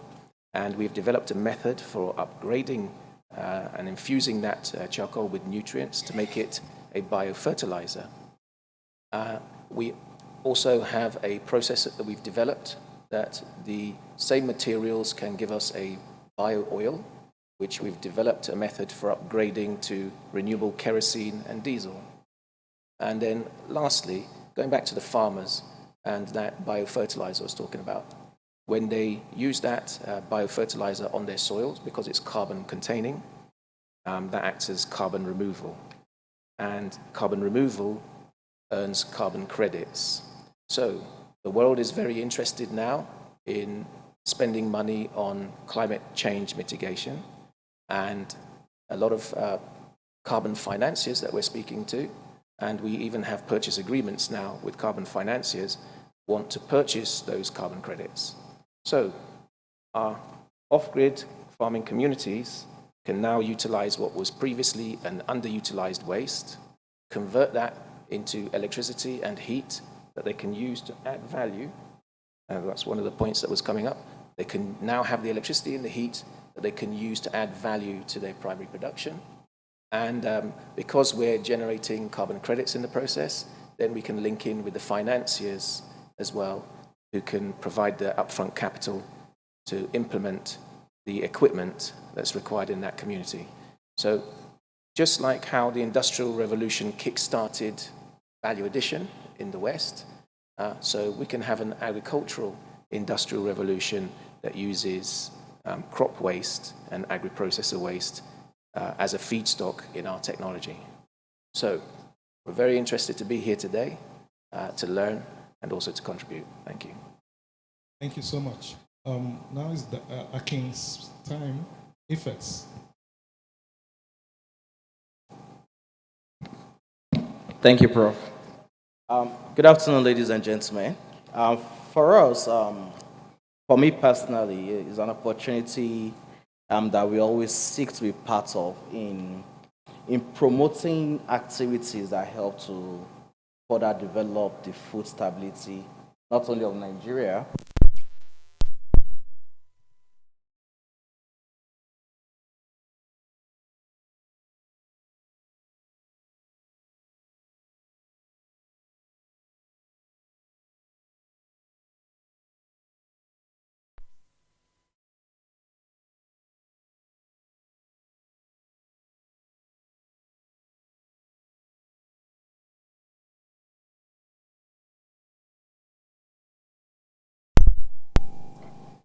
Hello? Hello?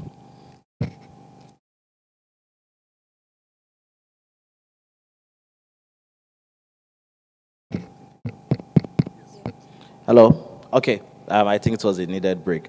So for me, for us as a company, one of the things we pursue is, and when you hear issues around climate changes and the likes that threatens food security, we don't see it as a negative thing, actually. We see it as areas where, as an organization, we can put in more structures to further enhance the food capacity of the continent. So FX as an entity actually builds its infrastructure around smallholder farmers with the idea of being able to link them directly to the markets.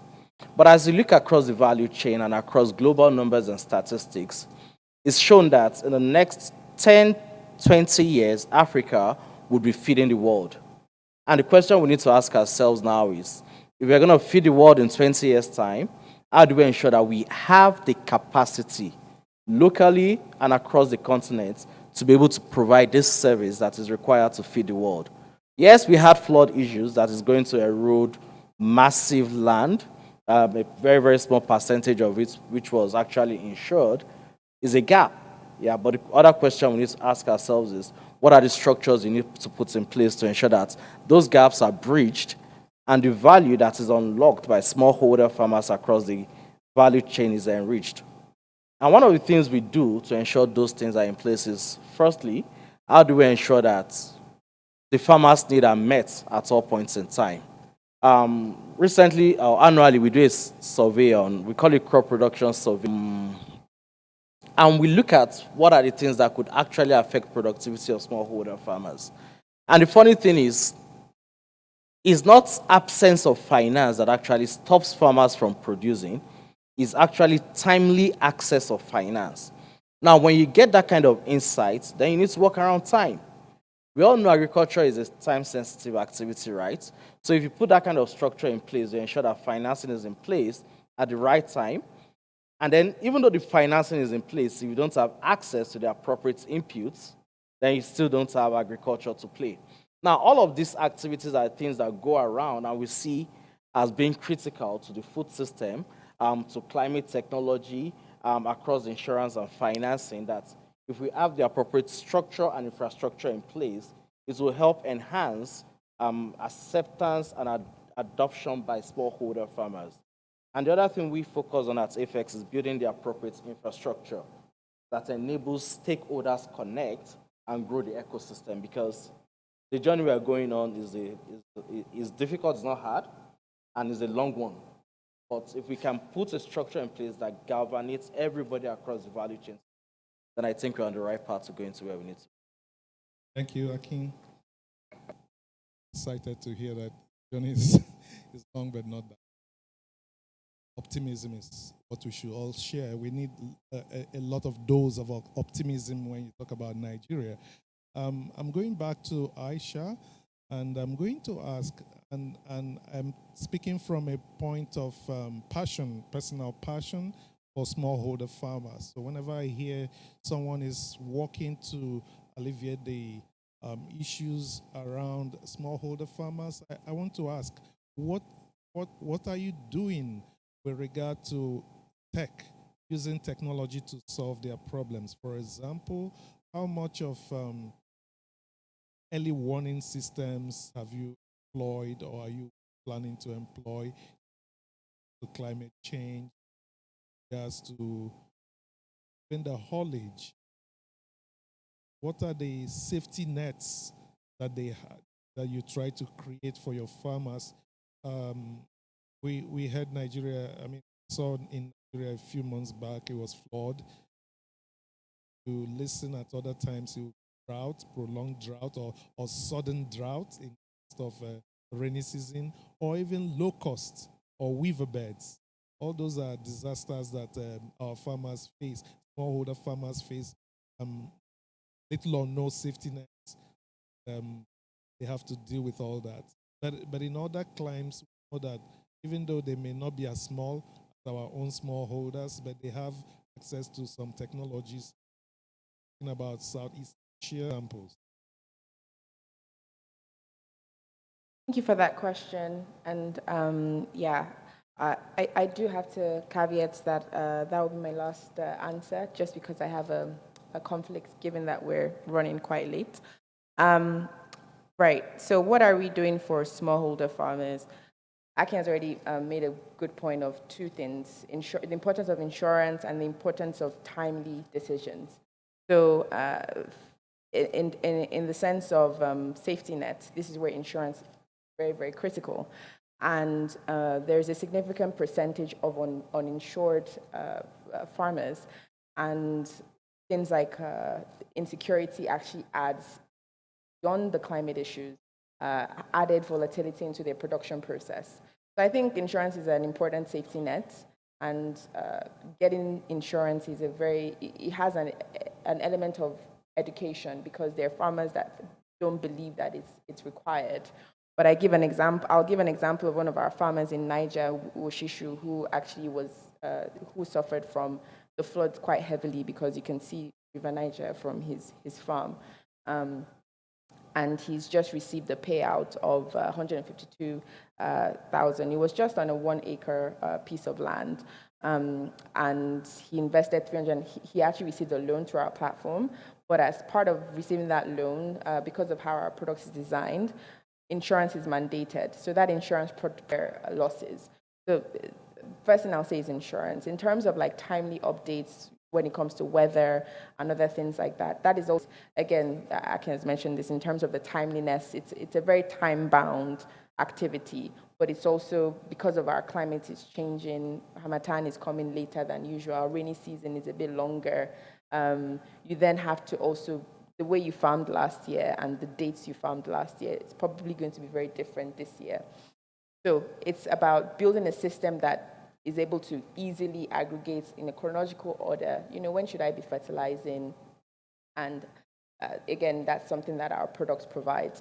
It's a web-based platform that is accessible using a smartphone and internet access. There's still some farmers that would only have USSD technology-enabled phones, But our position is that we actually design for smartphone access because, and for the reasons I mentioned, because if we continue to rely on analog solutions like a feature phone that only has USSD, you would be unable to scale timely updates that are changing based on the weather. So yeah, the technology infrastructure is a very important element of the solution we're building. And finally, just to add as well, to support farmers that don't have that technology savviness, we actually group our farmers, 50 farmers to 250 hectares. That makes a cluster, and each cluster has a cluster lead who is typically a very tech-savvy person that is responsible as your subject matter experts for the rest of his cluster members. So we also find that that helps in upscaling technological adoption, which is, given the environment that we're moving into, it's really a no-brainer. And I think as we saw with the pandemic, importance of being online could not be over-analyzed. Thank you for that, and a pleasure being on the panel. But I'll leave my very able candidates to continue the rest of the conversation. And we have your contact, so we'll be able to talk to you. No problem. Thank you. If I share a clap.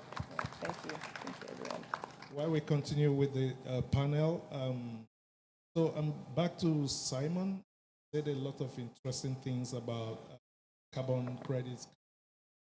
It's just the hairs on my head too. That's important for us because that's a whole new area. Maybe not too new in other climes, but in Nigeria is a whole new area. So I wanted to understand, how are the Nigerian financial institutions working with you, or what do you know about their work with respect to carbon credits, carbon finance, and tying that together with how the smallholder farmers you work with, do they even understand what that means? What does that mean? And how can they access that opportunity? Thank you. This is a fairly new concept. Carbon finance, it's only really within the past 12 months. COP26 was where there was a significant change in the mechanism that governs climate change, action and investment. And at COP26, something called Article 6, that there was an amendment that facilitated informal carbon market being used in a way that can help countries address their concerns. So what that meant was that there's a lot more interest from people who want to invest in climate change, who now find projects and technology that can solve the climate change problem. They pledged at COP26, I'm not so up to date with COP27, but at COP26 they pledged $164 trillion. It's quite a lot of money. Find a way, an underutilized waste, which is predominantly carbon. And if you were to look at a map of the world and ask yourself, where is most of the carbon produced in the world, it tends to be a equator. There's a lot more biomass that grows in places like Nigeria and in Alaska. The problem is, how do we convert that carbon to stable form? So the plants, and this is where farmers are the best people to help solve climate change problem, because the plants are actually taking carbon out of the atmosphere in the form of a gas, CO2. They then combine with water and sunlight and nutrients and build carbohydrates, which we then eat. So if you do nothing, those carbohydrates, after we've eaten them or after the plant died and rot, are going to return back into the atmosphere. Carbon dioxide as methane. That's called the carbon cycle. And it goes round and round again. Plants will then absorb dioxide. What we do, what our technology does, is it breaks that process. So the carbon, rather than returning back into the atmosphere as a gas, or the greenhouse gas, is now fixed solid form of carbon, typically known as charcoal. Okay? But traditional way that we produce charcoal creates emissions that just go back into the atmosphere again. So it's a polluting way of producing carbon. So our invention effectively produces charcoal without creating those emissions. And because we've captured those emissions, we can then say the solid carbon that's left is put back into the soil, has taken carbon from the air, through the plants, through our machine, into a solid form that goes into the okay? And that means we've removed carbon dioxide from the atmosphere and put it in the ground. On the strength of that, let me... And they have questions. I think there are a few things you didn't touch that would inform decision making. They will ask you those questions, and I would just hand over the mic to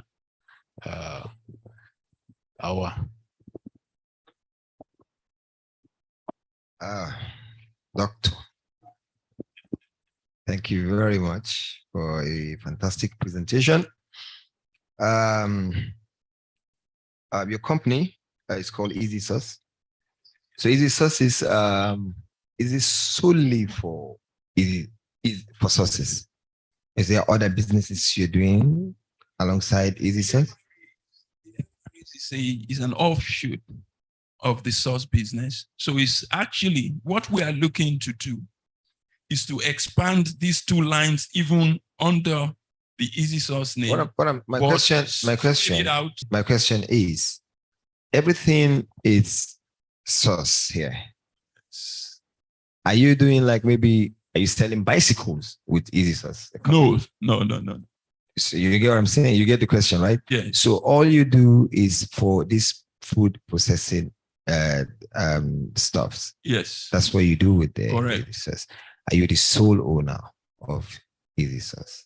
Yes, I am. You are the sole I owner. have some minor partners. You have partners. And how much shares are there for those partners? Are you giving? I have excess of 90. You have excess of 90. So you have only sold maybe about 10% of your business. Other people own about 10% of the business as it currently exists. Okay. So you have 90% of this business. Yes. Fantastic. You've done very well. And then just for last year, you've done 250 million. When did you start this business? 5 years ago. 5 years ago. Well, we set it up, and then commissioning and operations is actually 2016, actually. Okay. 2016 is when we started producing. I think we started messing about in the bush about a year or two before that. Yeah, because I'm trying to get the background of your business so we know the rates at which you grow. So because the growth rate is very important to any investors. I don't know for me, I don't know for my brother. You have so many markets from what you said. One of your major markets, I think, is Nigerian Army, right? Yes. Yeah, because it is not a problem. Even if you're only giving them food, we have no access to They don't like you talking about it. But you have to source funds. Yes, I know. That's why I'm. So there's no way you will not discuss your markets with them, because it is for this market will be comfortable to. You are looking for investment of about $12 to $20 million. That's correct. That's not in no way small amount of funds. It's not. You get, and then you have your cash flow for this. Yes, we do. I don't have the numbers here. The numbers are being worked on. In fact, when I came to the realization, as I said, deal room in this summit, I just quickly sent out the profile of the company to see what we're doing. As I'm talking to you, people are working on the numbers. What is good about the whole thing is we have 5 years audited, stamped account statement. So do you know your rate of growth? Your first year, how much did you sell? We have the last year's 25 million. So can we go backward? The year before last, how much do you have an idea? We started about 16 the first year. 16 million. The first year, 16 million. Yes, I think. Do you want to share the numbers? For the harvest working. Yeah, for the temp, yes. for the Yes, the least we had was 10 liters. 10 liters. Yes, so yeah. So I can show you from the pictures here. So just give me the 10 liters was the barest minimum, and that was because there was no management from that particular individual. He abandoned his. The highest was 22 liters. Location Edo State. All Edo State. That was that project which we partnered with Edo State government and GFID. They were interested in it and said, let's see this happen. Okay. $10 million. Yes. 10 million cool dollars, man. Yeah. Because it's gonna work. Yeah, I know it's going to work. There's no business that does not need such amount. So what you're saying now is, you see, I'll have to be honest with you. Very honest with you. On your business model and the profitability we're expecting, and from we're just testing the markets, you've done only about 10. You're projecting to do 10 by 36, you know? If you look at the figures, I am not seeing it's worth me investing $10 million on this at a go. You get me? At a go. Like he just said it. I told him he has said most of my mind. Like he's asked you. So you need to start small. The thing is, money, it's one aspect of product that is it's a tricky business because they can adulterate your product. You need to tell us what you're doing to stop that. Okay. To protect your product from adulteration. Very important. Even if you seal and you do everything, you take it to the market, your product, somebody will dilute it somehow with sugar and then start selling, and then your business is gone. That's it. And your markets, you have to understand the markets you are after, because you are seeking for $10 million, bro. So you need to rethink of the business model, what you're doing. 3,600 youths off the street or whatever, or the job is a fantastic thing. But I don't think you can do it right now. Partly because of the amount of funds you are looking for. It's quite huge. Not to discourage you, I would rather you start with one state, first of all, right? Edo State, Abuja, anywhere, I'm fine. That's one state. Do your numbers for one state. Do your projections for one state. You get? I can even offer to invest in that one state to see what you have done. But basically, I have to know what you've done yesterday. I need to be convinced that even that one state, it's not my fund, it's investors' funds too in my company. So I need to go back to my board and say, this is what we are doing. But I can take a risk if you can convince me with this, your 10 stuff, with evidences and what you have. And where are your markets where we can find out? Because business these days, it's more of integrity than technical know-how. Because if I am even ready to give my money to someone who has integrity, because I know if you know it's going to fail, you quickly tell me, boss, this business is failing. I can actually mop up my funds back. I can say, okay, fine, I've lost maybe 5%. It's better than the person that will keep going and then we lose all my money and then we will come with beautiful explanation of why we fail. I wouldn't want that. So I think in your business, as for me personally, I will be ready because it involves human capital development, which is a fantastic thing, but eventually it's about funds, it's about cash, money, you get. We need to start small. We need to really start small, sometimes our dream can realize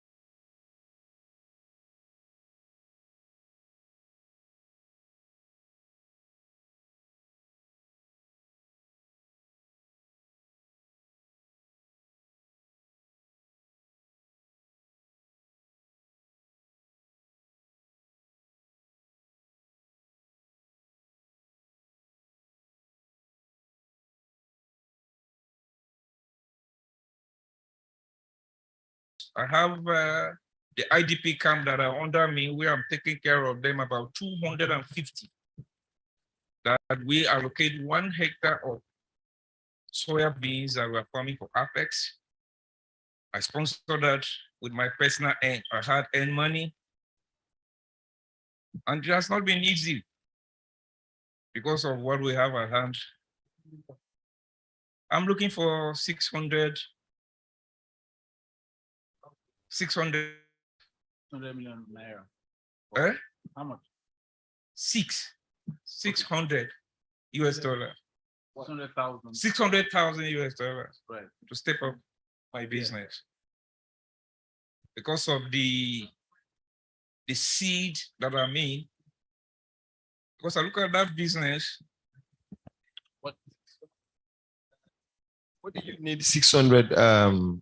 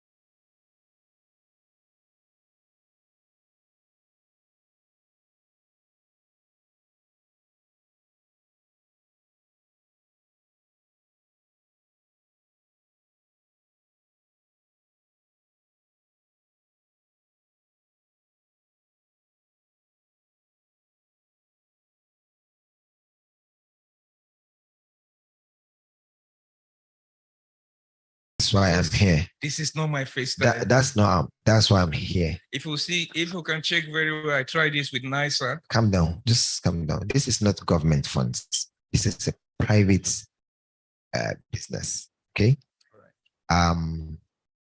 We are trying to make sure we help farmers, right? Rightly. We are not after the political farming, a real farming, because we need to make profit from it. So what we are doing, the reason why I say you go to AFAN is I will leave them with the KYC for you.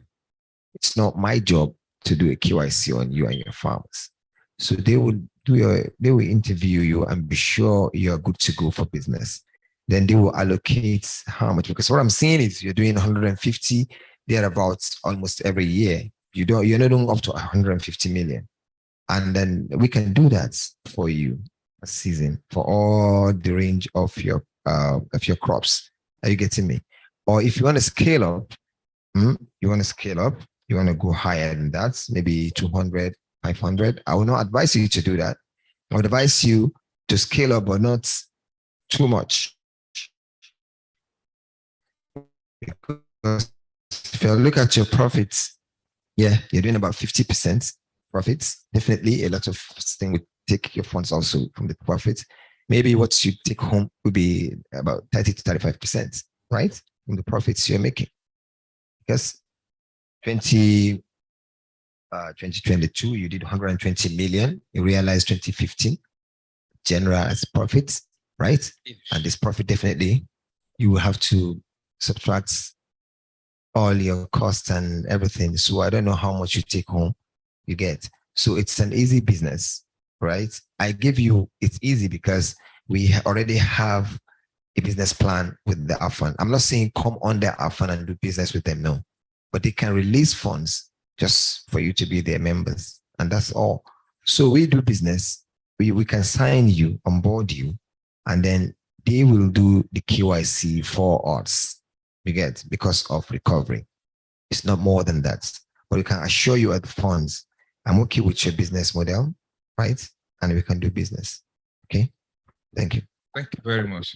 Thank you very much. Yes, thank you. We need to, so Emmanuel, are they ready for us? The online people. We have a virtual pitch to take. Otherwise, if panel, they are with Richard. So just give us 30 seconds to confirm whether the virtual pitch is ready. Otherwise, we move to the next person. Thank you very much. So what you should do now is go to that, go to Emmanuel and register, just give him your details. And I'm not sure he has your details. Just go to him or the desk and put down your details. Thank you very much. Thank you. Thank you. Are we ready? Yes. Okay, so can he say something so we know he can hear us? Good afternoon. Good afternoon. We cannot hear him. Hello. Hello.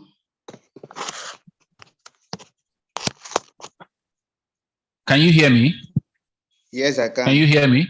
You can. Okay, so pending when we can hear you, since you can hear me, just go straight to the point because of time. Tell us your name, the name of your business, what you're asking investors, and what that investment will be for. Can you give him volume now? Good afternoon. I am Madam Lekon. Go ahead now. Yeah, Madam Lekon Luwasheung, CEO, co-founder Abidance Agric. We started 2019. I and my partner Abere Luwasheung. We started farming. Hello, can you hear me, please?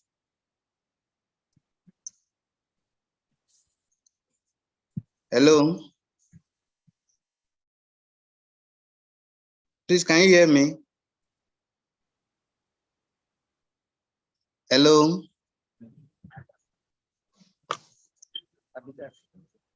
Hello, please, can you hear me? Your business name again, please.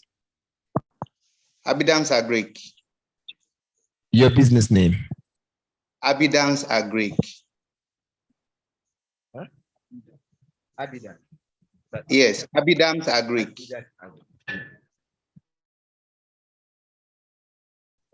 Yeah. Go ahead.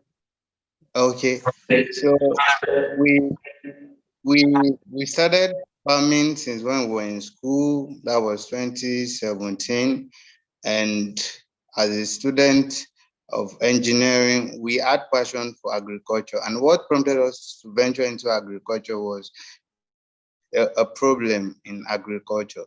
And what happened then was I had a friend who was in agric faculty, and they were doing what is called farm year practice. So she invited me to their farm site. And when I got there, I was surprised they were fetching water to water their farm site. And I was like, don't you people know about irrigation? And she was like, yeah, they know, but they can't do it. I was like, seriously? I being a civil engineer and my friend being a mechatronics engineer. So I told my partner, friend, please, can we look into this? And then we designed a model to help them out. And in the process of helping them out, we found, and we had we developed interest into agriculture, and then we were like, oh, let's venture into agriculture. And then we started with 1 hectare. That was 2017. And 2018, 2019. Hello? I can hear you. 2018, 2019, we went for service. My friend served in the north, while I served in Ondo Hold State. on. Can you My give me friend, volume on this mic? Yeah, thank you. Can you hear me? Can you hear me? Okay, so yes, just I go can hear ahead you. to what you're doing now in terms of solution to the market. What is your solution to the market now? Then how much funding do you need and what do you need it for? Just go straight to it. All right, sir. Well, over the year, we've been into agriculture and we've cultivated over 200 hectares of land. And we not just rain-fed, we also do much of irrigation. And just last year, the Commissioner of Agri for Ekiti State visited our farm site for irrigation, and it was really amused and wowed. So we approached the state ministry, and the state ministry gave us. What do you sell to the market? What do you sell? We sell agri-produce because we produce arable crops, maize, cassava, watermelon, beans, and the likes. Good. Go ahead.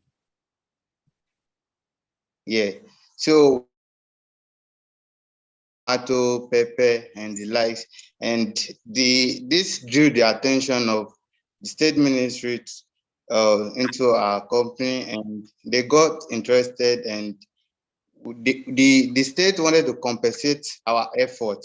Being youth who started from scratch, we have our own personal. How much did you make this year?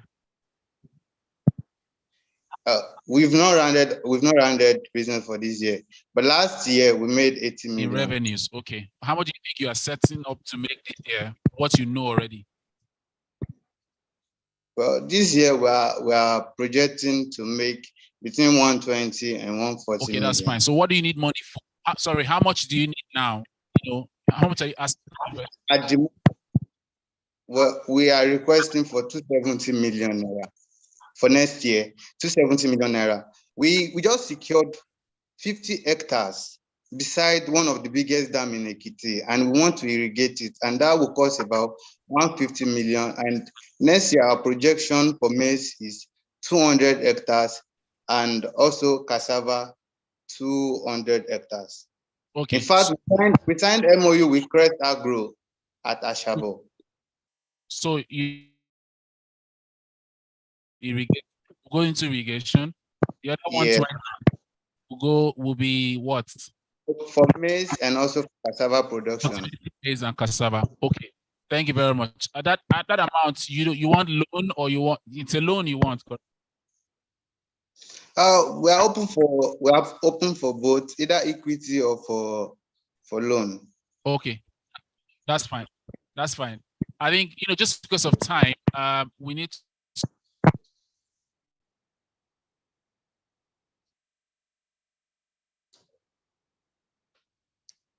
Please, I can't hear you.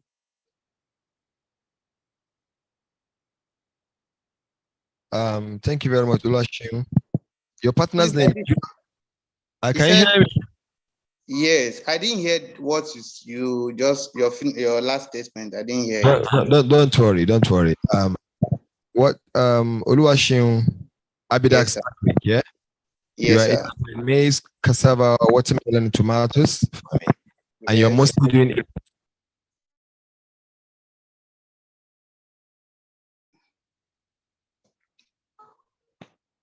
I can't hear you.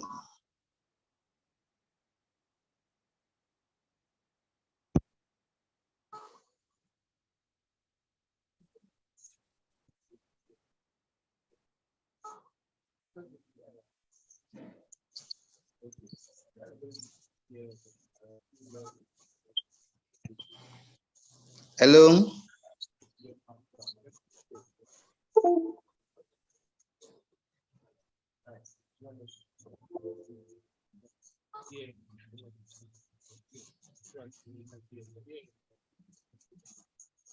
Hello.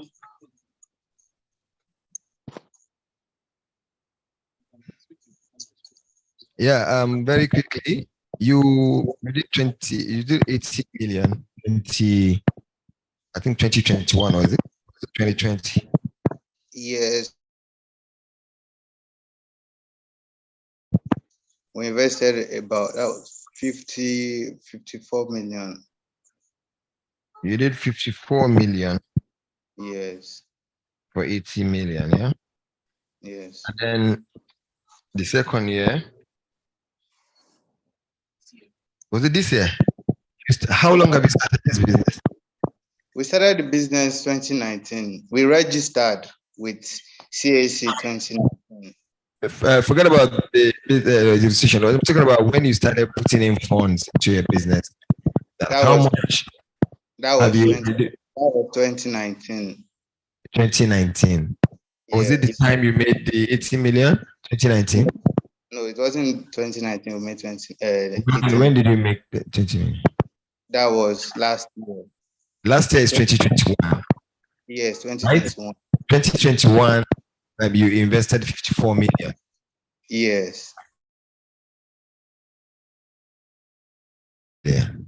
Yes. How did you raise that 54 million?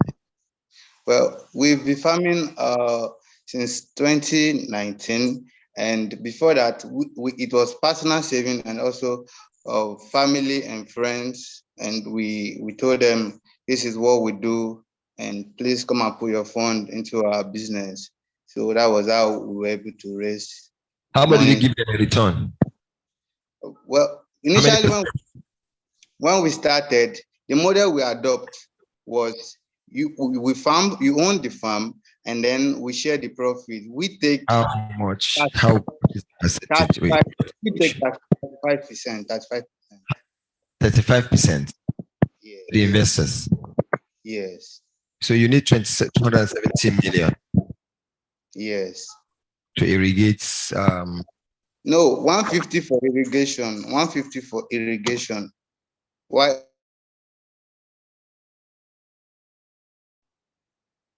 Okay, is it the irrigation farming or the process of irrigation? What the 150 million? The 150 million is actually meant for the irrigation farm site. It's a 50 hectare. A 50 hectare that is acquired by a company. You have 50 hectares that you want to irrigate, and these 50 hectares, you need 150 million. As a capital expenditure on it, yeah? The irrigation and everything on it. So you say it's close to the farm, it's close to a dam. Yes, it's beside the dam. We actually. Are you building channels, or what are you doing? Are you building channels to your farm, or are you using? Are you pumping, or what? How are you doing? Making use of. I was actually designing a model, a smart model. But before we achieve that, we'll be working with drip irrigation and also sprinkler irrigation. When do you expect that? What is your expected year of return? Sir? What is your expected return on the 270 million, and when? Well, to achieve, because the irrigation farm is going to take time to set up, and we already had a timeline of about 3 years to complete the setting up of the 50 hectare irrigation, full irrigation farm site. That will take about 3 years to complete. Why the cassava and the maize is actually two years, because we signed a deal of 18 months with Crest Agro Limited. The deal. So within a space of 3 years, we'll be able to round everything up and generate money for all of the activities. So it's for 3 years. And how much are you expecting in return? How much? Well, we are expecting. If you have 270 million now, how much are you expecting? We are expecting about 400 million. 400 million. Yes. Well, as for me, with what I have here, Yes, I'm sir. not interested in this thing. Not interested in this particular. I don't know whether other investors will be interested, and they are already in a meeting. I'm the only one now, so maybe we'll return you to them, and you know what to do. Yes, thank you, Oluwaseun. Thank you very much. Your pitch has been received, and I mean, Tingo at the moment, is not very disposed to your business model today. Is that mic on? But what we are going to do is a deal manager is going to prompt you after now. Okay, sir. A deal manager is going to prompt you after now to let you know whether you have been matched with any other person or investor for further consideration. If you have any pitches or any documents, you can share them, where you receive that communication from the deal manager. But thank you very much for your pitch and your time. Thank you so much. Thank you so much, sir. And good work that you're doing, by the way. Yeah, thank you so much, sir. Yeah. Okay, so.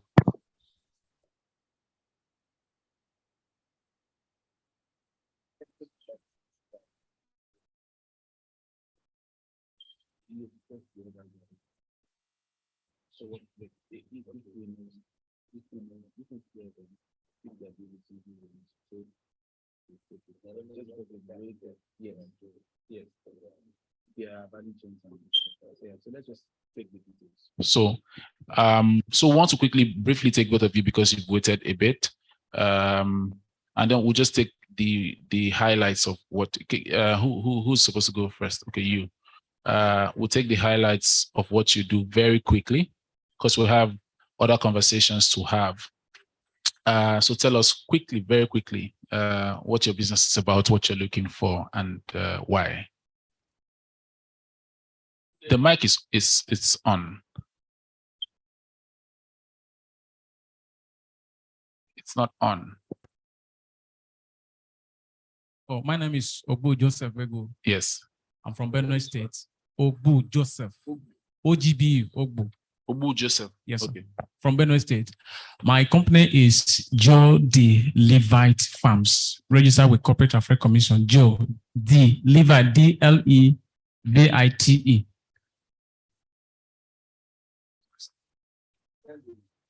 Joe. D-L-E-V-I-T-E.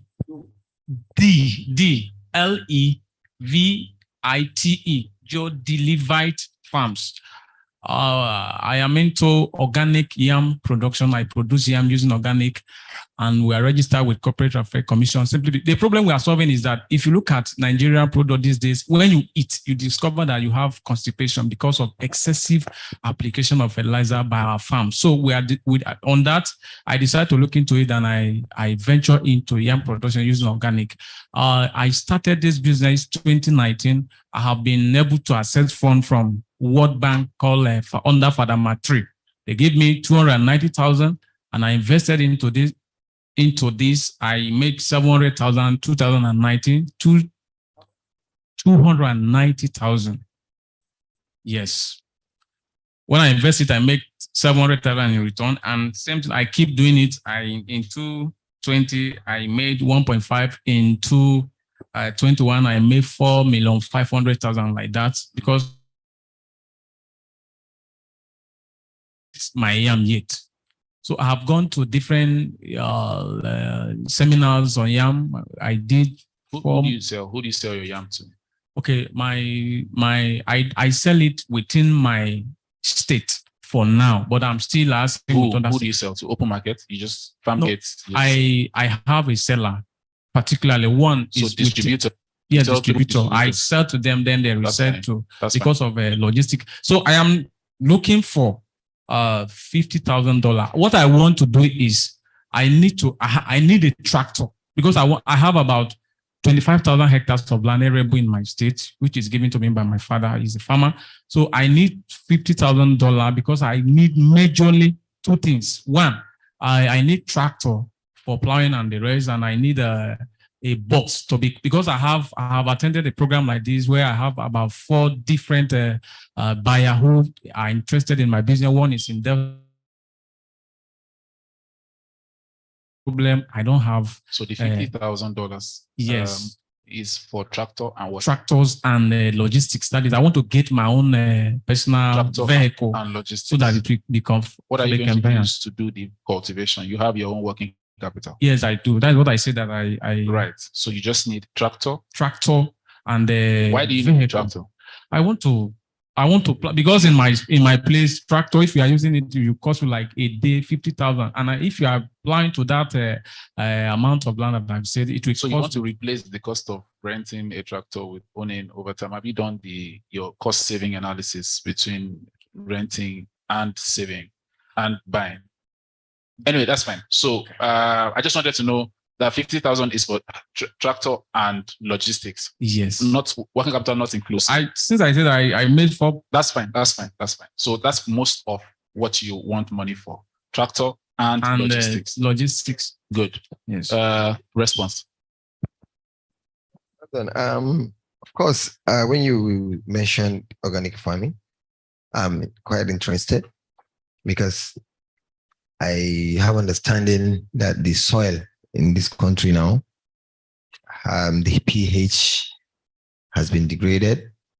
We have a lot of issues, definitely because of the continued use of chemical fertilizers, which affect the market. You said the taste of food these days are not the same with what was obtainable then. So Tingo is driving projects in a conversion, going back to organic, so that every other person will be using organic. So I'm not sure if you have started organic direct or you started biochem. Have you done, is it biochem or you have gone fully organic? Organic. I use cow. So you've gone through fully organic. Yes, sir.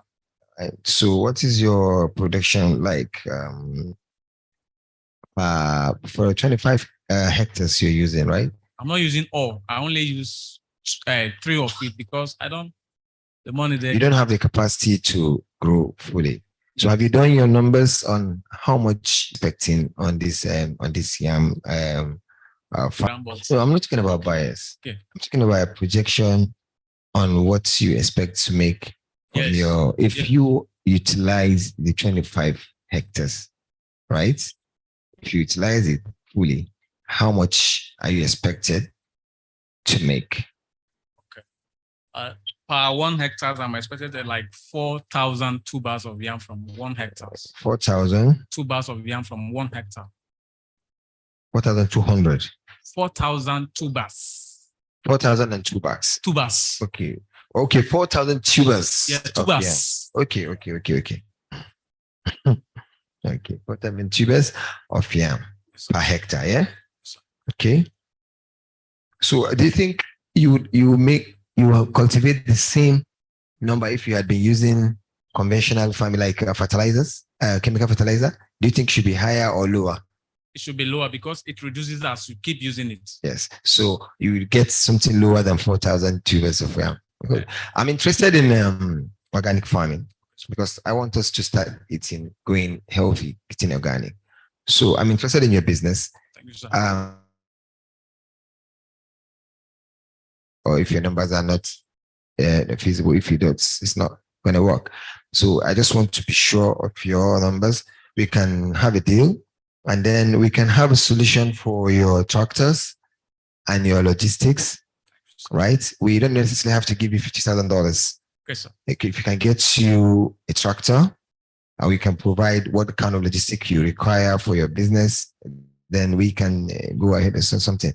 We would go and see what you say you have currently. Well, we will send a team to monitor and then investigate how you're doing. This company is solely yours, right? Do you have other partners in it? Are you ready for partnership or you just want loan for this? Partnership, I welcome them, sir. You are ready for partnership and you're also ready for loan. So we will look at giving you some of these inputs. like your whatever, then you will have to meet the deal manager to discuss what you are ready to bring on board of this in this business. Your business is clear.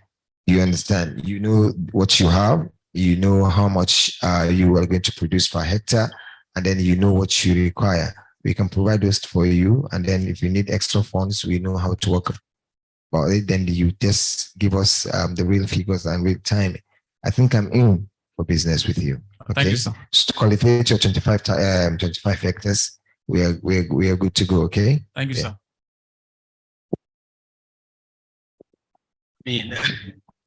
I wasn't on seat most time of your presentation, but definitely it caught my attention. Yam is an unusual value chain that you come about. So for you to be operating in that value chain, I think is commendable. And the little I heard you said should kind of give me an impression that you truly know what you are doing. You definitely need these resources, to be able to get to the next level. So I'm sure I can pick up the details of your presentation from the team. If we also need to reach out to you for any support, we'll let you know. Thank you. Thank you very much. Just because of our time, what we're going to do is, thank you very much. We'll take yourself just because of time, and then we would take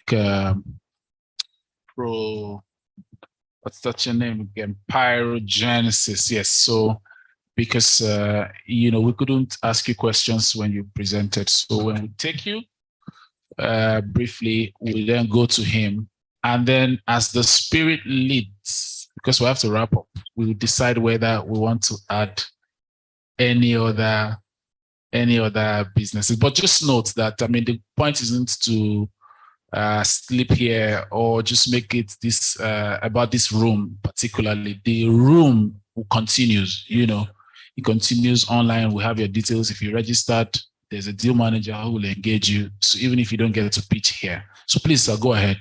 Okay, thank you so much. My name is Tony Chinwe. I'm the group head of finance, corporate finance for Arewa Cotton and Allied Products Limited. Arewa Cotton is a nation that is engaged in cotton farming and trading of the products. And the organization has been in existence since 2009. And we have a factory at Wawa in Niger State. We also have a new factory that we are trying to set up in Kogi State. We also have a strategic partnership with some state government, to access land for cotton farming. Like in Ogun State, we have such partnership for 10,000 hectares. And the organization recently, because of the challenges, that is the challenge of getting raw material, adequate raw material for the ginning plant, we took a strategic decision to, do backward integration by engaging more in farming that we feed our factory, and also expanding, because cotton is a seasonal business.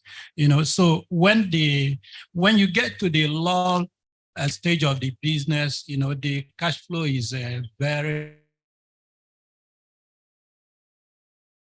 forward integration by expanding into other, downstream value chain, like the seed. When you separate the fiber from the seed, we want to start milling the seed to get the seed oil.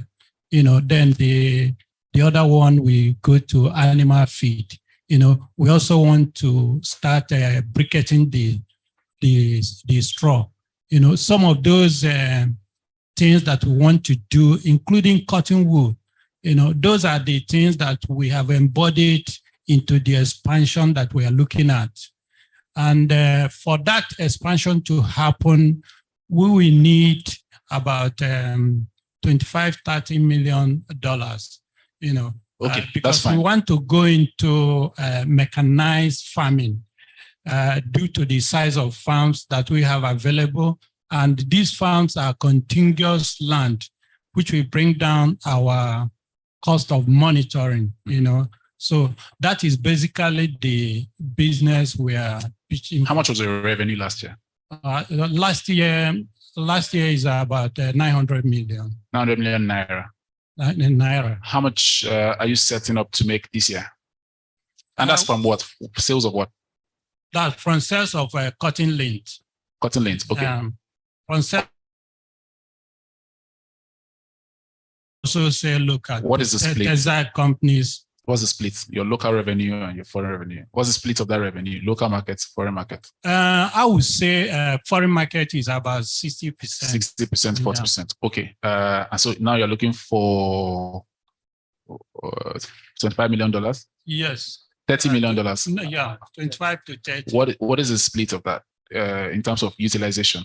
Utilization, we are looking at 60% going into equipment and machines. Good. We are looking at about 16% going into working capital. That's fine. You know, the other one into civil work. That's fine. Are you indebted today? Do you have a borrowing relationship today? Yes, we do with Bank of Industry. Okay. And what we are looking what for. What did they fund? What did they fund? Yeah, they funded the machines okay. that is located in Kogi State presently. Good. That is here to be installed. Okay, thank you very much. I'll allow them ask you the remaining questions. Okay. All right, thanks. So it's like it's my comments will be similar to Yam because cotton is cotton is in a different class of its own anyway, and I believe investment into cotton industry can also improve our our foreign exchange struggles. So now that you are looking for $25 to $30 million, 65%, 60% for capex, right? That's what you mentioned. 60% for plant and machinery. You know. Yeah, that's capital expenditure. Civil work is also capex. You know. Okay. Civil work. Yeah. So 16% is purely for plant and machine. The harvesters and all that. Okay. So do you have these? You have all the financials? Yes, I do. And you can share with us as well. Yes, I will send it across. The current credit you have with BOI is performing? Yes, it is. You don't have any other exposure to any bank? No, we don't have any other exposure. Okay. All right. Thanks. Yeah. We are interested in cotton. We have a financial focus of sales and cost of sales for cotton for 2023. First quarter, we are looking into about 57 million for cotton. First quarter and second quarter, almost the same. I think it's uniform. About 57 million that we are ready to invest in the cotton. So cotton is of interest to Tingo. Okay. We have 5 commodities. So sorry. Can I take those figures again? You said 50. Yeah, we our projections. Don't worry. I just give you. It's just about. Yeah, I can't give you the exact figure. Doesn't really mean anything to you. Really, it's for us. We expect to do about $57,800,000. Million. Yeah, and then we are looking at first quarter is about 25,000 to 30,000 metric tons of cotton. Okay, so thereabout we are looking at that figure with the current exchange rate. We use the what do you call it? We use the official rate, you know. So we can sit down and talk business. We are interested in your business. We are interested in your expansion. We would like to see what you have already in business, and then your projections also. we will look into it very well. Only for you to understand, here is a deal room. So what we are telling is we have a deal. Yeah. Okay. Thank you. Yeah, we have a deal here, right? So what we do is, since, for our 2023, we have rice, cassava, ginger, cotton, wheat, and wheat. So these are our stuff for what we have. Other stuffs that are small amount of funds we can go into, but these are our core Areas of interest for 2023. So cotton is one of them. Yeah. So that's why I tell you we have a deal. So what will stop us from dealing with Ariwa Cotton. cotton? It's if your numbers are not right, or we find it difficult to see your track record and history, and then the revenue is not going to work for us, then that's the only way. But in this room today, we have a deal. Thank you. Thank you. Thank you very much, Ariwa Cotton. Yes, so we're going to immediately, please hand over the mic to the gentleman. I see you, but we have a schedule. And if we eventually get extra time, we may hear from you. Otherwise, we'll take you subsequently on an ongoing basis. So please go ahead, sir. Yeah, so you had presented, and the room wanted to engage you more robustly. So maybe you just do a quick Summary. recap again, and then we get into questions. Yeah. Okay. So I'll just wait for my co-director to join me, please. She's very capable. She could have handled this on her own, but I gather that she said you wanted to speak to me directly. I understand that, being the co-founder of Pyrogenesis and also the co-inventor of the pyrochemy technology, which is a patented technology in Europe, America, the Arepo territory. Sorry, but I have not said she's not capable. From our discussion, did I mention anything like that, man? You actually even answered the sort of question where I took notes, right? You did, but I didn't say she's not capable. She is capable, but I just said you pitched. Yeah. And I found it, I even actually faulted them that you shouldn't be, you understand that. Look, Okay, I'm glad it you put shouldn't that into go, context. yes, but it's my own, it's just for, you are the one who pitched. Yeah. You get, and then I need to speak with you, and I have my questions. Yeah. And then for you, as you pitch, so I wouldn't know how to go about it, pitching and then asking another person when So that's the reason. And I told her that you didn't pitch for me. That's why I'm not asking you questions, right? Thank you for clearing up that. So it's fine. Yeah. For both of you. I give her full regard and full respect. You are very much capable. I have well, because if we are going to be partners, I am actually interested in your business. You can see that she has told me bye-bye, and I had to tell Richard to get you back. Yeah, and she So for you to understand that I really want this business. Okay. I have interest in your business, and because you have good business, maybe that's why you just come in. All right, let me just leave. No, we can do business. Okay. So let's talk business. Thank you for the context and for clearing that up. I do appreciate it. So yeah, with Pyrogenesis, we have developed a patented technology.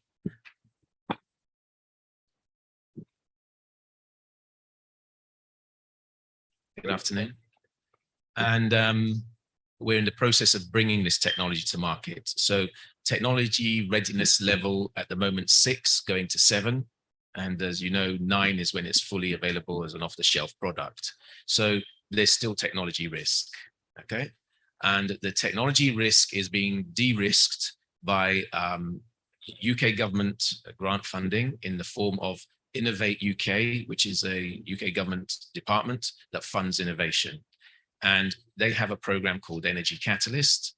So we are leading on one Energy Catalyst project, which is worth about £5 million, being delivered over 3 years. It's a consortium of, I think it was about 12 partners. And this is a very interesting project because we are building a industrial pilot, which will be housed at a cassava flour mill near Ibadan. The purpose of that pilot is to prove that the technology, which we already have built as a pilot unit in a 20-foot container. So that pilot unit currently converts combustible material into about 15 kilowatts of electricity and about 150 kilowatts of heat. So the purpose of this project, where the £5 million project cost is going to be developing, is to do the engineering upscaling from 20 kilowatts to a minimum, 15 kilowatts, sorry, to a minimum of 100 kilowatts. Ideally, we would like to go as large as 0.5 megawatt in scale for the electricity generation, because if you're dealing with an agri-processor, they typically want about 300 to 500 kilowatts power consumption at that kind of scale. Yeah. In addition, we are also from a previous energy catalyst project. So we had energy catalyst round 6, where we containerized the technology. We had energy catalyst round 7, where we then developed the method for converting the pyrolysis vapors that our reactor produces. If you remember, I said it's a pyrolysis reactor. In energy catalyst round 7, we worked with Aston University, where I trained and did my master's in chemical engineering. So one of my lecturers, who's a Nigerian, is Chemical engineer to University College London, UCL. Yeah, so good together. So you know pyrolysis then, yeah? So yeah, so we developed a catalytic process for. Yes, we have an energy catalyst round 9 project in Nigeria, in Kano State, with University College of London as one of our partners. Fantastic. Doing the, they're helping us doing the life cycle analysis to evaluate the carbon footprint of our process. Okay, so we love UCL. Okay, thank you very much. That's why we're partnering with them. So, yeah, sure. But Aston was the one in energy catalyst round 7 who helped us to develop the process for upgrading the pyrolysis vapors into renewable kerosene, which they demonstrated that the purity of this kerosene is suitable for Jet A1. Okay, but in Nigeria, the market, we don't have any blenders or manufacturers of Jet A1, so we said, let's make it suitable for household kerosene standard. Okay, so that took care of the biofuel component. So in this project, again, we're now upscaling, doing the engineering upscaling of the biofuel production unit to industrial scale. So we're upscaling the power generation and we're upscaling the biofuel production. Supplies kerosene to around 700 filling stations across Nigeria. And with that partner and working with our previous project partner, University of Leicester, from round 6 and now in round 8. They also worked with us in round 7. So University of Leicester helped us to develop a geospatial mapping tool where we can look at any location on the planet. So take it as an off-grid farming community. We can draw a 10 kilometer or 5 kilometer radius, right? So we got 10 kilometers right across.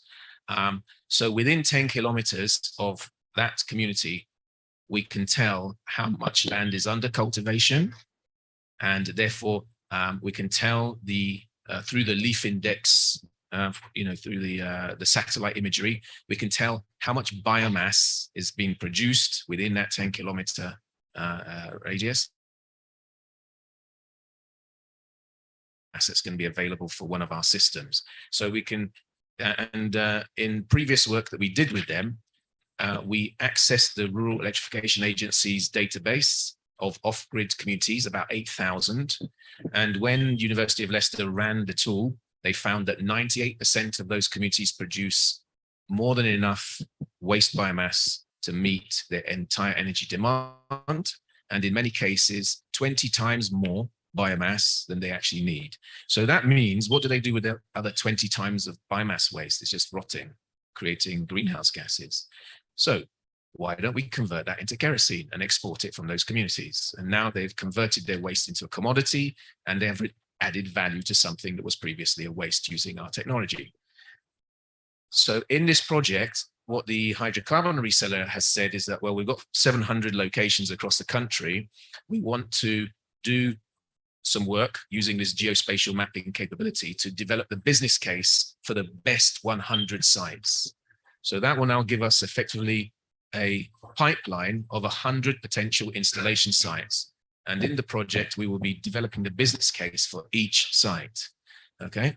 To develop the business case further to full commercialization means that we need to take the waste, we need to convert it through our machine into the biochar, and the biochar is what it's the farmers. That biochar has to be tested to see whether it complies with something called the European Biochar Certificate. And if it complies with that European Biochar Certificate, then we can sell it. We generate carbon credits for every ton of biochar, we generate about 2.5 carbon credits. But those carbon credits are then what we can sell through the voluntary carbon trading market globally for dollars, pounds, and euros. Okay. The cost, okay, of doing that testing of the material in our machine requires a trial, and that's really what we're looking at. So we're looking to partner with agri-processors who are prepared to front that cost to test their material in our machine, okay, to see whether it's EBC compliant, and if it is, then we can get certified for carbon credits, which we can trade, and that will then finance the installation. Thank you very much. Thanks. So just to confirm, the raise is still $1.6 million. Well, that was what we needed in match funding, yeah, for the project. But is that a one-to-one match? So there's the 1.6. So it's not a one-to-one match exactly, but I think that would confuse things really. The real opportunity, that was just to run the project, right? Okay, and that's where there's a lot of technology risk. Okay, however, we know that our machine already produces biochar, which we have tested in the lab, that's compliant with EBC certificate. I'm trying to get to a number. So what is the raise? Okay. For each site that we want to test their material in our machine to see if we can get carbon credits, okay, to run that trial typically costs, well, I'll give you an arbitrary figure. It can be more because of the, depending on the complexity. But if we using your feedstock in our machine, okay, to make that happen, that's why it could be more depending on the situation. Right. And then once we've produced the biochar in our machine, we send it to the lab. The lab tells us this biochar is either EBC compliant or not. Now, if it came back saying it's not EBC compliant, okay, you know, in chemical engineering, it might be that the concentration of nickel was too high. And in fact, we had one like this. The limit is 50 milligrams per kilo. We had one come back recently. It was 52 milligrams per kilo. Okay. So I need to stop. So now we need to go and get more material, run the trial again under different operating conditions to bring it down below 50 milligrams. So I need Awa to respond to you. Just give him all your responses and how your mind is working regarding, taking things forward. Just give him that, because we need to close the day, and I'm sorry I won't be able to take you, but if we have your details, like I said before, you get connected to. So let me just go to the figures and then leave the other. It's not boring for me, but I think it may be boring for the others to get. So and basically, I could see, even if you send this into lab and then this is not stuff, you can still use the nickel and everything for. Absolutely right. For the tests, testing, then because we have a 30K testing cost. Yeah. So if it went came back negative, we still have something to fall back on. Right. Well, we need to. So what we would do initially is that we would say, for instance, because the machine is not actually here in Nigeria at the moment, and this is what the projects that we have in Nigeria are paying for us to build new machines, which we will then install in Nigeria. So the machine, our pilot unit, is currently in Europe.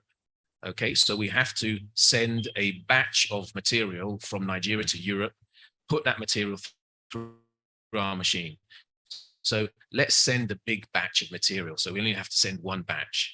Now, if the first test is negative, we'll just go and take from that batch, run another test. But that's where the price can go up, because if what we're having to do is we're having to tweak the conditions. Do we get the material that meets the specification? If the answer is no, we then have to run another set, do the run again, and with different operating conditions, and then let's see if it now meets the certificate standard. Okay, for the investment aspect now, Yeah. you need how much in total? Okay, so I think because where we are at the moment is we've had, and we're just waiting for the outcome of one of those trials using some waste that we've shipped from Nigeria. And we have, an offer from a carbon financier, right, who is prepared to give us what we would need, okay? So to run the project. The opportunity that I'm saying is this other 100 locations that we want to develop the business for. So if you think that's 30,000 per location as a minimum, okay? We will get better in the sense of if, and the stuff that we're testing at the moment is cassava waste. So if we test cassava waste in Ibadan, hopefully there's not going to be too much difference to cassava waste in Benin. So we're hoping that once we've got it right with the first one, the second and the third and the fourth one, we should get it right first time. So let's say that we go back to that 30,000 per site. Yeah, that's our initial investment. Because once we've got that EBC compliant biochar, we can then go back to the carbon financier and say, here's a bankable project using our technology. We can convert this waste into carbon credits. So who is guaranteeing this risk? Who will guarantee the risk of my title key? Ah, okay. Ah. Right. So what we've tried to do, that's why we've tried to make the cost as low as possible. Okay. Yeah. So this is again where we've absorbed a lot of the initial risk for showing that we can produce material, EBC compliant material using our technology. So you're looking at what we've already done with somebody else's cassava waste. We can show you, here's an EBC certificate that we produced from. Is there a cushion? Investments. Okay, so getting the carbon financing is one aspect. So if this doesn't meet that requirement, there is still other products that can go into the market, like the kerosene, like the biochar that can be converted to biofertilizer. So you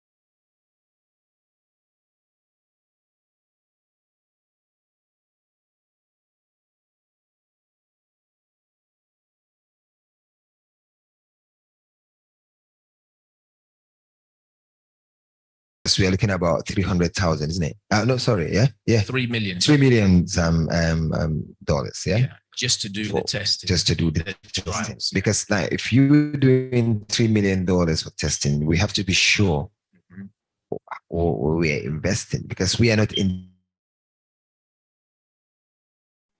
of your business. Big picture, is it open for business investments? Okay, in terms of what, equity? Yeah, in terms of equity. So what we would be looking at is, like, say we could form a joint venture, Yeah, and your investment would be into the joint venture. So you've got cash input into that joint venture, and we are bringing the $3 million technology, and we then sit down to do the test, like just to do the negotiation. because now if you're doing $3 million for testing, we have to be So in that sure joint venture, we own and operate the or equipment. we are We'll investing bring in the because working we are not in capital, okay, and then the profits get shared according to what we've agreed. okay business. I think the deal room open. We have a deal.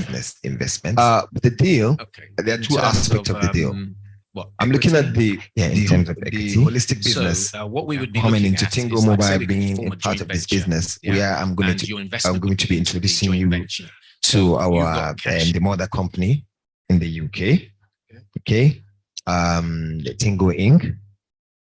First, and then the Nigerian aspects, which I will be handling. Then I will need a paper a presentation on this all the aspects of businesses that we do, so we can do both. But importantly, I will introduce you to Chris Cleveland, who is the president of this company in the UK. We can set up a meeting via the deal managers, of course. They are here to see that deal going on. Everything goes through them because this is their platform. I know Richard will not be happy to see his business flying away. So all the NDA that we need to sign or whatever, I don't know what it is, before I do that. So what I'm trying to say, from us Tingo, we have a deal until maybe the numbers or we didn't agree. So due diligence, you're here, pending we, due yeah, diligence. we are due diligence and then all the QACs or whatever it is. So we have a deal.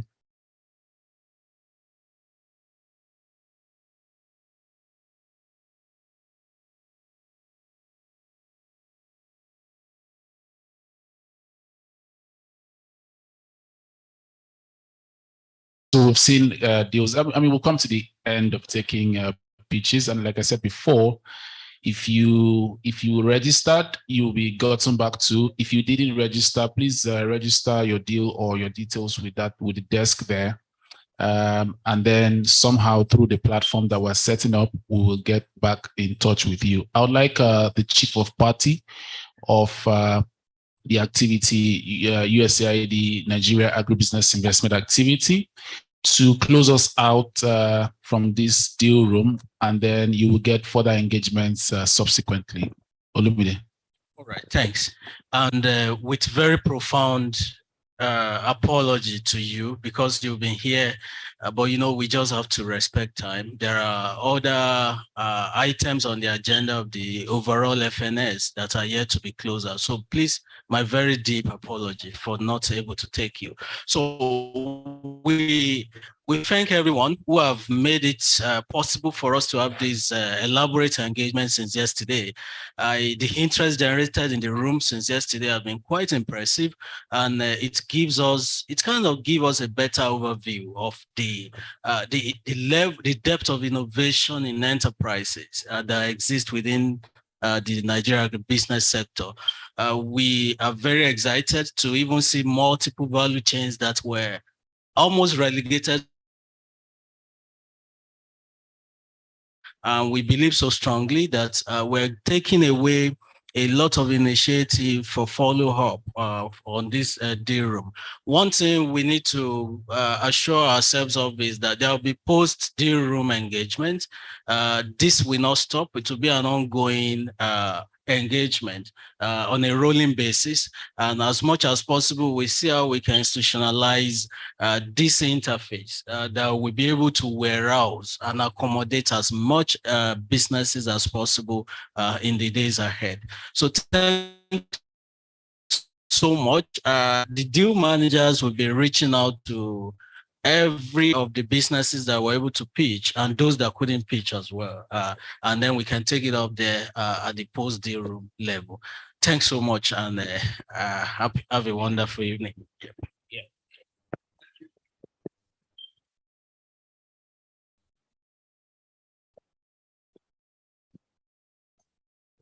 Thank you.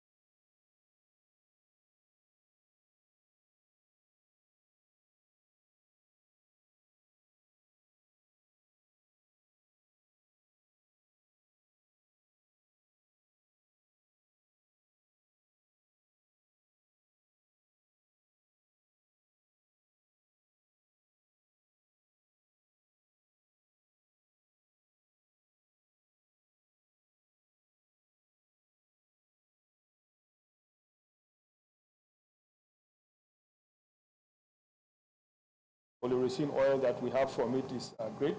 So there's a big demand in that sense, and I think if Africa-wise we're number one, worldwide I would say probably about second or third in terms of ginger oil that we have from it is great.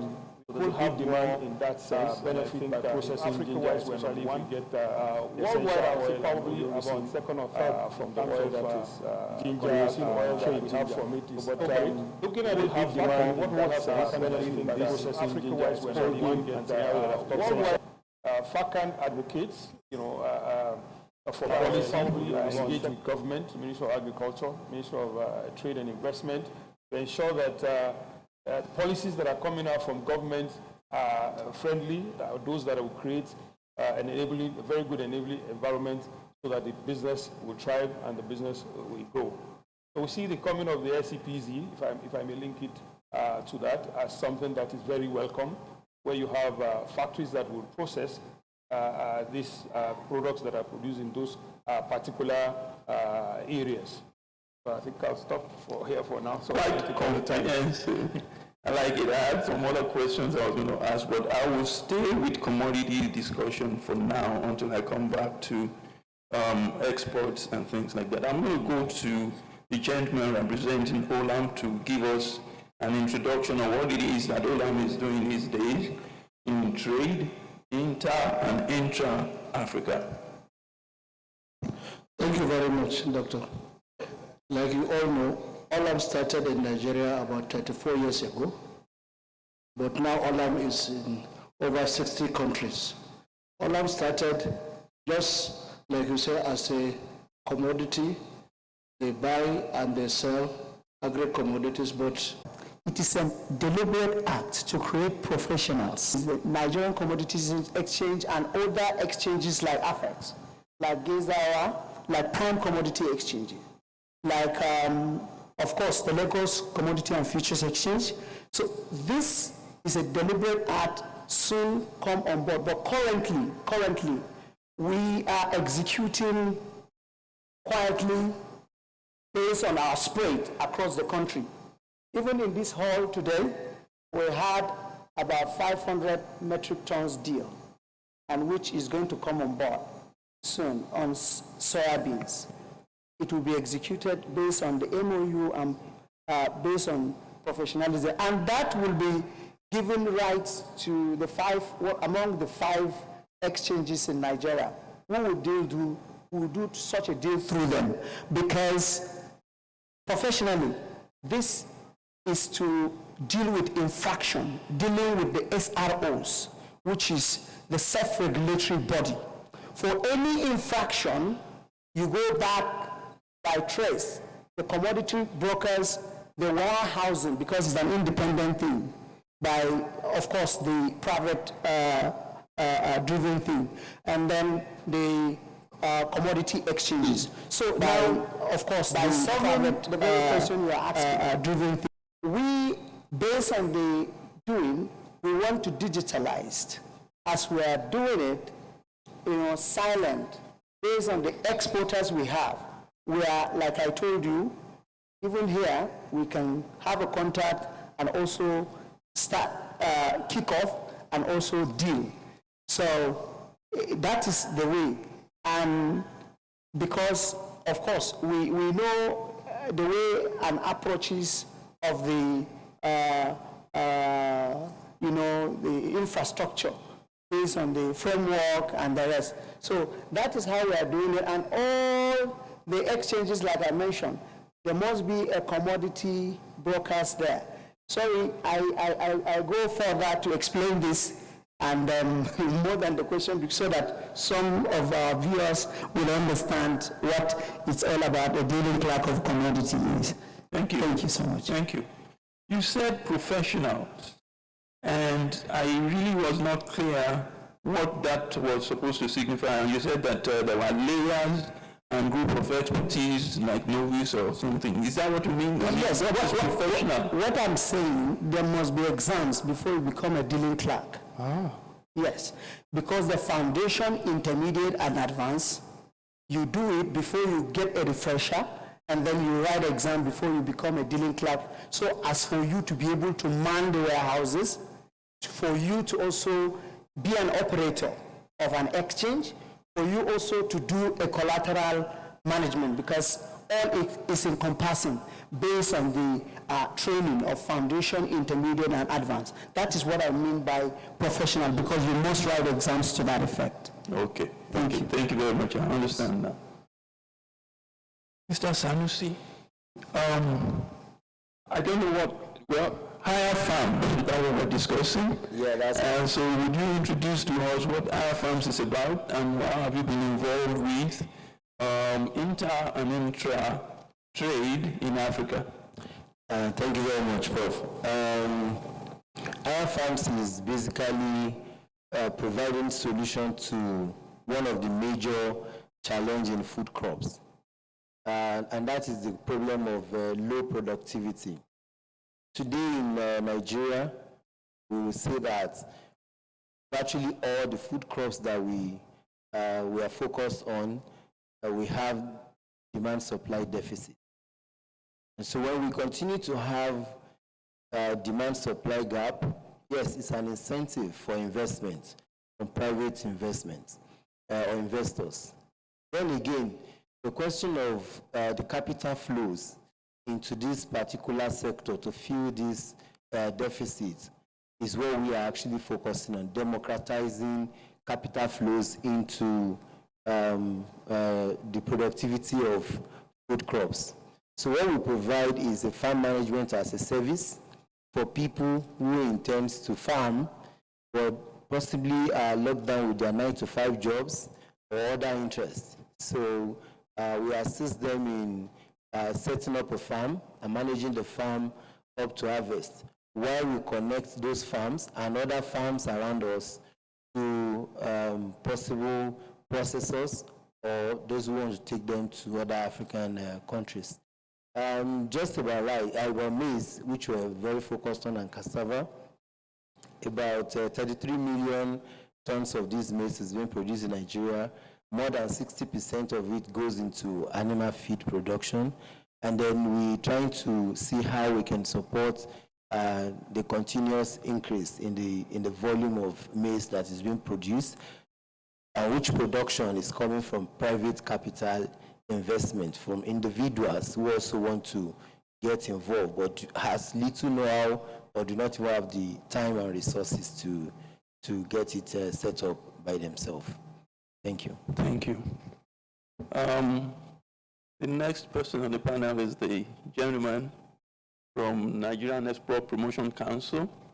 I intentionally wanted to listen to the commodity actors in trade before we came to you. And I'm not asking you the question last because I'm actually doing that because I've had very, very positive interaction with the Nigerian Export Promotion Council. I really appreciate what they have been doing, and it's practical, it's visible, and I had some very good comments to pass on to Export Promotion Council people. But today we are going to ask you a lot of questions, sir. Of all these commodities, the responsibility and the work, as we understand it, of the Nigerian Export Promotion Council is to facilitate, promote, and expand trade. I guess under the Federal Ministry of Trade and Industry. So could you tell us, please, what it is that you have been doing, your organization, the agency, in terms of supporting, doing all of these things we have said, for all of these commodities and products that, as we mentioned earlier. So give us a quick brief or synopsis on NEPC. Thank you, Mr. Moderator. I want to actually appreciate the organizers of this summit, because it's a platform to, rub minds and see how to reposition the agri sector. As we know, agri is no longer the way it used to be as for survival. It's now full business. So we in Nigeria Export Promotion Council, we have recognized the sector as a very robust one. And Yeah, you have really passed good comments. I appreciate you for the kind words about my organization. And I know definitely it's not an exaggeration, which of course we have a lot of testimonials in the little we think we are doing. We thank God it's really making impact in many of the agro businesses that we have encountered or who have encountered us. Now, going to your question, for all of these commodities and the ones that are not mentioned and all that, I can let you know in this hall today that, like I said in the intro, we earned the name NEPC, that's Nigerian Export Promotion Council, but our dealings, our workings actually have gone beyond just promotion. We've really gone into what we call trade facilitation. What I mean, as much as possible, we know now that the global market is a very huge one, and we are not just the only countries going to play in the market. We have a lot of competitors. And then it means we have to ensure that the products that come out of Nigeria, they have to also be acceptable, not just acceptable, they have to be competitive. And how do you get them to be competitive? It then means we need to build the capacity of those who are playing in the ecosystem to come up with products that are of good quality and meeting the standards of the importing countries. We have also set up a scheme known as the GoTCP, the Hazard Analysis and Control, Critical Control Point. We have the FDA. If you want to export into the American market, you need the FDA certificate in this sector, and the ISO and all that, halal. So we are doing that free of charge. I don't know how many of us here who have benefited from the certification program that we run in Nigeria Export Promotion Council. It's free of charge. Yes, thank you for that applause. It's free of charge, and we have taken care as not less than 200 MSMEs, and we thank God that warehouse is keen. Where we have fast right now. Today is 13th. We have just done a sensitization program in Akure, Ondo State. On Thursday, 15th, we'll be doing another sensitization on due. So then that's for that. Then we will derive from the facilities outside Nigeria. We started with Cairo. We call that facility ETH, that's the Export Trade House. We have set up in Cairo, Egypt, to take care of the North America space in the market there, and then we have moved to East. We have opened for one again in the east of Africa, that is in Kenya and Nairobi. And then we have also opened in the west to take care of the products going into that space. Also in Togo, Lome, as you are aware, Togo International Trade Union, that facility there is already doing much for our exporters. And so what happens is that you take a product, we take the product off you, because the requirements, take them there, and we have solved logistics for the MSMEs. That's very clear. We solved that right there. While you are here, you are just to make your product available. Good product, please. Good product. We make it available. And then we will speak the language, because the language is a barrier. Thank you. The language is a barrier. Yeah. Because we recognize language as a barrier to trade. So we employ the locals there who will take your products into the market. Yours is just to sit down here and then you receive alert, credit alert. I think that is fantastic enough as a support. Thank you. Absolutely, absolutely. Thank you very much. Wow. Let me just say that aside from my work in academics, I'm also founder, CEO of Easy Sources. And I'm saying that just to say that thank the Nigerian Export Promotion Council, because we are beneficiaries of the HACCP certification that, and thank you very much. However, we have also to basically, as you said, they are non-compulsory certifications, but they put you ahead of the market space in the marketplace, where the recognition of those certifications automatically give you access to certain markets. Thank you very much. We really appreciate what you are doing. I also want to mention, just as we are going on, that yesterday we had a very, very good discussion with the DIT, Department of Change in Tenure.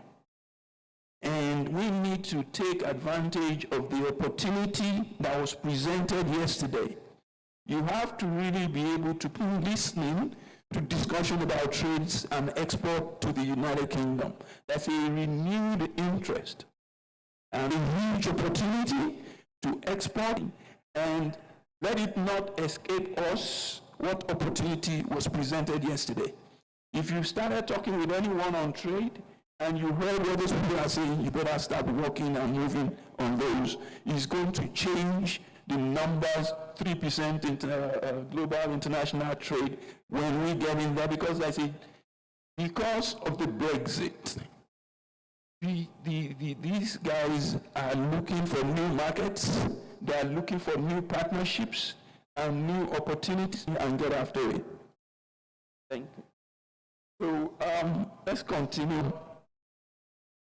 In terms of these trades, what is it that is necessary that we have to do to increase trade as regards rejections, standards, certifications, and all those type of barriers, so to say?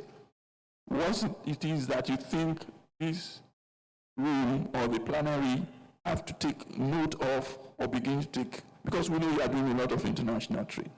So please talk to us about that. Thank you so much, Doctor.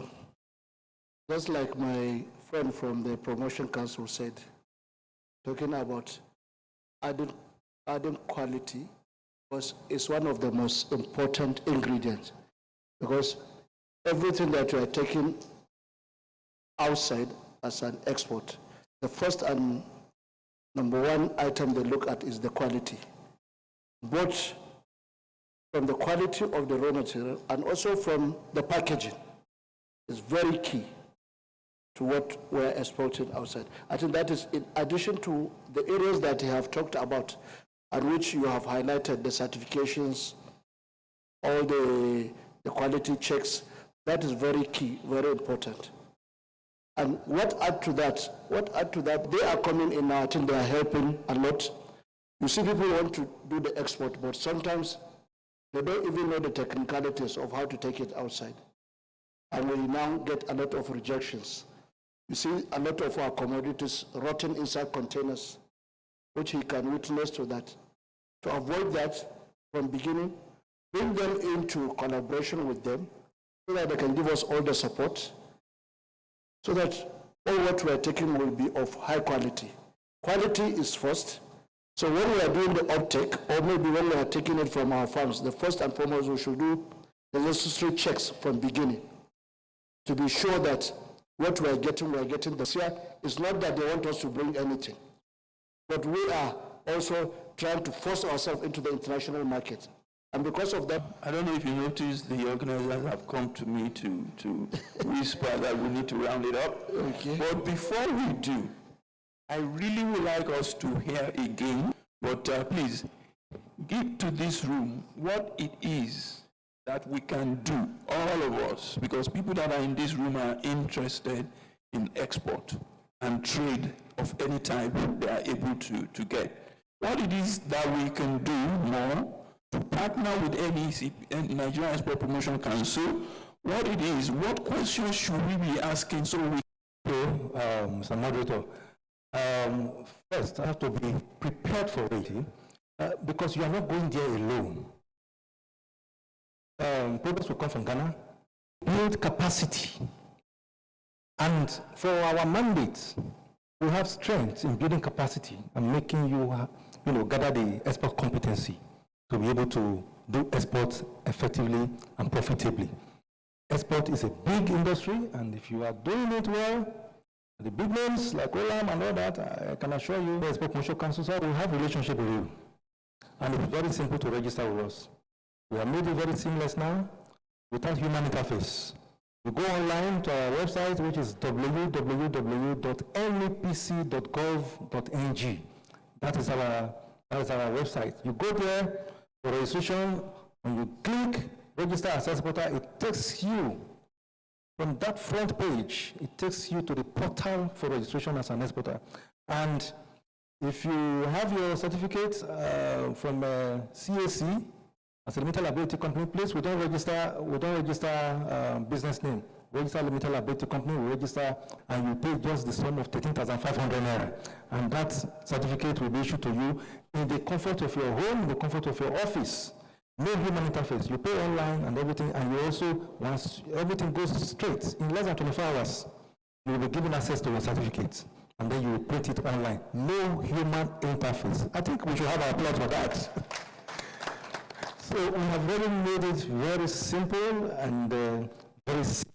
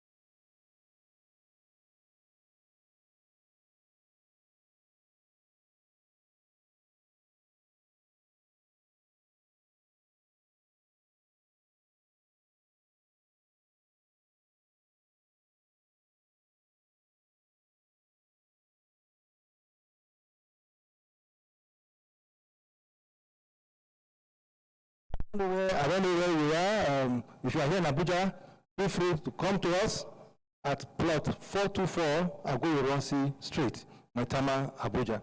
We have wonderful staff. What are you?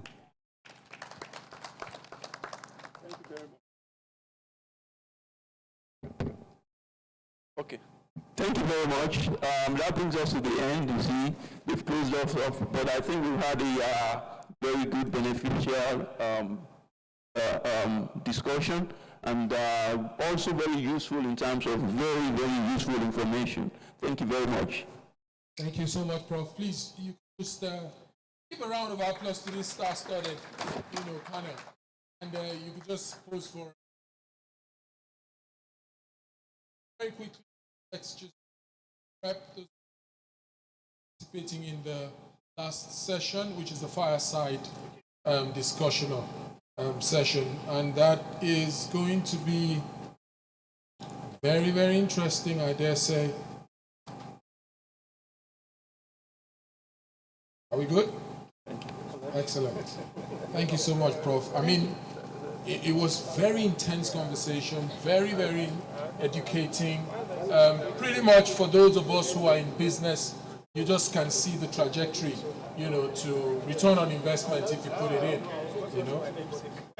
And the conversation we're having also about the need to look at things from a principled business perspective. If trade is going to get you the hard currency and you have the wherewithal to access the market, crying out loud, you just seize it, And the new trend, dispositional inclination of the United Kingdom government, because they have a situation on their hands, is an opportunity. There's also a market locally. Then galvanize productivity, raise your stakes, produce more. So it all keys into the need to look at these things from a strictly business perspective, and that's really what we heard here. Olam, we heard, started here in Nigeria as a trading company, and now it is on the stock exchanges of the world. Amazing stuff. So it tells us just how we. So and I know. Okay, so where are the folks?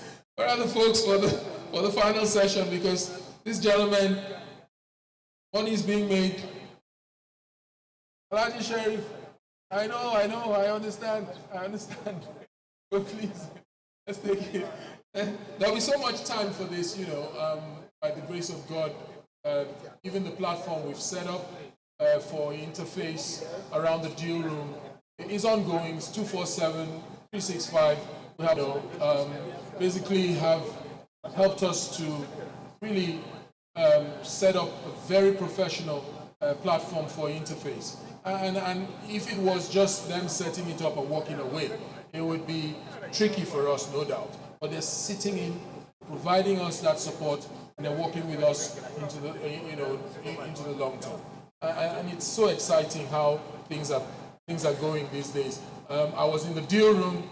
We will hear from Olumide, but in all honesty, I was spellbound at the speed with which transactions were just being sealed off on the go.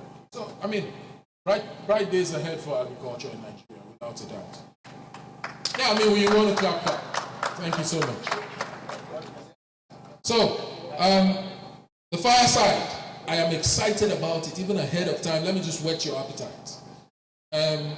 When it comes to, conversations around trade, productivity enhancement, burgeoning power called effect. In all honesty, those guys are really, really doing the kind of things you want to see and hear in the agricultural space in Nigeria.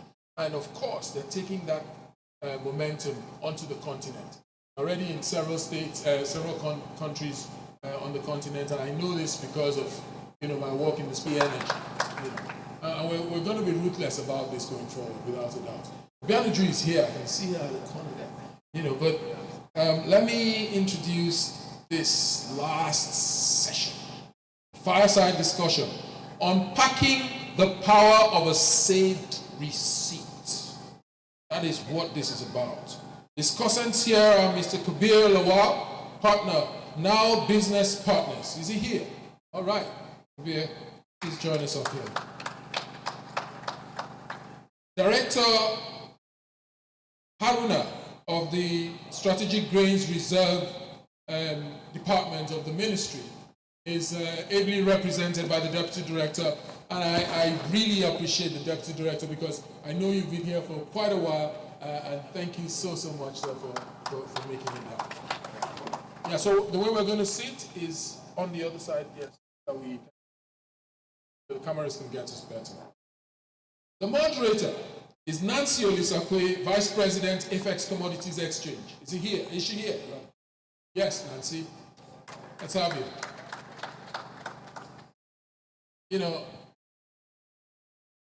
I am looking forward to this conversation.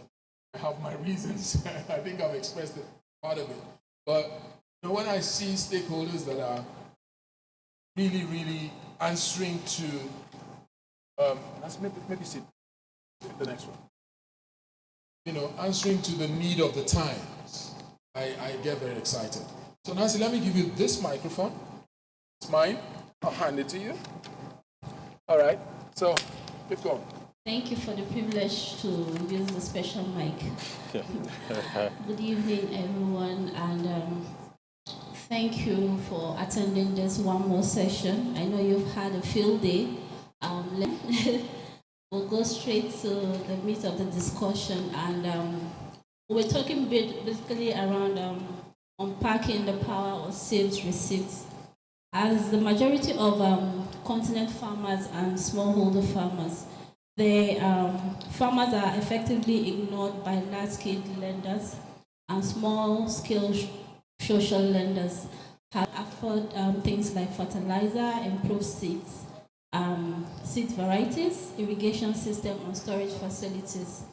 They are perpetually trapped in a circle of low agricultural productivity and high post-harvest losses. It's in the light of these huge concerns that we're having this discussion around warehouse receipts. Before we start the discussion, I would like my able panelists and fire chat members to just do a small introduction of themselves. Thank you.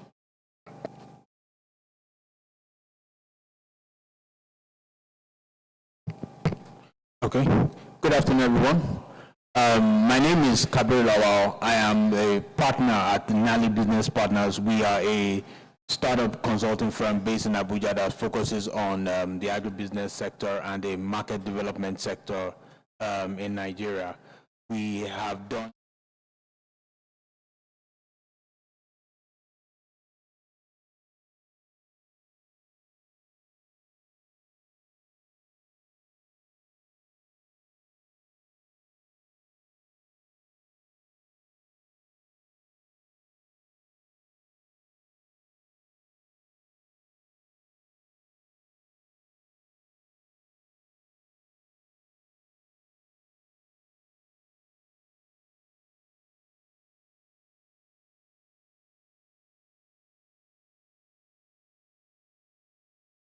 The Ministry, Federal Ministry of Agriculture, we are into the bulk storage of strategic foods for the food security of the nation. That's essentially why we're here. Good evening. Thank you. Thank you so much, Mr. Francis Adole. I would like to say that journey at Apex has been one that has been very humbling, and right from the onset, the Ministry of Agriculture has really played a very pivotal role. Please, let's commend them with a round of applause. And also, Mr. Kabir has been a very, very supporting member of the exchange. Thank you so much, Mr. Kabir. Okay, let's go to the meat of the discussion. Now, we've been talking about warehouse receipt. Over the years, we've seen a lot of countries are already embracing the concept of warehouse receipt system. Now, what agricultural challenges does the warehouse receipt system seek to solve, and how does this help farmers and processors? I'll start with Mr. All right, thank you very much. When it comes to the challenges that the warehouse receipt system is going to solve, I would want to list them. There's the challenge of the all year round access to commodities, because with the warehouse receipt system, you have a situation where commodities are put into warehouses, and you then have a situation where over the course of the year, you can have more access to the commodities, rather than the situations where there is a lot of glut and there is like a scarce system, a scarce period where people cannot get access to these commodities. Also, when it comes to access to finance for farmers, because the farmers carry their commodities to a warehouse and are then giving some, the warehouse receipt system now grants the farmers more access to finance for them to do other farming activities. These days, what you have is either farmers sell their commodities directly to the market at the point of harvest, getting low prices for their commodities, or they store their commodities in very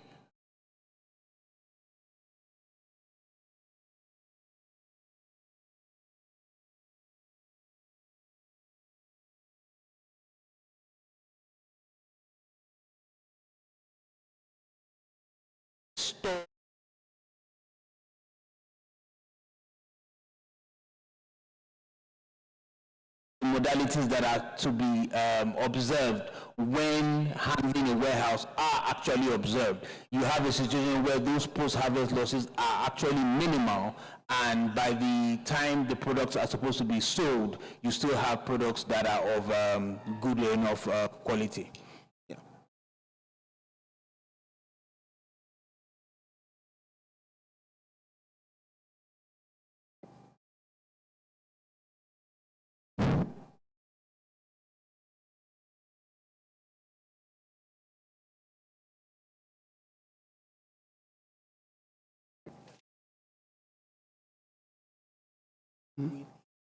Sorry? Yeah. In addition to what my fellow discussant just said, actually one of the core essences of the warehouse receipt system is a way of drawing farmers out of poverty. Because of the incidences of middlemen that we all know, no sooner than they produce at harvest, than the middlemen come around, buy it from their houses and farms at very low prices. And then later they sell to the market at very high prices. So the essence of that warehouse receipt is a case that the farmer himself will be able to take it to the operators of the warehouse, and like he did say, you'll be receipted at his convenience. And when he sees that the prices appreciate, he's able to go back to that, like he did say again, produce another services to show that they have the financial wherewithal and they become credit And one of the platforms the ministry has provided, like FX, they've gotten, in the early 2020s, the ministry constructed city warehouses across the country using 13 or thereabout from government. So we as a government provide the facility for them to do their warehouse trading services. Thank you.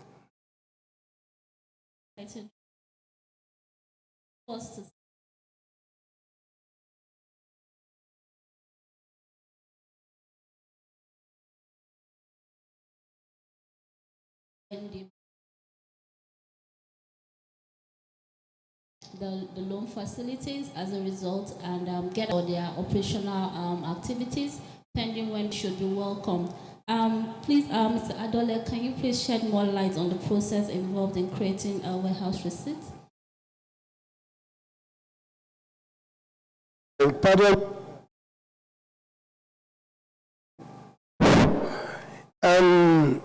Actually, like we know of late, agriculture in the country is being encouraged to go for business.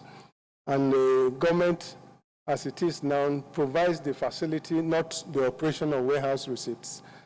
As a government, we have been able to establish beyond the warehouses a couple of other storage.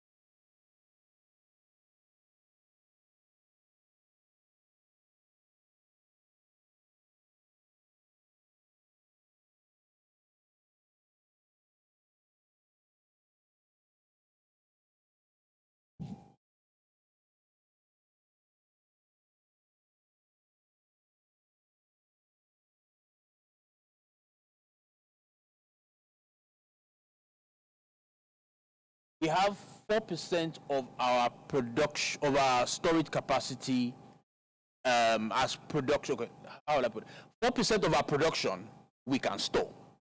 Whereby in South Africa, they have about 85%, China. So that infrastructure then needs to come up. Then we now have the farmers themselves. For the warehouse receipt system to work properly, the farmers need to be able to produce in volume and in quality. The regulation that comes with legislation will have to set a minimum standard for each of the commodities that would come into the system, because you don't want a situation where you have infested maize being brought to a warehouse, and because a farmer did it, you then think that it can just go in there. There are minimum standards.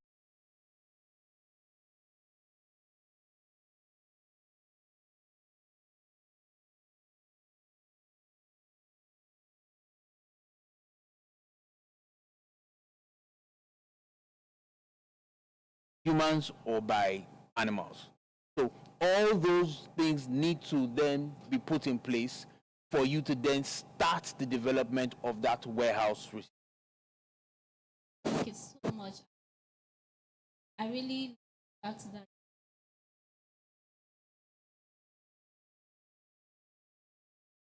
Stakeholder. Very, very important to know. Very easy for the farmer to get away with it. All he or she deposit the inventory in a certified warehouse. That inventory is graded, and then there's a weight allocated based on the scaled quantity. Based on the grade of the commodity, that same inventory is being represented on a system called the warehouse receipt system, and the farmer can actually log in. And the good side of it is that that inventory can be collateralized, securitized for collection of loan. And the long run impact of it is that the financier has the comfort that this inventory is domiciled in a warehouse, that there's actually high level of quality control, there's quantity control. You won't finance say 1,000 metric ton and tomorrow you come of collateral and need to go through certification because of the risk inherent in actually fulfilling that role. So the collateral managers are actually stakeholders in that space. We also have the financiers, which could be the bank or non-financial bank institutions that actually support financing of that inventory. And more importantly, the role of the warehouse manager, because ensuring that the right fumigation is done, ensuring that the circle is being controlled, ensuring that there is no theft, all those sits with the warehouse manager. And all of this are actually encompassing and support the role of the warehouse receipt. Mr. Adole, I would like to ask what policies and interventions are in place by the federal government to guarantee the success of this warehouse receipt system? Are there any? Should there be any? What do you think should be done?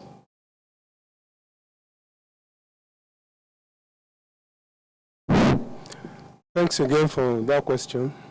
Policies and security guarantees.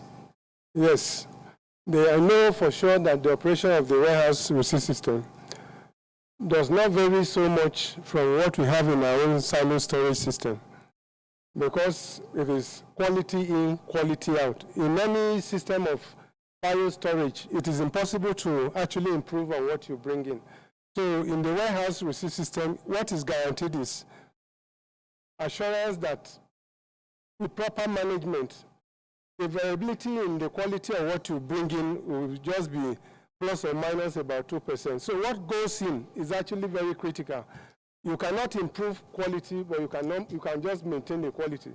So it is critical. And in terms of policy, yes, the partnership that runs between FX and other interest parties that go into leasing of our warehouses is provided, like I know, in the lease agreements that come between government and whoever counts. But as the level, like I did say, of the storage of mass storage of agricultural products at the government level, maybe I would have thought a little that we should create a separation between the warehouse receipt facility and the strategic food reserve system of government, Because warehouse, like I did say earlier, is a private sector thing, while the strategic food reserve, taking up 5% of the national annual outputs of mandate crops, is a tertiary government thing. So we agreed annual lease rates and ensure that from time to time we'll carry out monitoring of the warehouses in line with the lease agreement. That is to say, if they come and tell us that they are leasing for warehouse receipt system, we ensure that our strategic food reserve for the country, I think we have a lot.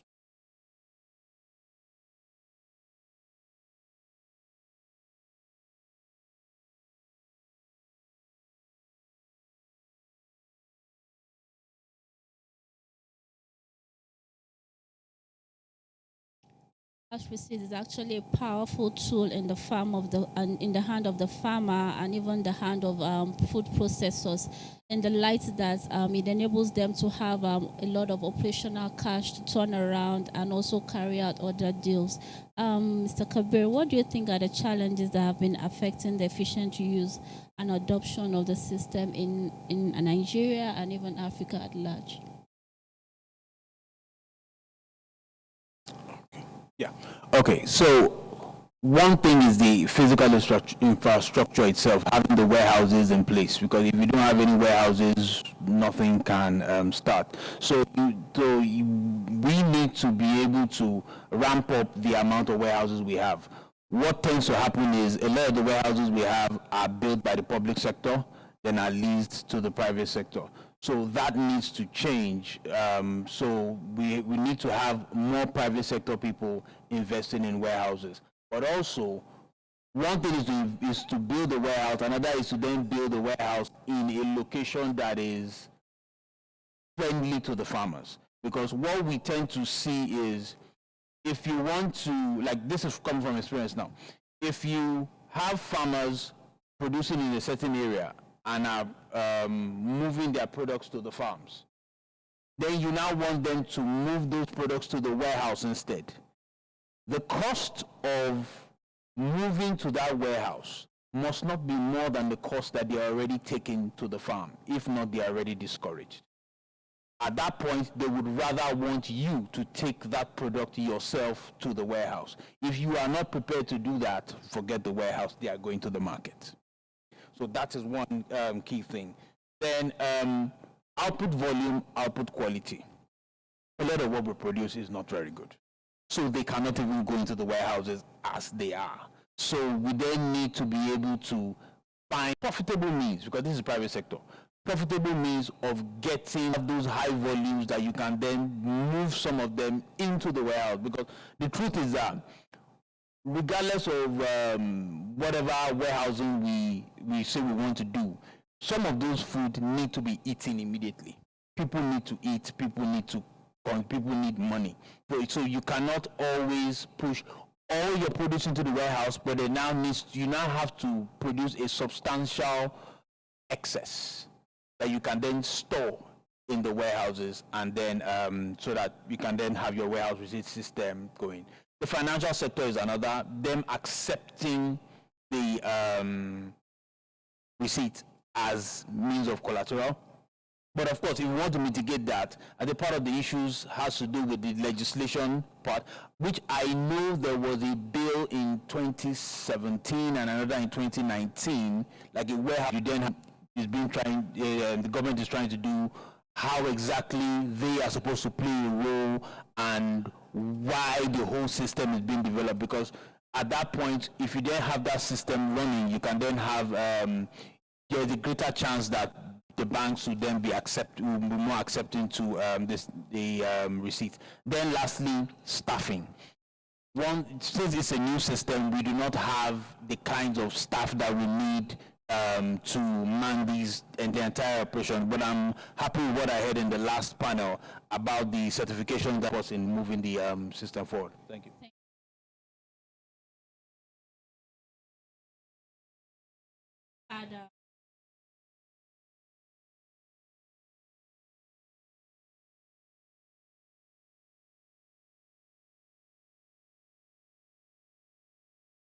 What are the effects of the talk?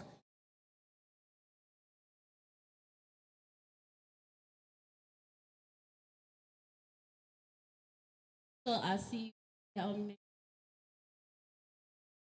which will help a lot of startups also have some kind of repurchase contract as well as the comfort that the financiers have in our robust technology system, which is COMEX.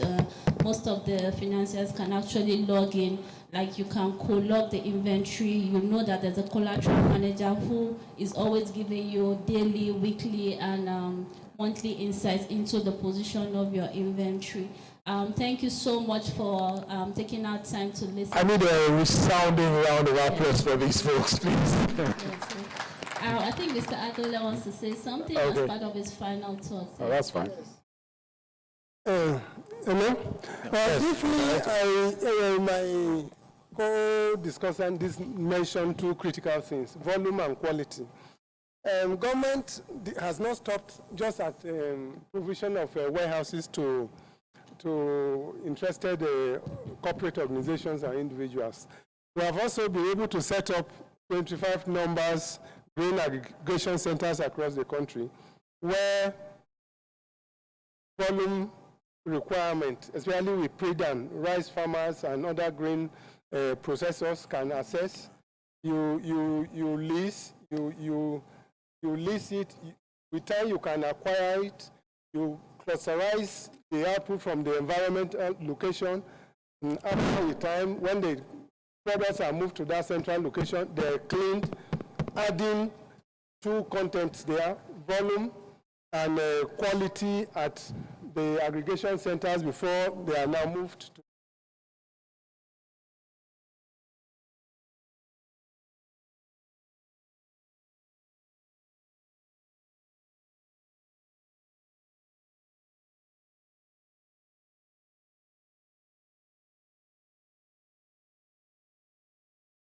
Thank you, Director, and also thank you, Kabir Lawal. It was really an engaging session. I would have loved to have you just keep going. I was enjoying it. I understand the transformational, implication of the warehouse receipt out if it can, take the redundancies out of the way in terms of transactions in the ecosystem. The great work you're doing, fantastic. I recognize also the Feed the Future agribusiness cohort, and the work they're doing just to push the legislation you're talking about.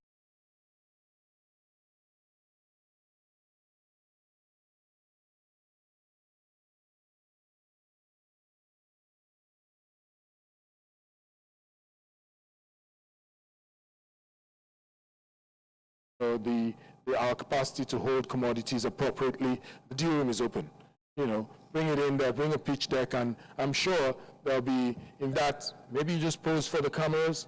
Thank you so much. Please give it up for them again. Nancy, thank you. Yeah, just pose for a group photograph. We're going to get feedback from the deal room. And I know the guy who's going to be doing it. We can save a lot of time, but we'll sure get the gist of what transpired there. I told you I was, shell-shocked when I got up, the kind of things that were going on, and the sign-offs that I was seeing, the numbers that I was hearing, just got me a bit dizzy, as it were. But Olumide Ojo is the chief of party for the USAID Feed the Future Agribusiness Investment.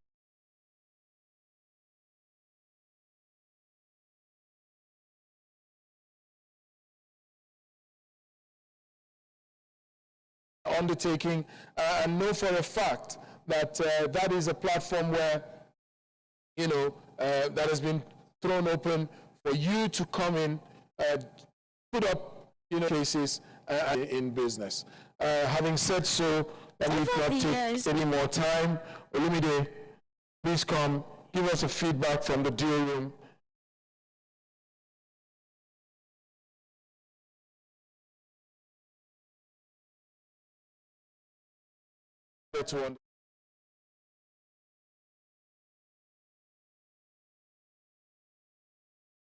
We achieve your aspirations. Olumide, it's your time. Thank you, Richard. I know we have exhausted ourselves. It has been quite a robust engagement over the past 2 days. Let me crave your indulgence to mention that the just concluded session is one of the most fascinating sessions in this summit, talking about the interest of the United States government to support any initiative that will open up the agri-finance market space to facilitate a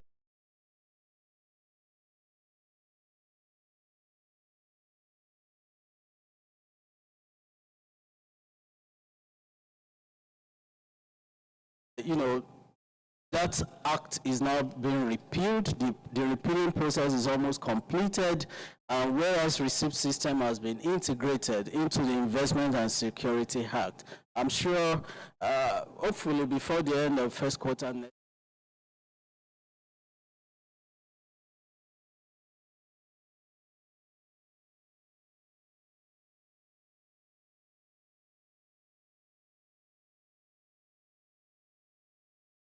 so much.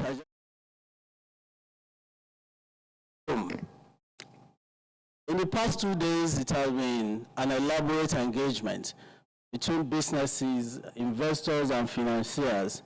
And time and space did not allow us to be able to engage all the businesses. So in summary, if I can present the summary of what transpired in the deal room, more than 20 agribusinesses were present in the deal room, out of which we were only able to take 10 pitches. So 10 were able to pitch their business models, their finance needs, and of interest, including the not so visible ones. So we have rice value chain, we have maize, we have wheat, soya, we have quite an impressive business model.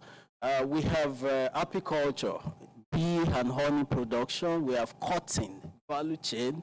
I mean, it was interesting. For those who were there, I'm sure you were able to take away one or two things. And these businesses, they were requesting for a total of about, I mean, the aggregate capital need for the 10 businesses at pitch was about $100 million. And, there were very impressive signal in the room that those businesses and the transactions and the deals are going to be taken further. Already some were consummated yesterday, a number were consummated today as well, and special thanks to Tingo. Tingo was heavily present in the room. Yesterday were also in the oven, being baked at the moment. So it was impressive, and we were so encouraged, we were so impressed with the outcome of that engagement. So, next steps, there'll be ongoing engagement with the businesses, and there'll be post-deal room technical support for enterprises that need financing. So we are very open, the interface is open.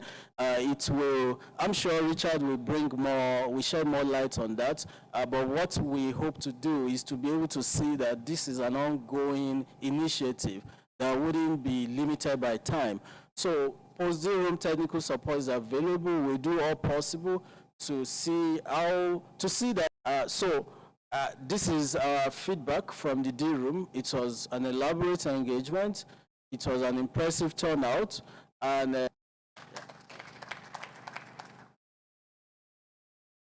thank you, Chief of Party Olumide. Please give him another round of applause. The reason is I want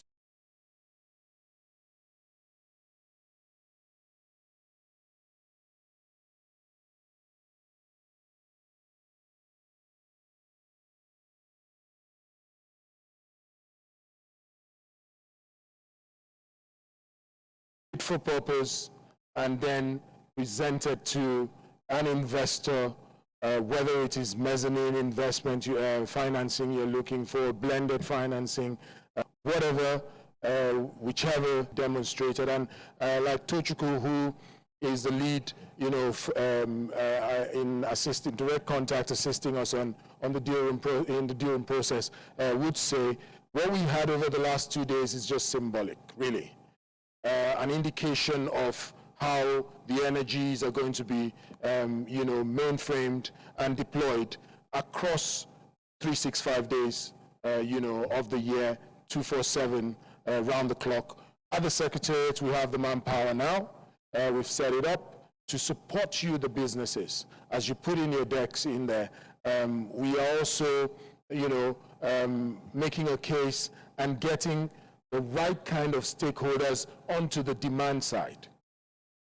So folks are already reaching out to us from the United States, as far as South Korea. We have the GGGI, I'm just mentioning them now, so I'm sure they're listening to me online. Out of South Korea, they want to invest.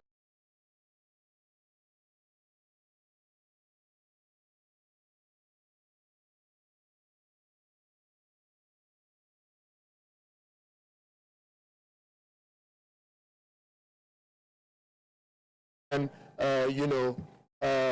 carbon credit haulage. It's just for us to understand how the dynamics are playing out globally and how to sit in that matrix and leverage it for value. It's as simple as that. The African Development Bank president would always say, look, you just pull the blind, and then everyone can see that there's a complete horizon in front of us. So the limits are those ones that we've placed, and we can just afford to take them off. I'm going to invite two people to this podium just as I round off. The one is a man I'm looking at who's on the phone, Professor Moitala Sagagi. Prof, please, I want you to do us the honor.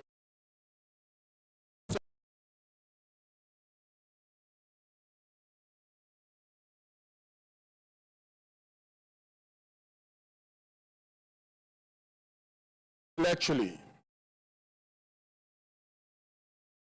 And that tripod is, going to be operating his intellectual power. You saw a bit of it in the course of the day. We're going to be tapping on his intellectual power.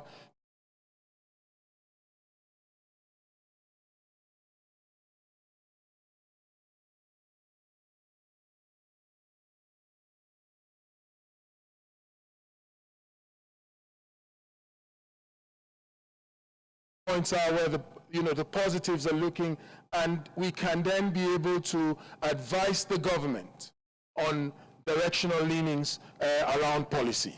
We would have the Federal Minister of Agriculture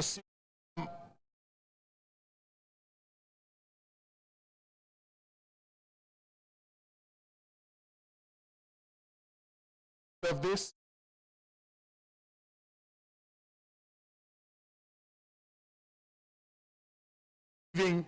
Real time to the real time, realities that we're facing. Of that team, please give. So Adedeji.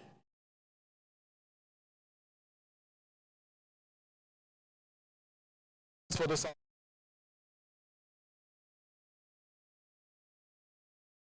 Lagos Business School will be giving us the Grey Matter interface or assistance as we interface, with the policy makers and of course the rest of the industry. And the third and final one is Professor, he's of the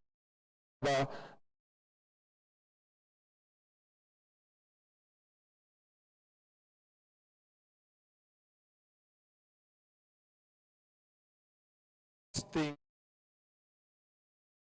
that going forward, I'm excited Nigeria Summit Secretariat. I've taken up this role full time. Not going to be doing anything else. I've told my folks this is where my concentration is going to be going forward. I will be here with you.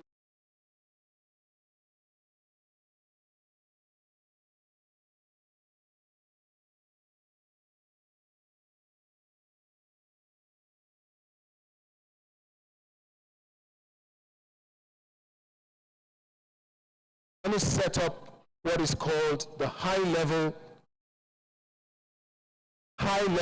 coalition on agribusiness.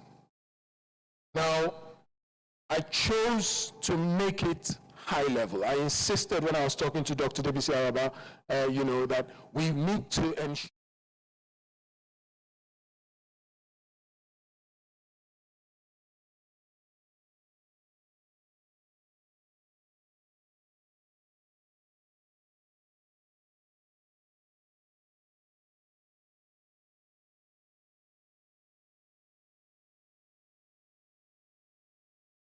of us who would be the creme de la creme of the sector.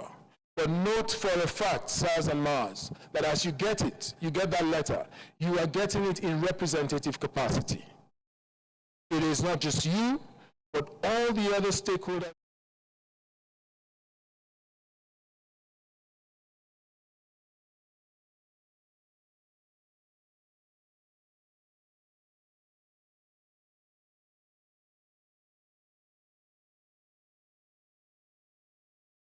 The delegates, for both physical and those of the teaming audience that we have online, and indeed our technical contributors, for making this Feed Nigeria Summit 2022 one of the most remarkable convocations that I, for one, have participated in. And trust me, I have had a whole bunch of them.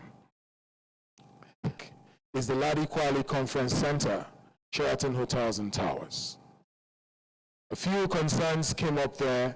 New owner, wanted to put the place in order, and so they shut it down. That's the reason why we're here on the 12th and 13th, because we're going to be here, we're going to be there on the 5th and the 6th of December. But then again, we've taken the advantage, but hopefully, we will be returning home the next time we'll be gathering. Because of course, you would know from your experience that really, it's not really what we are used to. On that note, I will draw the curtain on this August convocation in December. And I would have a great time and keep believing in Nigeria, because there's a whole lot, going to be happening hereafter. God bless you.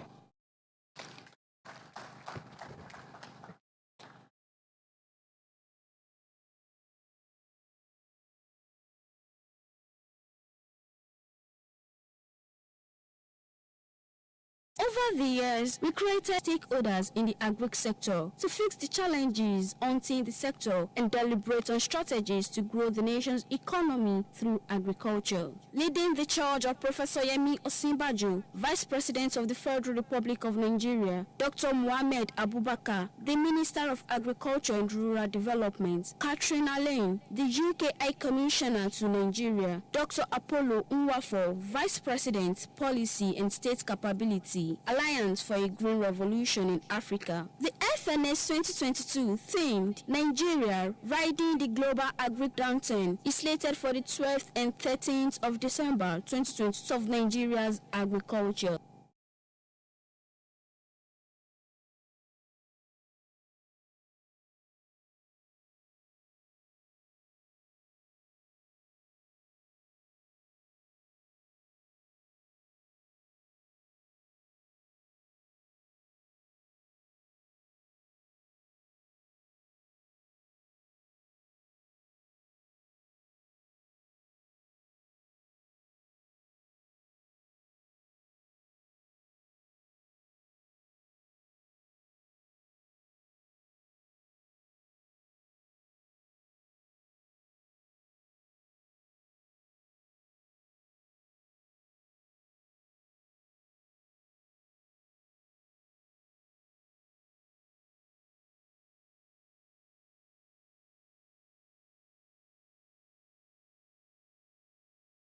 Over the years, we created a space for partnership synergy, a response to the deadly COVID, and a recovery to the food system of the nation. This year, the Feed Nigeria Summit 2022 is back again to provide a platform for the stakeholders in the agric sector to fix the challenges haunting the sector and deliberate on strategies to grow the nation's economy through agriculture. Leading the charge are Professor Yemi Osinbajo, Vice President of the Federal Republic of Nigeria, Dr. Mohamed Abubakar, the Minister of Agriculture and Rural Development, Catherine Alain, the UK High Commissioner to Nigeria, Dr. Apollo Nwafo, Vice President, Policy and State Capability, Alliance for a Green Revolution in Africa. The FNS 2022 themed Nigeria Riding the Global Agric Downturn is slated for the 12th and 13th of December 2022 at the Nigerian Air Force Conference Center in Suits. FNS 2022 is brought to you by Agro Nigeria, the voice of Nigeria's agriculture.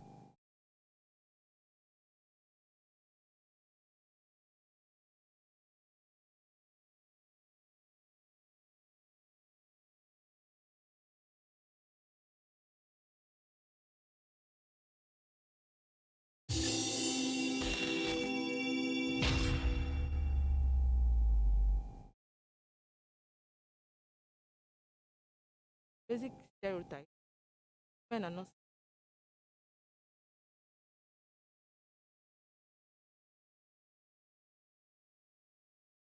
And then when you even basically, I tell people when I do something, the woman like a man. I tell people, don't call me a woman. I am a woman who is basically saying my strength. Because I am a woman doesn't. I tend to do even guys. I think young women sensitize, they will know that.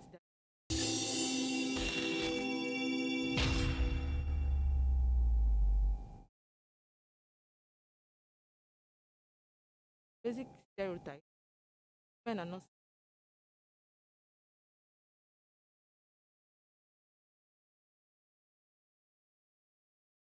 And then when